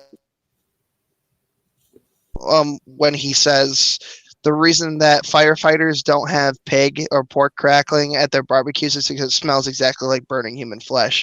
And even in ballistics tests, they use pig as a human analog because it's so physically similar. Oh yeah, and they give people hearts. They get their stems, for their valve stems or something. I don't know if that's ever been ruled on. Lo, maybe you can answer this question. Is a porcine valve for a valve replacement acceptable in Judaism, or are we not allowed to even do that? A pig valve, because you can have a cow or a pig or an artificial. Great question. Well, you're not consuming it, so as long as you're consuming it, but I have to look at the verses. Oh yeah. Okay. So this is a fun thing in Judaism. A positive commandment always outweighs a negative commandment. So, for example, if you're like starving in the desert and all you have to eat is like a pork chop, for example, you're obligated to eat the pork chop because you're not allowed to let yourself die. Right. Period. That makes sense. Oh my God. How come you guys don't kill? Is that Peacock Nefesh? Is that right? It sounds right. It almost looks like it's spelled Pikachu, and I almost want to say that, but yeah. So this is how we decipher what we should in any given situation. If you're not a rav or a rabbi or whatever, or a rebbe or however you want to pronounce that, right? The way that you discern whether you should or shouldn't do something is that you always make sure that you prioritize a positive commandment over a negative commandment. So thou shalt is always more powerful than a thou shalt not. What if it says remember? You what? I said, what if it says remember first too to do it? Well, does it follow thou shall or thou shall not? Because that's how everything is phrased in the Hebrew tradition. Thou shalt remember. Thou shalt. It says, oh, I see. Okay, that makes sense. Yeah, I guess. Yeah. Yeah. Stupid Orange says it would have been better to teach them how to make soap, but you know what I mean. You still. I think they did out of manna. I think they did use manna berries because it's like that Chinese berry that they used to make soap out of. I guess it's sort of like a utility thing when you mix it with water and some other. It's not like mud; it's some other mineral component. Excuse me, Jesus. And maybe at the time he wasn't wanting that to be, you know what I mean, for it to be spread upon. Well, literally, we have because he was trying to keep the line of. Go ahead. We literally in Judaism we literally have ritualistic washing. So I mean before bread and there's a bracha for everything because you're supposed to bathe in the morning and not just wash your hands but the whole thing, and then the washing of feet, which of course is brought over into Corinthians, I believe, with Yashka and the whole thing with the Canaanite who came and was like, and bearing your waist, your body waist, you know, isn't it? Mm-hmm. Yeah. So. There's rules and regulations for just about everything in Judaism. So, and there's one thing though I will say apart from that, man, I keep cutting you off. I'm sorry because you start. I don't know if there's a delay there. I'm apologize. Go right ahead. I apologize. I don't know if he let the stream. It seemed like there was a delay. He left. Yeah. I hope I didn't leave because I was overcutting him. No, it sounded like he yeeted himself from the internet. Jamie cuts out. Yeah, there, I was every time I get ready to talk, I would overtalk him, but forgot what I was saying. I think he's got. Oh, here he's back. He's back. Okay, here we go. Right, glad I got back just in time to let him back in. There we go. Yeah. All right. Sorry, am I delaying still? No, you're good. You're good. Okay. I was going to ask Will if there was any Jewish writing about Exodus 16 and the whole idea of the code, because you were saying, like, I know the idea I usually hear from Jewish people is like the Noahide laws and stuff, but like how do you make sense of the Sabbath thing on the creation story, or like the manna not having to be double collected on Friday and not Sabbath before Exodus or in the Sinai thing? It's pretty much the same thing. It's pretty much all positive commandment, and there were special. There was first of all, they hadn't even received the law in the first place, so they weren't culpable for it. So they were just doing what God said pre-Moses.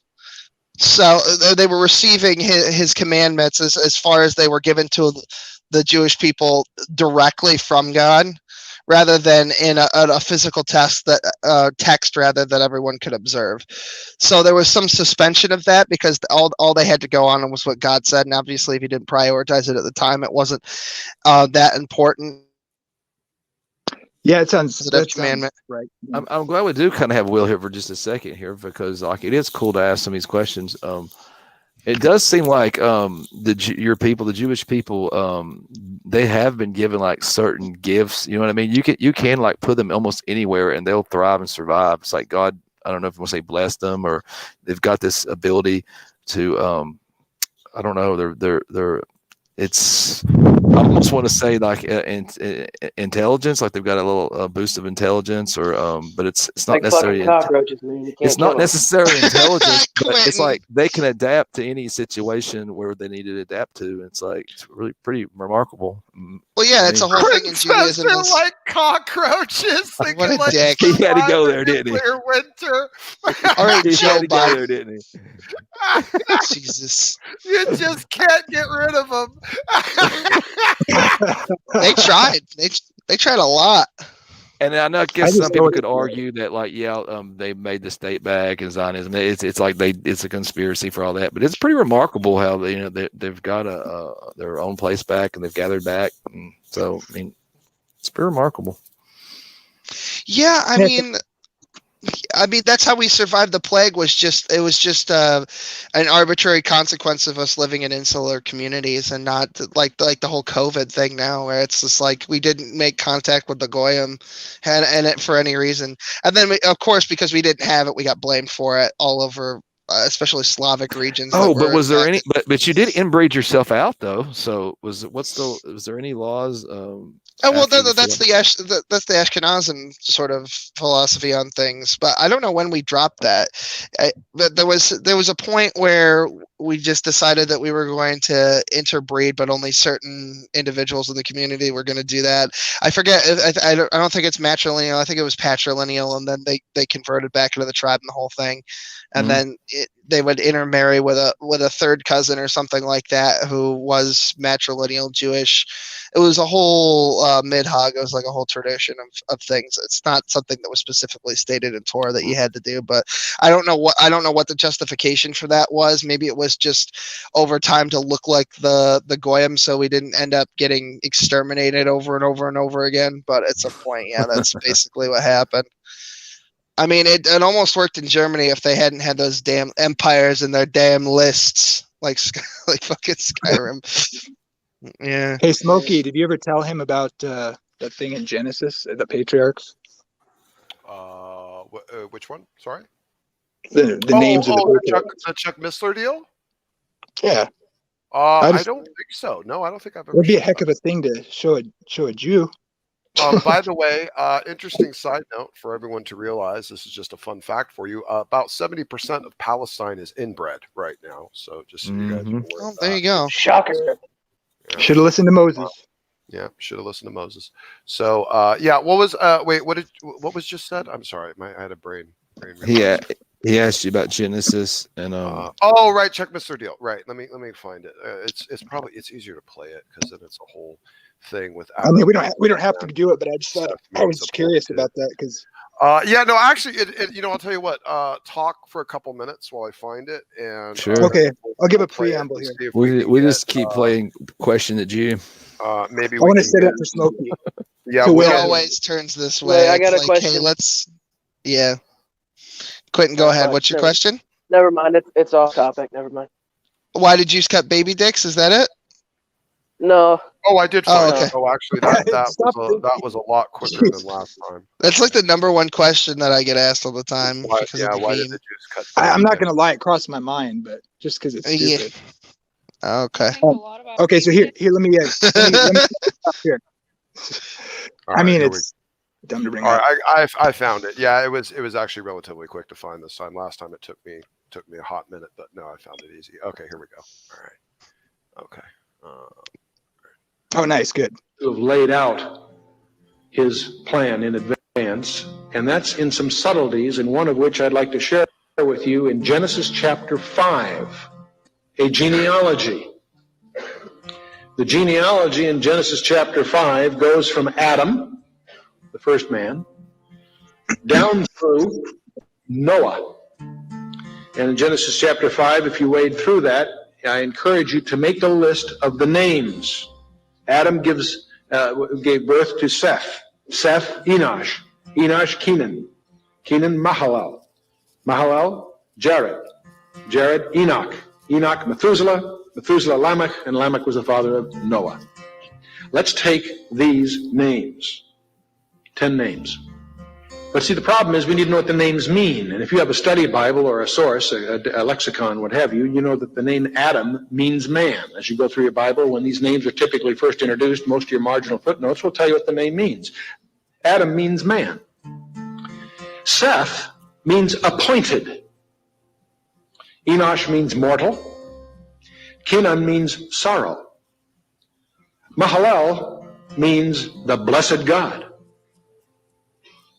Jared means shall come down. Enoch means teaching. Methuselah means his death shall bring. Lamech means the despairing. And the word Noah means rest or comfort. Now, let's read that genealogy as a sentence. Man is appointed mortal sorrow. The blessed God shall come down, teaching that his death shall bring the despairing comfort. Isn't that wild? So, well, that's interesting, but I mean, literally, that's how names work in Hebrew.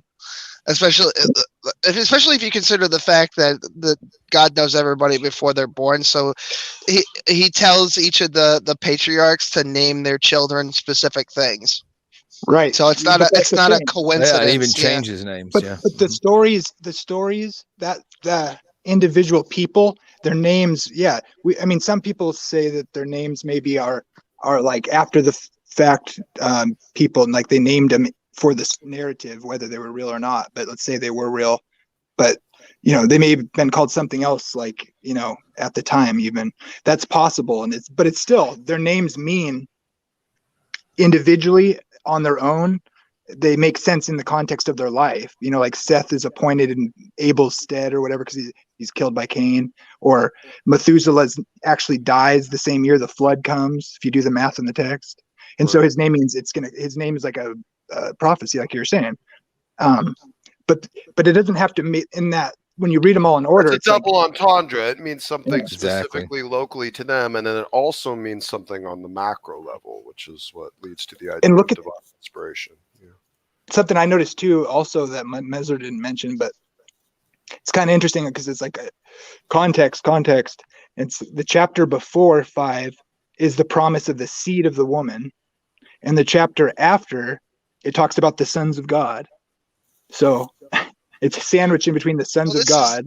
This is the other thing that happens when you're translating these texts into English, and then it's also edited and stuff. And this is just my perspective, is that a lot of the nuance of the language is lost. For example, there's metaphor and allegory and other syntax that's lost between the translations of old and new versions of the language. Like for example, 40 days and 40 nights doesn't mean literally 40 days and 40 nights every time it's used. What it's used as a colloquial phrase often in ancient Hebrew is a metaphor for a long time. Like, for example, if you were to say I was in line forever, it didn't literally mean you were in line forever. It just means it took a very long time.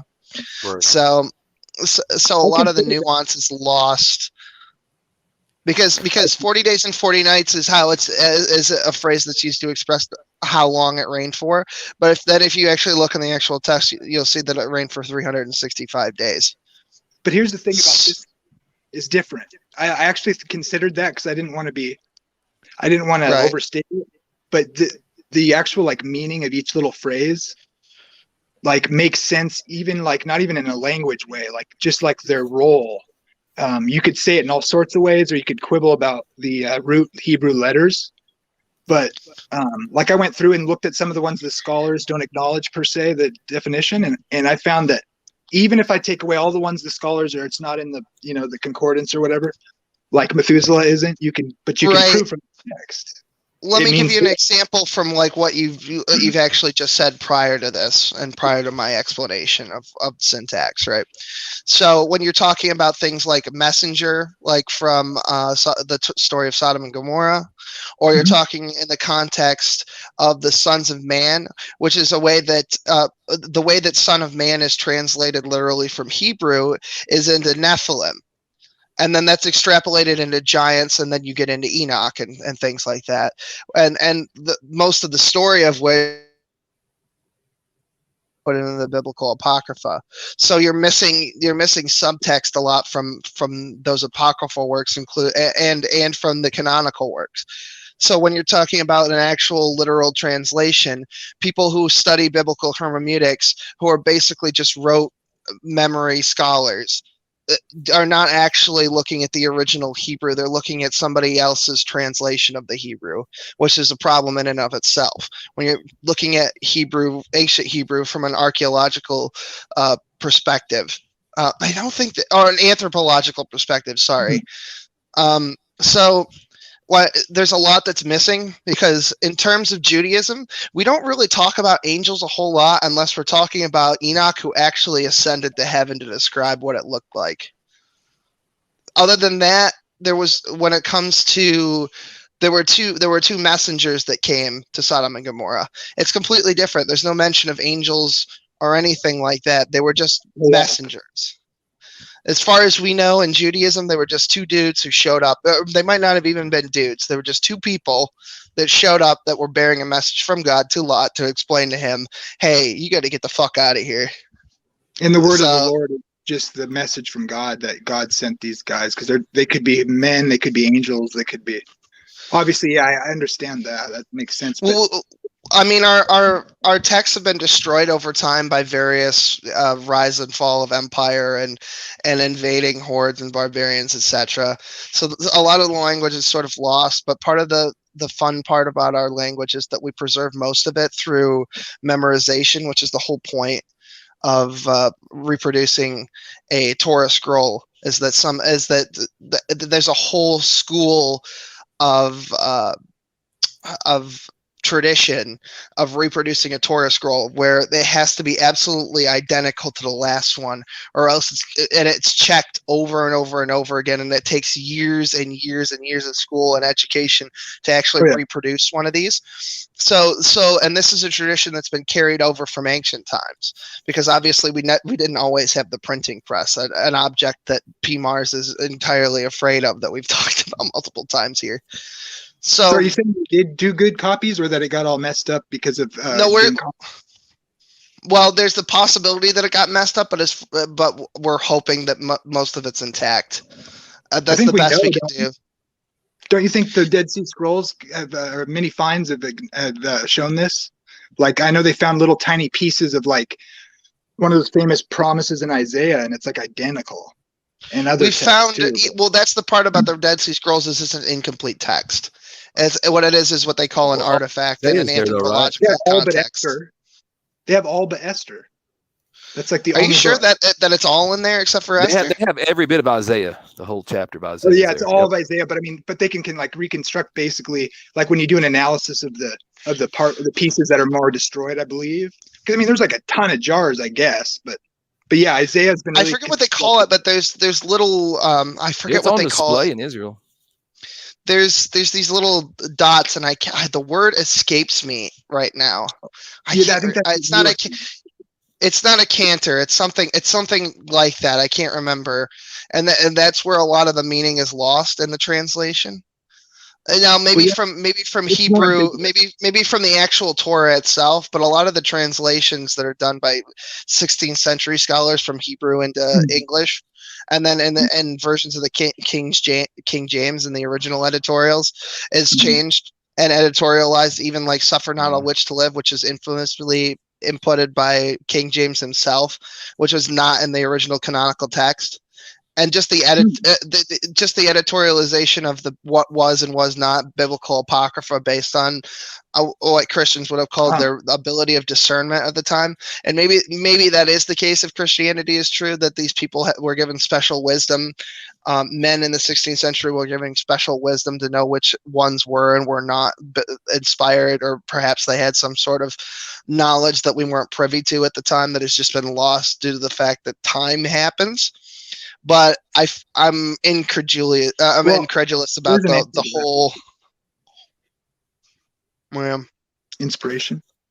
Well, I would say, like, if I hit you with like Isaiah 53, servant passage, you would probably argue with some of that. That could be lost to time. Some of those words may whatever. But if you look at the typology, like, you know, have you ever looked at typology in the Old Testament of Jesus?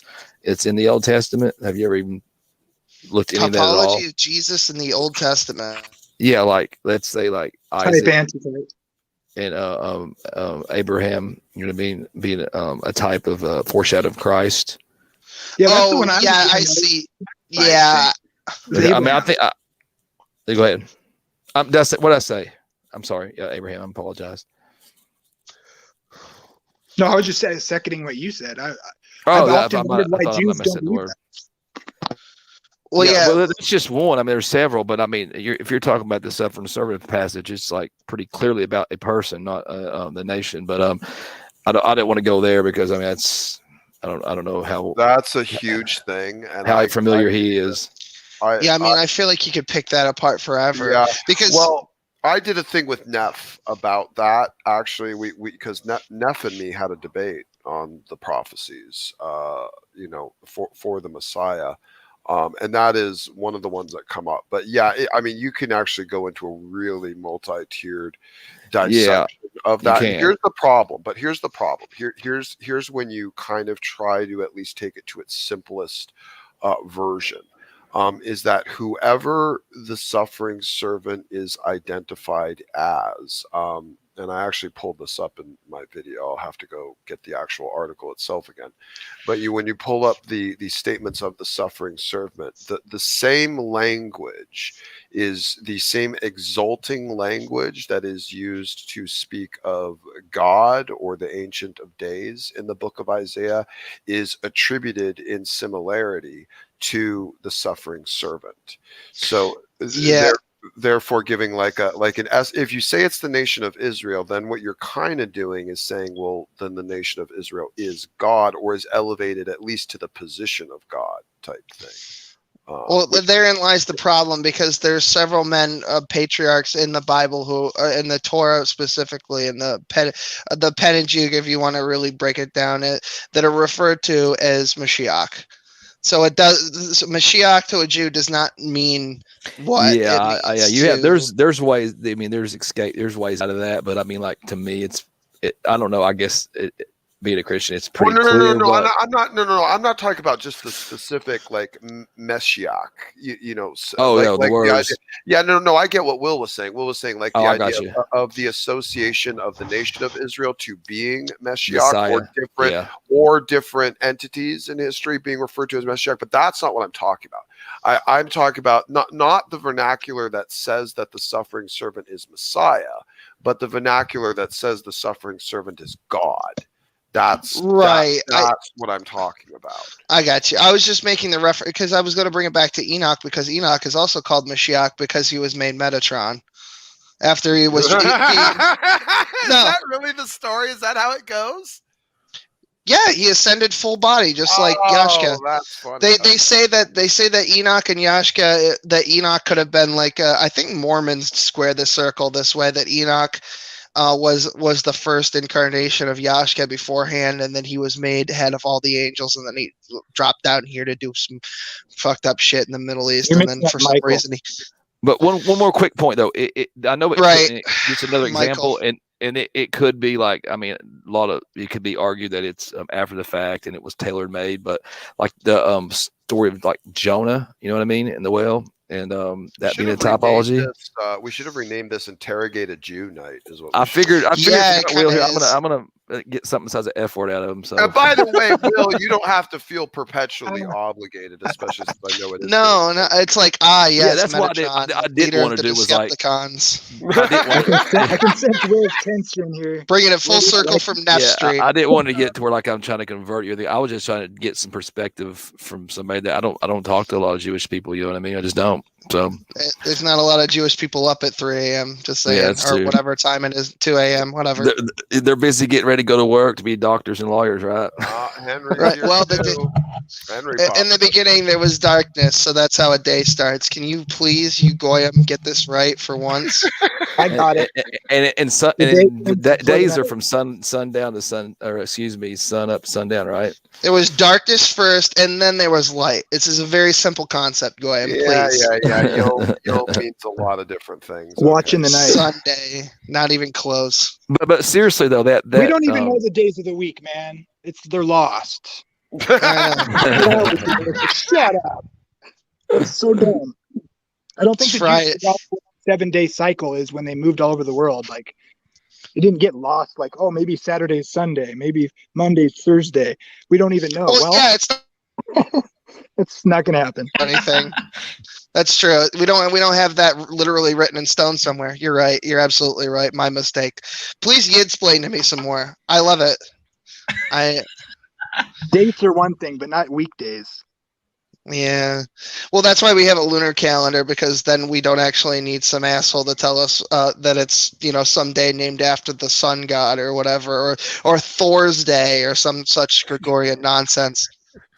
Yeah, it's almost like it's great too, because the Goyim get this completely fucking wrong in the first place, because you guys tailor your Easter holiday of the death and resurrection of your Lord and Savior to our lunar calendar to coincide with Pesach, which is on the lunar calendar that we use to keep track of everything. So that's sort of convenient that you would just be like, we don't know what day it is. Well, Jesus certainly did, didn't he? I mean, Passover. If I just may, for the sake of appealing to a little bit of the I guess Occam's razor side of this, the dictation inside the text is to remember the Sabbath, and the Sabbath is located at the last day of the week, which we have associated as Saturday. But might I say, the decision that the end of the week is Saturday or Sunday is a purely cultural, arbitrary decision. Whether the week officially ends on Saturday or officially ends on Sunday is a matter of cultural perception. There are people that have their weeks begin with Monday, which means that the last day of the week would be Sunday. So there is an arbitrariness, there is a subjectivity to this that even flows from the cultural paradigm, which is why I think we have those passages from Paul, that say, do not let anyone judge you for observance of the Sabbaths, because these constructs are ultimately based upon, cultural subjective venues. So for the Jews who had the particular calendar that they had, they knew what the last day was, and it's not necessarily unequivocally carried over to our modern calendar. Let me offer this as a rebuttal. Would you say that it's not like are you saying that it's not such a big deal, a particular day? Like, as long as you take one day and 7 off, it doesn't really matter which one it is. Well, I believe even Paul said that. I believe that's biblical. So. Okay. I guess. I mean, but literally, like it's a commandment. The problem is that some jagon 200 years ago decided he was going to add up all the days to figure out how many years from creation, right? And then it just turns out that he got the exact same year that the Jews were using as their year. So. It just happens to be that he just went through all of that trouble to get an answer that we already had. So that's cool. Good job, Goyim. Very cool. Like 50 years off or something his? You what, Hertz? I think you're 250 years off his. I don't think so. Because you say it's 5778, isn't it now? Yeah, something like that. I believe so. I think from Usher's account, it would be. Right now, it would be 6,000, and don't count the year one, so that'd be 6,025. Well, the problem is that we did the same thing. That's how we got the year. Right, that's what I'm saying. It's 250 years different than Usher. That's all I mean.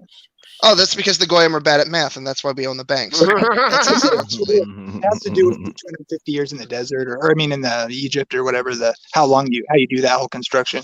But, it's a weird thing with the colloquial, like I said before, with turn of phrases and stuff like that. That you guys get the years fucked up because you don't know ancient Hebrew. So, but that's okay. Leave it to us to figure out what year it is, and then you just do the rest. We'll get it done. This is why we're lawyers and doctors and Indians for some reason. I don't know what that is. But yeah, I mean, you can argue those things, but like if you've just never looked at any of the typology in the Old Testament, like the serpent in the wilderness, where they were hit with the fiery serpents and they had to look to the bronze serpent that was raised up. I'm not trying to piss anybody off here. I'm just going to say this though. That's interesting, but I don't think that literally Shakespeare and 100 other people have dissected this to the point where it's like, or not Shakespeare. That's right. What the hell? William something or other dissected the works of Shakespeare and basically made it analogous to the Bible. Yeah, I've heard an argument. No, it doesn't fit like it does in these, man. There's criteria. It's like 3 days and 3 nights in the belly of the. Go ahead. So you do you think? What do we got here? Some Goyish Mishigash, probably. Yeah, here we got verse 16. This is Paul, Colossians 2. It says, "Therefore, let no one pass judgment on you in questions of food and drink, or with regard to a festival, or a new moon, or a Sabbath.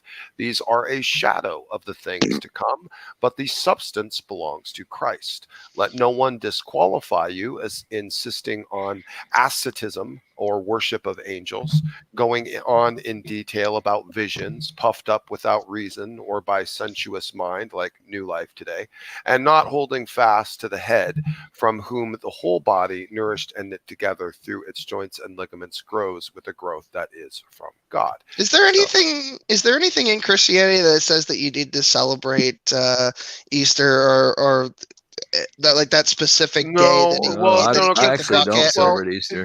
The only thing that we see as a dictation in terms of a type of remembrance or event would be the Last Supper, or doing Christ's dictations to the disciples. Do this Passover, remember right? for me. You have to remember that particular event.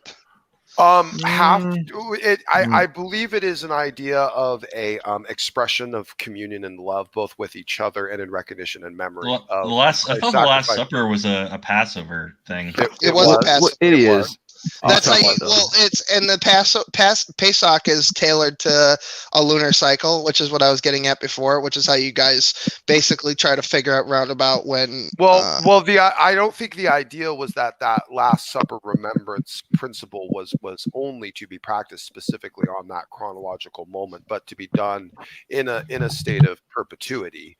Like in every church, even since if you even go back to the Didache, which is the writings of the apostles, the disciples of the apostles were the writers of the Didache when discussing the table of the Lord, make a note of the sense of communion, that not that it's set on a specific, chronological date. Well, it was for them. They always met on the first day, which would be Sunday. That was tradition, what they were doing even back then up into the first century. So that was a common thing. But when they were meeting up and they were communing, they were doing it as a regular, almost weekly interval. And at that weekly communion was the practice of communion and the Last Supper and accepting the sacrament. So it was a regular idea of remembrance. And even actually during the apostolic times, this is true, because Paul is scolding people who are using it as an opportunity basically to go and be gluttons. So still, even during apostolic times, the idea of the communion or the Last Supper in remembrance of Christ was a regular thing, not set to like a specific celestial interval.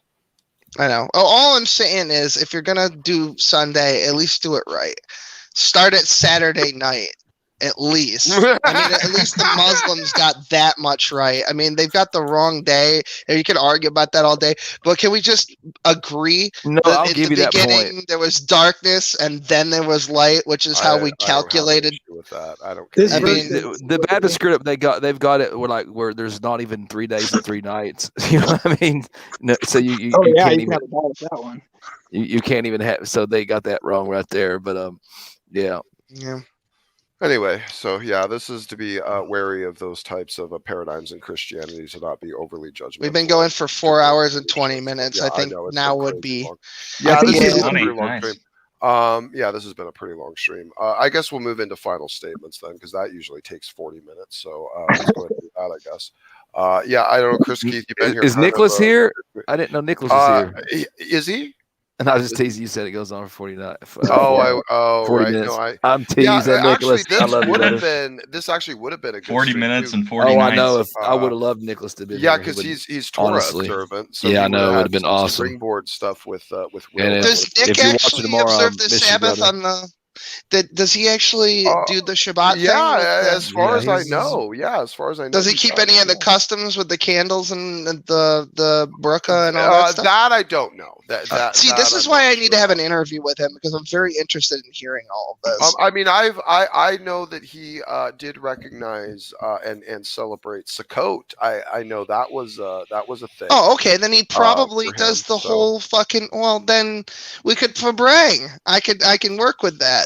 I don't know. Yeah. So yeah, he'd probably enjoy a bit of that. I think possibly. Yeah. Which we're not supposed to judge him on that either. So yeah. No, I mean, by the way, yeah, let meet me in the mention middle. this. If I could, real quick, as a kind of final point, exhortative and also biblical, by the way, Hebrews 4. Actually, let me pull it up. That's going to be better. Let me pull up Hebrews, because Guru lady here makes a beautiful point. And Guru, thank you for going and following on Twitch and commenting from over there. I appreciate that. That's a nice thing. Every day is the Sabbath. Wow.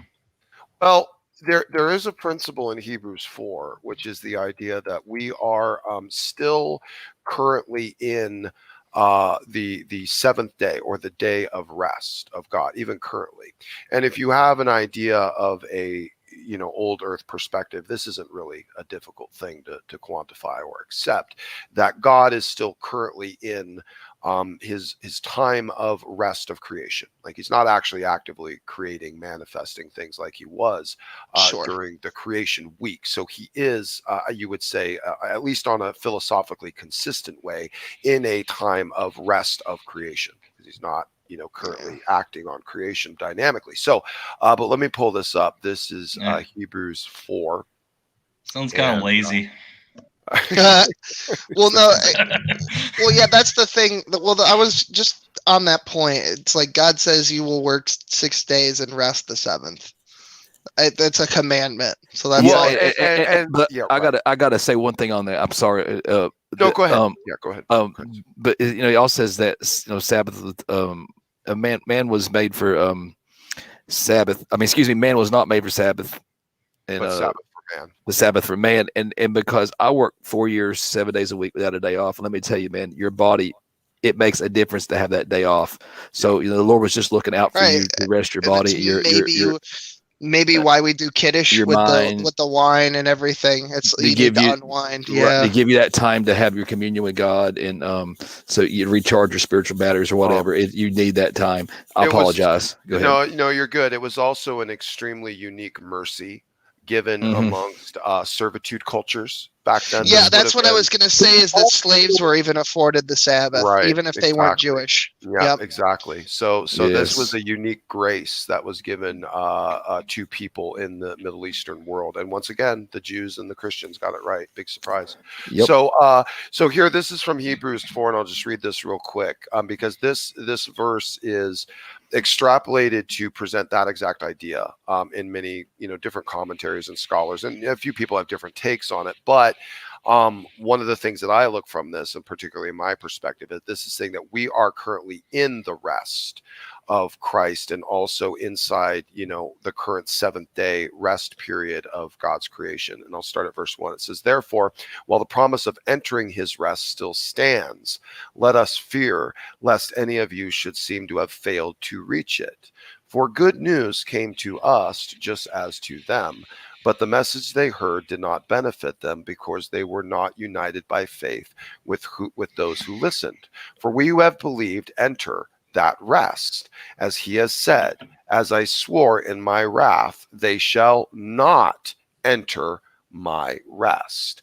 Although his works were finished from the foundation of the world. This gives a non-temporal component to the expression of the finishing of his works. At the finishing of his works, that actual event is non-temporal in relation to God, and yet is temporal only to our perspective, which is why it's given to us in a narrative form, so that we have the idea of Sabbath, which is a grace and benefit to us.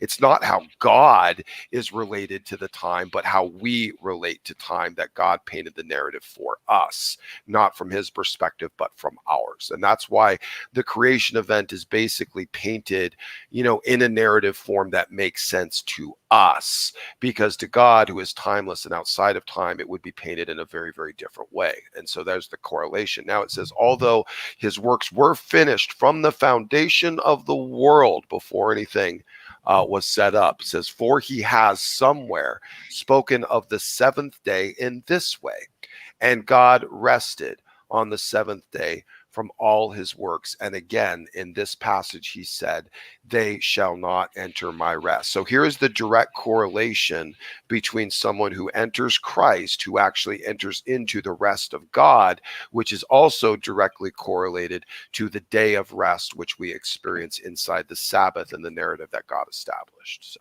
and with that, I'll yield, I guess. Thank you. Well, yeah, well, I mean, within the Jewish tradition, the Sabbath is actually sort of reversed in terms of what God does and doesn't do. There's a turn of phrase that's used. I kind of poke fun at because J-Dubs uses it a lot to explain away things that are horrific. But it goes something like this: nothing bad happens on the Sabbath, meaning that anything. Yeah. Well, I did point out to them that there were many Sabbaths on during the Holocaust, but apparently that escaped him. But basically what that turn of phrase is getting at is that all things that happen on the Sabbath were meant to happen on the Sabbath. So well, technically a whole bunch of Jews were given a whole bunch of rest on a whole lot of Sabbaths during the Holocaust. Right. It's actually considered a bracha, a blessing, to die on the Sabbath. Was that too much? No, it's actually not, because that's how it was viewed at the time, and how some people still view it, is that it's a bracha to die on the Sabbath. All right. It's a blessing. All right. And there's a tradition of it's in your version of the Bible too, I believe. I forget what chapter and verse, where a father who's on his deathbed on the Sabbath, who dies on the Sabbath, who delivers a blessing, the blessing will be given from God directly. So if he says you will do X, Y, and Z, that blessing is then bestowed upon the son, or whoever. I guess in this case, it's usually the firstborn male son who it's bestowed upon, but not always exclusively. And if the father dies on the Sabbath, then the bracha will come to pass, I suppose. So when I tell you go kill yourself, I didn't make sure to do it on Sabbath. Then okay, got it. True. Well, I'm not allowed to kill myself on the Sabbath. Any other day of the week, it might be all right. Yeah, that would be work, honestly. So. Oh yeah, you couldn't work. It would actually. Yeah. Yeah. I can't. Didn't you say earlier that if you had the choice between two of the lesser evils, you have to do how'd that go? Yeah, a positive commandment supersedes a negative commandment. So a thou shalt supersedes a thou shalt not. Well, I had a question. So you would be able to kill yourself because that'd supersede. Go ahead. Right. Well, I guess my question was, for the Jewish guy, how do you feel? The Jewish guy about like? That's not correct. And here he's the kike. Yeah, nice. The keikel, yeah, sure. Okay. I'm kidding. I'm trying to see if I can get us banned from Twitch, but I don't know. I think it's going to happen tonight.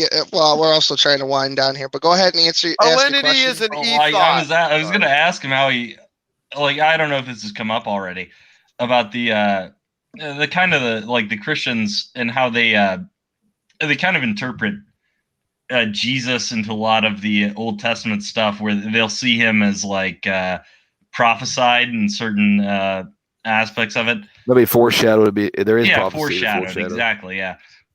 Do you is there anything there, or do you think they're reading into it? Obviously you're a Jew, so I assume you don't buy it. But I guess how do you feel about it? How do you explain it? I mean, it seems like they have some arguments this seems to be foreshadowing Christ is Jesus or whatever. Even from Genesis, when the Genesis, he's like I'm going to give you a lot of. I'm gonna give you the benefit of a lot of presupposition here that I wouldn't normally afford to anyone, but for the sake of this hypothetical, let's say everything about that is true. That Jesus is the life and the resurrection and the whole Mishigash, or the whole thing, right? And that everything, right? Well, let's just I'm just gonna give you that he did all this stuff and then the whole thing. In the tradition of the actual prophecy that is being spoken of, and when we're talking about who the Messiah will be and where he'll be born and what his lineage will be, etc., right? He meets all those conditions except for he doesn't actually complete the prophecy because he hasn't come back yet. Because he completes the back end of the prophecy at the second time around. Well, didn't he? So he hasn't actually. Was there not? Didn't you guys? Yeah, but he hasn't. But all the other two messiahs. All the other stuff. Well, here's the problem. All the stuff that happens in Revelation and the 1,000-year kingdom and all that stuff is supposed to happen when the Mashiach is alive, and that is the completion of prophecy. It's in that moment that everything. He's not dead, right? I agree. He is alive. Yeah, that's their thing is that he's not dead, right? Well, it doesn't, alive or dead, it doesn't actually matter so much as the actual finishing of what is described in Revelation. Okay, so if he comes it's back, not Mashiach until he does the whole thing. Which kind of screws us if you guys are right. But I mean, yeah, if he does like come back tomorrow or whatever, then he would be okay. Like that would fulfill everything. Because that's what they're all waiting on, right? Well, this is the problem: is that even we're trying not to get screwed over, because even in the time of Moses, there were wizards and such that produced things that you might have considered miracles that were actually just, I guess, the modern equivalent would be witchcraft or science or whatever. If he comes back, you'd be fucked. Like you know. Well, yeah, sure. I mean, most of us will probably be fucked. I don't know how long we'll deny for, but I mean, my criterion is not set that high. But as far as the actual generality of the perspective of Jews, that's basically how it goes. I mean, like literally, like without the temple and the spotless heifer and all the other things, preconditions for Mashiach, and two people complained about like Twitch being glitchy, and apparently I had like low latency turned on, so I just switched that, so hopefully it's better. I don't know, maybe someone, Guru, if you're still here, maybe you don't mind jumping back to Twitch and see if that setting I just changed kind of made it be a little bit smoother. Maybe if you could do that, that would be awesome. But at any rate, that is the issue. So even if you give all that stuff about it's coded into the Old Testament, for example, he still hasn't done the fundamental thing that the original messianic prophecy says. But he's coming back to save Israel, so we still well, he hasn't completed the covenant, because the part of the prophecy is a new covenant. And in order for him to fulfill that according to the Jewish tradition, he has to do all the stuff. So you think someone else is coming that will do that? That is the general belief, yeah. No, he's gonna do it. He's gonna do it all in one shot. Whoever or she, it really doesn't. It could be a girl. It could be. Wow. It could be. If I may, just for the sake of, again, Occam's razor, type of argument. The idea of someone, I suppose. Thank you, Guru. Yeah, Guru. If it just let me know how it kind of sounds. See if it kind of at least tell me if it just seems better. Like if you could at least tell me that. No, but anyway, I'm sorry. Now the brain retraction. I apologize. What were you just saying, Will? Repeat. You were saying for Occam's razor for sake of. Yeah, I know. I got that. I was. We were talking about the Mashiach and preconditions for. Okay, all right. Yes. Right. So Messiah could be a transgendered right. person. So taking. My goodness. Okay, so outstanding. So the grand picture of cramming all of the messianic prophecies into that lifetime, if I may, would also include, I imagine, at least some consideration of potentiality of this, meaning that there is a suffering servant who is also going to suffer and have issues and problems and difficulties, and yet somehow also towards the end will be raised up to kingly position and political power and influence and control everything. So I mean, is this kind of the idea? It's going to be somewhat of like a Cinderella story? Is this kind of where the interpretation goes? Well, I guess the one way that you'll be able to tell the difference, and the one minor but important difference between the Jewish messianic and the Christian messianic, is that in the last days before the beginning of the 1,000-year reign of Mashiach and the 70 men greater and the building of the temple and the whole shebang, is that everyone's going to know Torah in their heart instinctively. You won't need to look at a scroll. You'll just know it. Period. End of story. Which is not something, I don't think, that's translated into the Christian tradition. Am I right on this? No. Well, you're saying everyone would know. Well, I'm confused. What would say the Jewish Messiah comes back? What happens to all the Christians that believed in Jesus in that scenario? They're all good. Basically, the way it works is in the Jewish tradition, everyone is, I guess, how would you put it, saved? I guess. I thought it would just be the Jews, because weren't they like God's chosen people? Like, does he really care about the goyim? I mean, you were talking pretty derogatorily about the goyim earlier, so that's sort of tongue in cheek, but basically there will be no more goyim, more or less. Jews. Yeah, really. Everyone's going to be resurrected from the grave, just like it says in your version. In my version, I mean, so we're all going to be Jews in that. I don't know. It doesn't. It seems like everybody will. Okay, religion pretty specific about a certain people group. Like it doesn't really seem to extend outside of that people group. We're just the ones preserving the tradition for what's ultimately to come. It's not actually that. That's the sole importance. Yeah, of that's what I've always seen the Jewish people in the Bible. Yeah, God chose them. We're just here to carry the box. Basically, that's mostly what we do. Is we just try to take care of the stuff until it's time for the real show to kick off. Okay. Like, I mean, we literally put God in a box. So, I mean, I don't know what to tell you. Yeah, sometime we have more time. I'd like to maybe talk about like the 70 weeks prophet when didn't he have to come at a certain time before the temple was destroyed? But we go into that another time maybe. Yeah, there's a lot of goings on with that whole particular. And there's maybe two messiahs they thought before. But anyways, I don't want to carry Smokey's stream on all night long. Yeah, I know he's on East. I know he's on West Coast time. Us East Coasters over here up to like 2 or 3 in the morning. I mean, it's actually, it's amazing. It's only 11 o'clock for me right I know he gets the beauty of having like 65-degree weather, and then he gets all these great times, and then we're up to 3 o'clock. Well, morning show's a little screwy for me. I have to give you that. I couldn't do no 5:30 in the morning. I don't unless I'm going to work. I'm not getting up for the sunrise. I mean, I'm usually up between 4:30 and 5 as just a normal situation, except for when like I really need like that extra. What time does daylight break there? It's right now, this particular season, it's right around 5:30 to 6. Oh, okay, that makes sense. If daylight's breaking, he's up with the cockerel there. It's the Sabbath, depending on it's dark. I am usually awake before the sun is actually up, but that's when it's still 4:30, 4:45, something like that. So but that was always the case for business for me. The great thing with all of my businesses is that it was nice to have 2, 3, or 4 hours of working time before anyone would ever call you, because you could get a crap ton done. And what I would find is I would be able to usually cut work early. I'd be able to stop working by 2 or 3.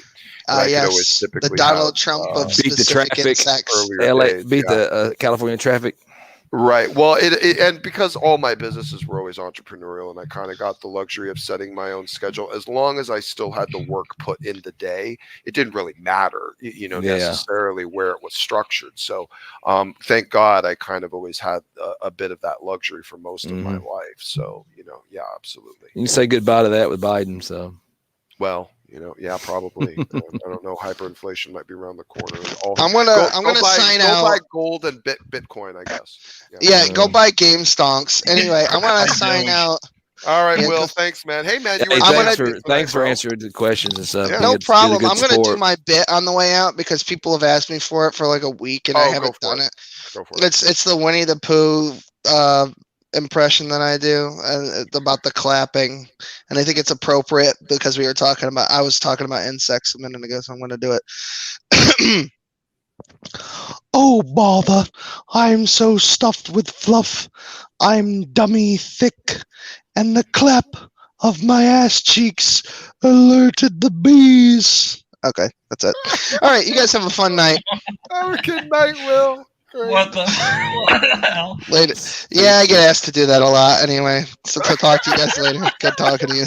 I don't know. Good stuff. Now, I will remind you, ladies and gentlemen, this is one of the funny things about. Now, do I enjoy this? I love Will. He's proven himself to be a great friend, but also Will typically would avoid and run away from theological debates and topics because he finds them very, very boring, and he finds them mundane, and he finds them monotonous and just the same crap being unpacked over and over again. So the fact that he stuck it through this entire time, better part of a 5-hour stream now at this point, and even discussed and answered questions specifically about spiritual things in Judaism and engaged in exchange and conversation was actually a wonderful thing for me and really, really cool. And part of the wonderful dynamic of this channel is it has that ability to attract people into these substantive conversations, even those that might not necessarily engage in them or feel oppressed or limited or cut off or clipped from expressing themselves organically as they want. And this environment is allowing that and approaching it with a bit of a different dynamic. I might have it completely wrong and be screwed and cursed to hell for it. I hope God I'm not.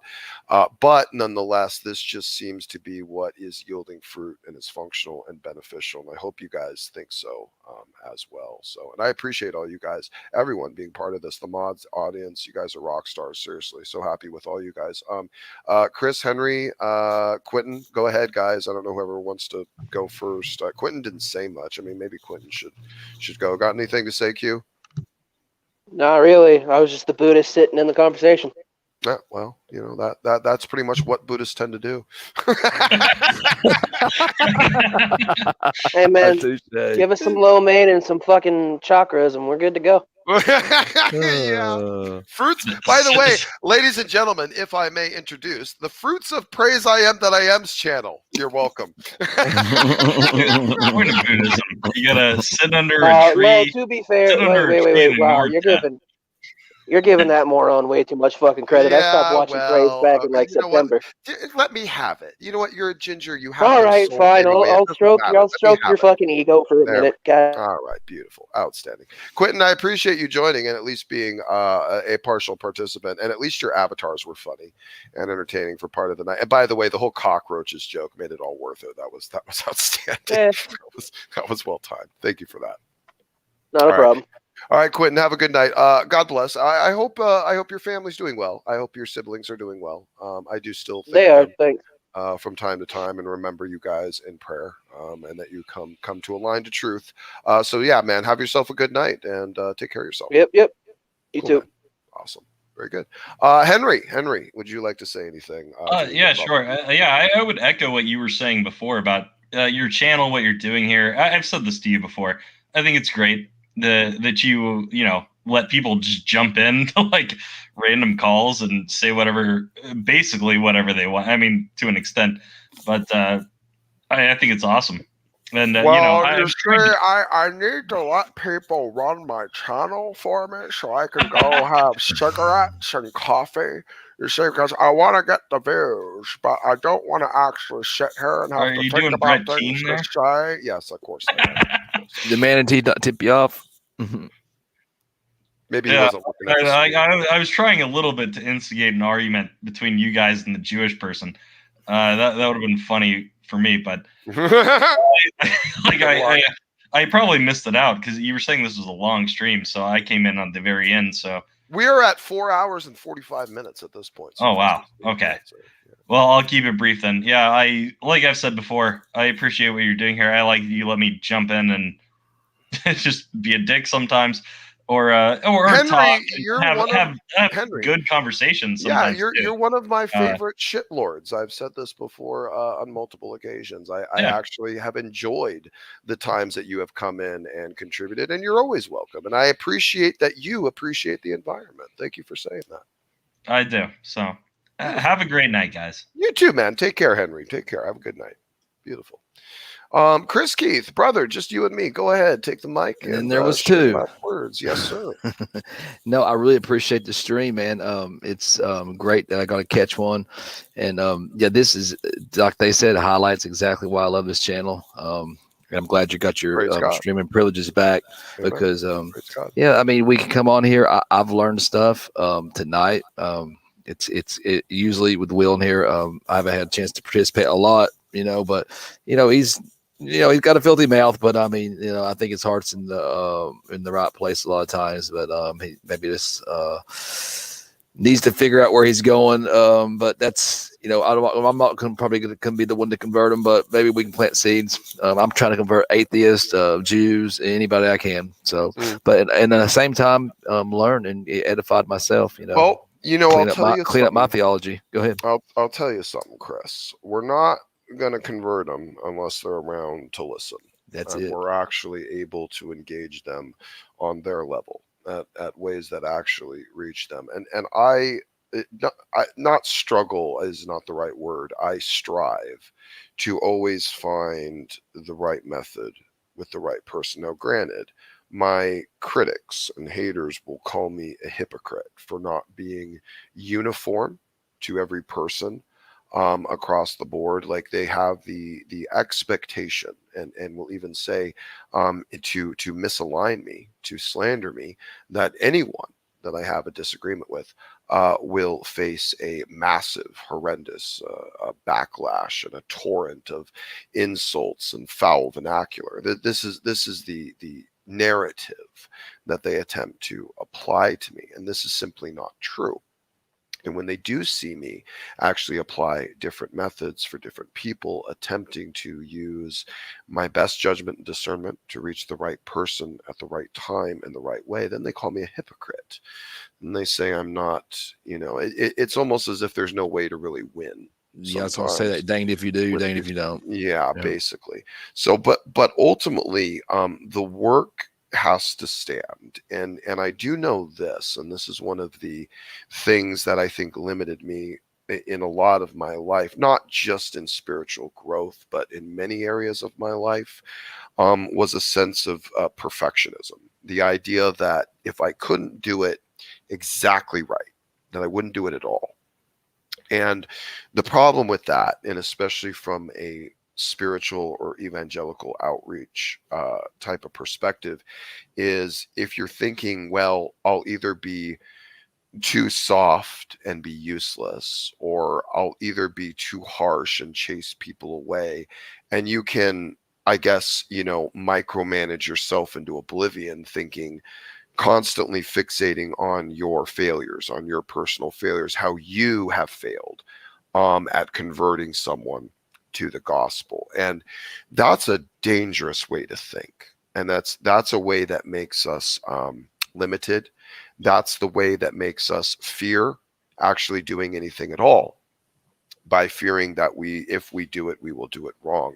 And what I would encourage anyone is, if they have that perspective, to learn from my error in this, which is to not let that stop you. That is a deception of the enemy to try to stifle you and to keep you from being effective. Because this is what we have promised in Scripture, is that even in our weaknesses, even in our failures, that God is righteous and good and just to use us. God can use anyone. God can use even Pharaoh, which is stated in the Bible. Even him, an evil, wicked, disgusting, abusive slave owner, can be used by God to his means and his ends. So even in my failings, even in my shortcomings, even in my spiritual or personal failures. I do have faith that my God is bigger than all of it. And even in where I may fail, as long as I keep my heart true to him, he's going to manifest through me dynamically and work with me. And even when I fail and fail to listen to that, he is still able to work and use me to the glory of his kingdom, and praise him for that, because he can use anyone, absolutely anyone. Even the heretics end up serving a purpose. They help us sharpen our faith. And as you guys have heard me say this many times, they help me provide a tapestry to paint a picture for you guys of a spiritual lesson in discernment and perspective that helps prepare you, that helps keep you alert, that sharpens your discernment. These people all have service, even in their evil. So I believe any and all of us, even in our weaknesses, have the ability to be used and can be utilized by God to bring glory to the kingdom of God. And praise him for that, because he is so great and he is so powerful. No, definitely praise God. I can relate to that for a fact.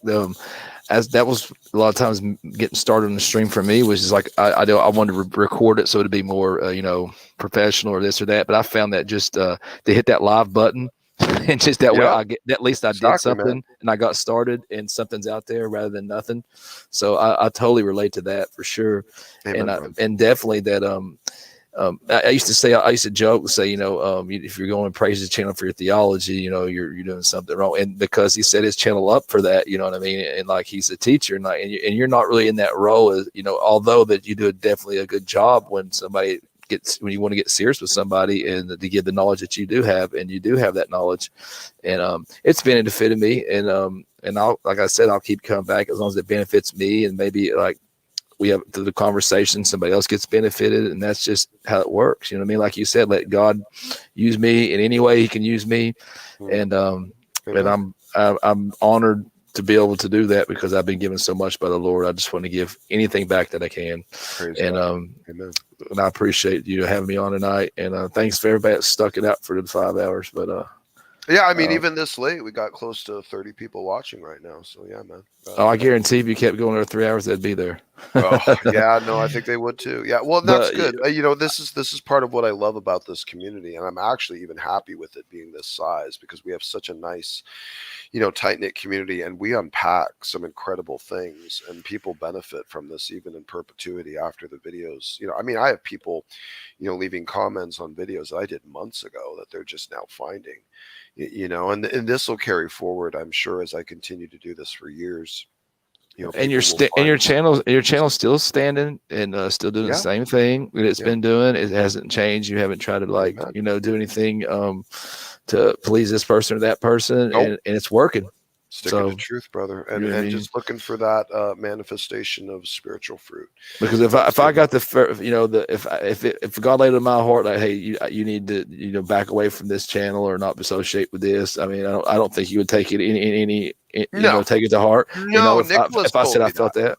Nicholas told me that, and I respected that at the time that he said it. And oddly enough, Nicholas does pop up from here to time, and usually when he has some really good specific purpose. Oh yeah, and he adds. I feel like he's led by the Holy Spirit to come in here just every once in a while and have something poignant and a blessing to lay out to people. But he himself admitted, hey, Smokey, I think it's time I, kind of move on and do my own thing in this quadrant and kind of do something a little bit different. And absolutely, Nicholas, God bless you, brother. Move forward, just go as the Spirit guides you. And all of us can have our seasons, and you can just end up having your Smokey season. And, when your Smokey season's over, don't fight it, because it just means God's got something else and something better for you. And by all means, forgive me for the vulgarity in this statement, but I want to make sure I absolutely drill this home.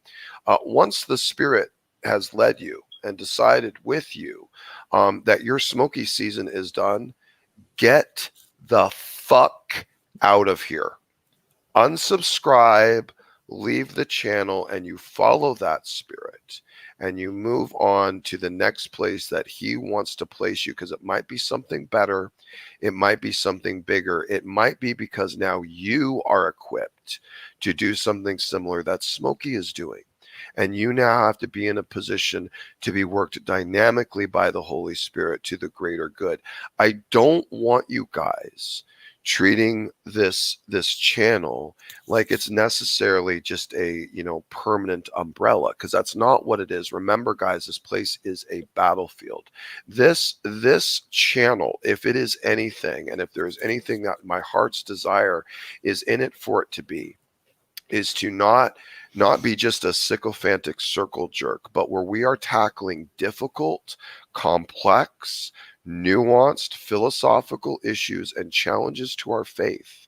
And we are equipping frontline warriors, not keyboard warriors in perpetuity, not people that are going to just take this stuff, have some entertainment, or let it go in one ear and out the other, or people that are just here because they like to satiate drama and flesh and nonsense. No. This is about having a true, genuine, substantive, substantial effect on selective warriors amongst the body of Christ who are ready to plow forward with the strongest and best argumentation, having unpacked these issues at length and in depth with all of the tools and resources that the power of God has provided us. Brothers and sisters, this channel is intended to be a little bit unique and not necessarily intended to be the type of thing that gets huge or becomes some massive Billy Graham freaking thing. Okay, this is not the macro outreach, guys. This is not the macro evangelist channel. This is like, think of this like almost like a church for pastors. And I hate that. That sounds so stupid. But I want you to think about people that are like of leadership roles, who are being equipped by the Spirit for having a dynamic work in their lives of some type of spiritual position of leadership, whether it's in their household or even inside their local community, or maybe even setting up a home church or a home fellowship. I believe that each of you are here and have been led by the Holy Spirit to gravitate to this channel because you are of a substance and a caliber and a character where you probably do have some sort of hope to that type of great work.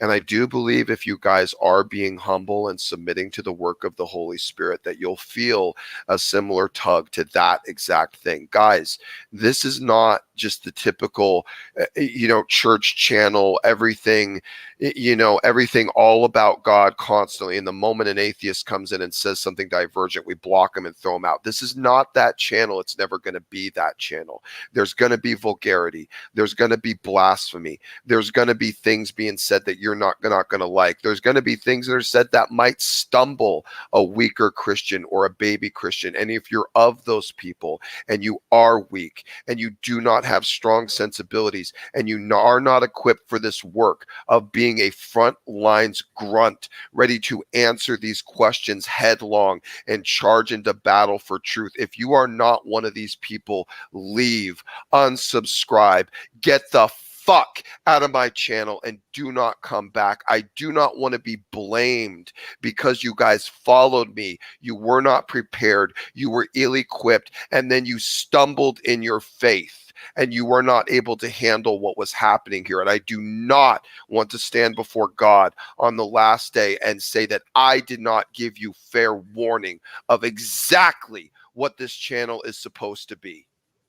And with that, I'll yield. Go ahead, Chris, and say your final words, brother. I appreciate you, really. Thank you for being here, and you're really valued, Chris. You truly are, and I value you the times that you're in here, and you're very even-tempered and Christ-like approach to a lot of these issues, and you're a very valued brother, and I appreciate you all the times you come and spend on my stream. No, I appreciate it. That like I said, this time that I was taking care of my grandfather, it was a time that I needed to be. I didn't have any outreach to the world. You know what I mean? So anytime that I could only way I could even come to even fellowship or to serve the Lord, or even to fellowship with my brothers, was through this channel, or is through this channel. Even right now, going on to what I'm going to be doing in the future. But right now, I do, like I say all the time, I really do get stuff out from you. I learn, and I'm gonna keep learning. The Spirit leads me, and if it leads me away, then it leads me away. But right now, it hasn't. So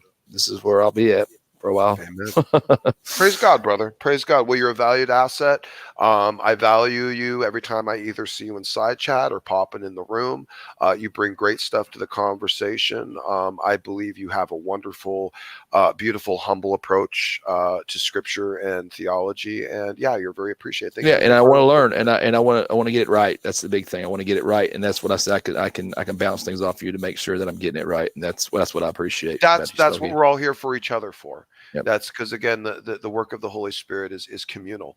It's collective. It's throughout the entire body. Christ himself, through Paul, of course, tells us, do not neglect, the communion of the saints. This is essential to the growth, because Christ himself told us, like when God says, this is how I'm going to work, we don't get to come in after the fact and decide that he's going to work differently. If God revealed in Scripture how he's going to work, and he's going to work through the communion of the saints, and we need to abide by that. We need to invite it, and we need to create environments where that's cultivated. But guys, this is not going to be that typical run-of-the-mill Christian environment. And you know what? If you don't like that, then go to those other ones. They're the more prominent. That's like the. And what I might say is, don't throw the baby out the bath. Don't throw out the baby with the bathwater. If a stream's not for you, don't. Some other stream might be. You might have. You know what I mean? So it's guys, there's go to the Ray Comforts or the what is it? Braxton Hunters or the Leighton Flowers or whatever. Go to all the channels, because that's like 90% of Christian channels, where they just immediately block challenges, vulgarities, blasphemy, stuff like that. That's most of them. Let me do my thing. Okay, you know what? If I stand before Christ on the last day and suffer because I just hosted a dumpster fire 90% of the time, and he's got to have some lickings for me, guess what? Then you know what? That's on me. Okay, I'm gonna face up to that. Okay, I know how you guys feel. I know sometimes you have issues with it. I get it, and I have already told you I'm willing to take that risk. I'm far more interested at this point in my life in taking that risk and being useful than the other side. I just thought so. You guys are all talking about how Smokey, hey, harsh judgment and God's not going to be happy with you. Okay, fine. You know what? I'm willing to risk that. Seriously, at this point, I'm willing to risk it. I am willing to be ready to stand before Christ on the last day and accept his judgment and these errors and the things I failed at. So be it. It's fine. Guys, I've already come to terms with that. You're not going to come in here and do some sort of theological condescension to think you're going to morally obligate me to do something different. It's not going to work. Okay, this is what it's intended to be. And if I end up having to hear from Christ someday, Smokey, you were too harsh. I'm retracting rewards from you. You went too far. In this particular instance, you were operating on the flesh. Guys, I'm ready for it. Okay, I'm ready for it. My Lord and Savior is perfect and great and lovely and just. And let me tell you something. None of you are going to out-lawyer God. Okay, so whatever he says is going to be the state of affairs. And every single one of you are going to stand there and you're just going to accept whatever he says. Okay, and if God's going to hand me my lickings in front of all of you to my shame, so be it. So be it. Stop coming in here trying to remind me of it. I already know, and I've accepted it, and I'm moving forward with it. So just stop. It's not going to work. Go ahead. Go ahead, Chris. No, I'll just say no. You're right on with that for what you said. You said it from the beginning, and that's what you've been doing. So yeah. I don't doubt that for a minute. Beautiful. Well, Chris, I will wish you Godspeed, brother.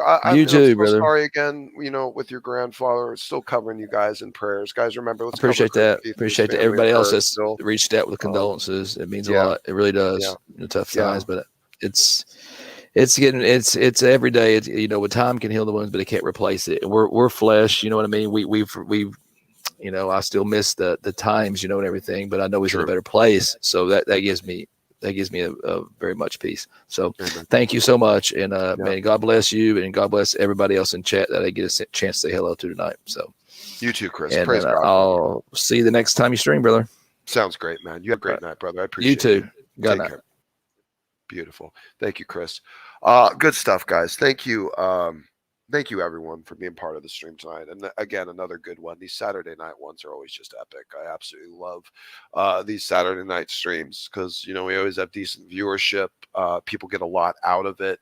We usually have pretty dynamic and diverse contributors. It's outstanding stuff. And this probably is only the beginning. Guys, I'm just trying to do my best to be faithful in this minor work, whatever it is that God has given me. But I just understand I have a very clear picture of what I'm doing with this channel. It's not like I've been doing all of this off the seat of my pants, you know, just winging it or trying to figure out as I go. I've had a very specific, streamlined idea of what I wanted to accomplish here, and it was an idea of something that I saw lacking in the environment. And I have been intending to make a very specific and a amount of and volume of noise to try to wake some people up and make some particular perspectives and points very, very well known and expressed, because I think it's extremely important and intrinsic at this particular time in our culture. And so, guys, please understand, you know, I am committed to a certain path, you know, on this, and I am committed to a certain goal and ideal. And as long as I feel I am absolutely within the constraints of biblical Christian ethics and morality, and as long as I am still aligning to this goal with this intention, which is ultimately still always to point to the cross and to point to salvation, to point to the gospel, to point to the necessity of God, to the needing of him, the essentiality of him in our daily life, not just for our spiritual well-being, but for our actual functional daily existence. Okay, these benefits are not just transcendent, they're also in the here and the now. They have the ability to manifest goodness when they are implemented and practiced upon and trusted for the goodness that they bring and from the agent of goodness that originates them. Brothers and sisters, this channel has a specific ideal set to it. And I understand there are many that will disagree with it. There are many that will dislike it. I came in prepared for that. Fact of the matter is, I'd receive criticism no matter how I decided to do this. And I have counted the cost, as Nicholas was making the point the other night with his exhortation to count the cost before you build the tower, lest you build the tower halfway and find yourself completely ashamed. I promise you all, I absolutely counted the cost before I started this. I was ready to die to self in completeness and absoluteness, if need be, to the glory of the kingdom of God, whatever he saw fit. I love my Lord, I love my Savior, and I only want to be able to serve him to whichever is the best use and the best benefit. And this, at this point, at this time, with what I have, is exactly what it is. And I'm doing my absolute best. And I appreciate your encouragement. I appreciate your prayers. I appreciate your sentiments, both from believer and non-believer alike. It tells me that you're listening.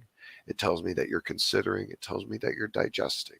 And that in and of itself is a thanks to me for the work that I'm doing, that things are actually being heard and they are registering and being considered. Guys, thank you so much.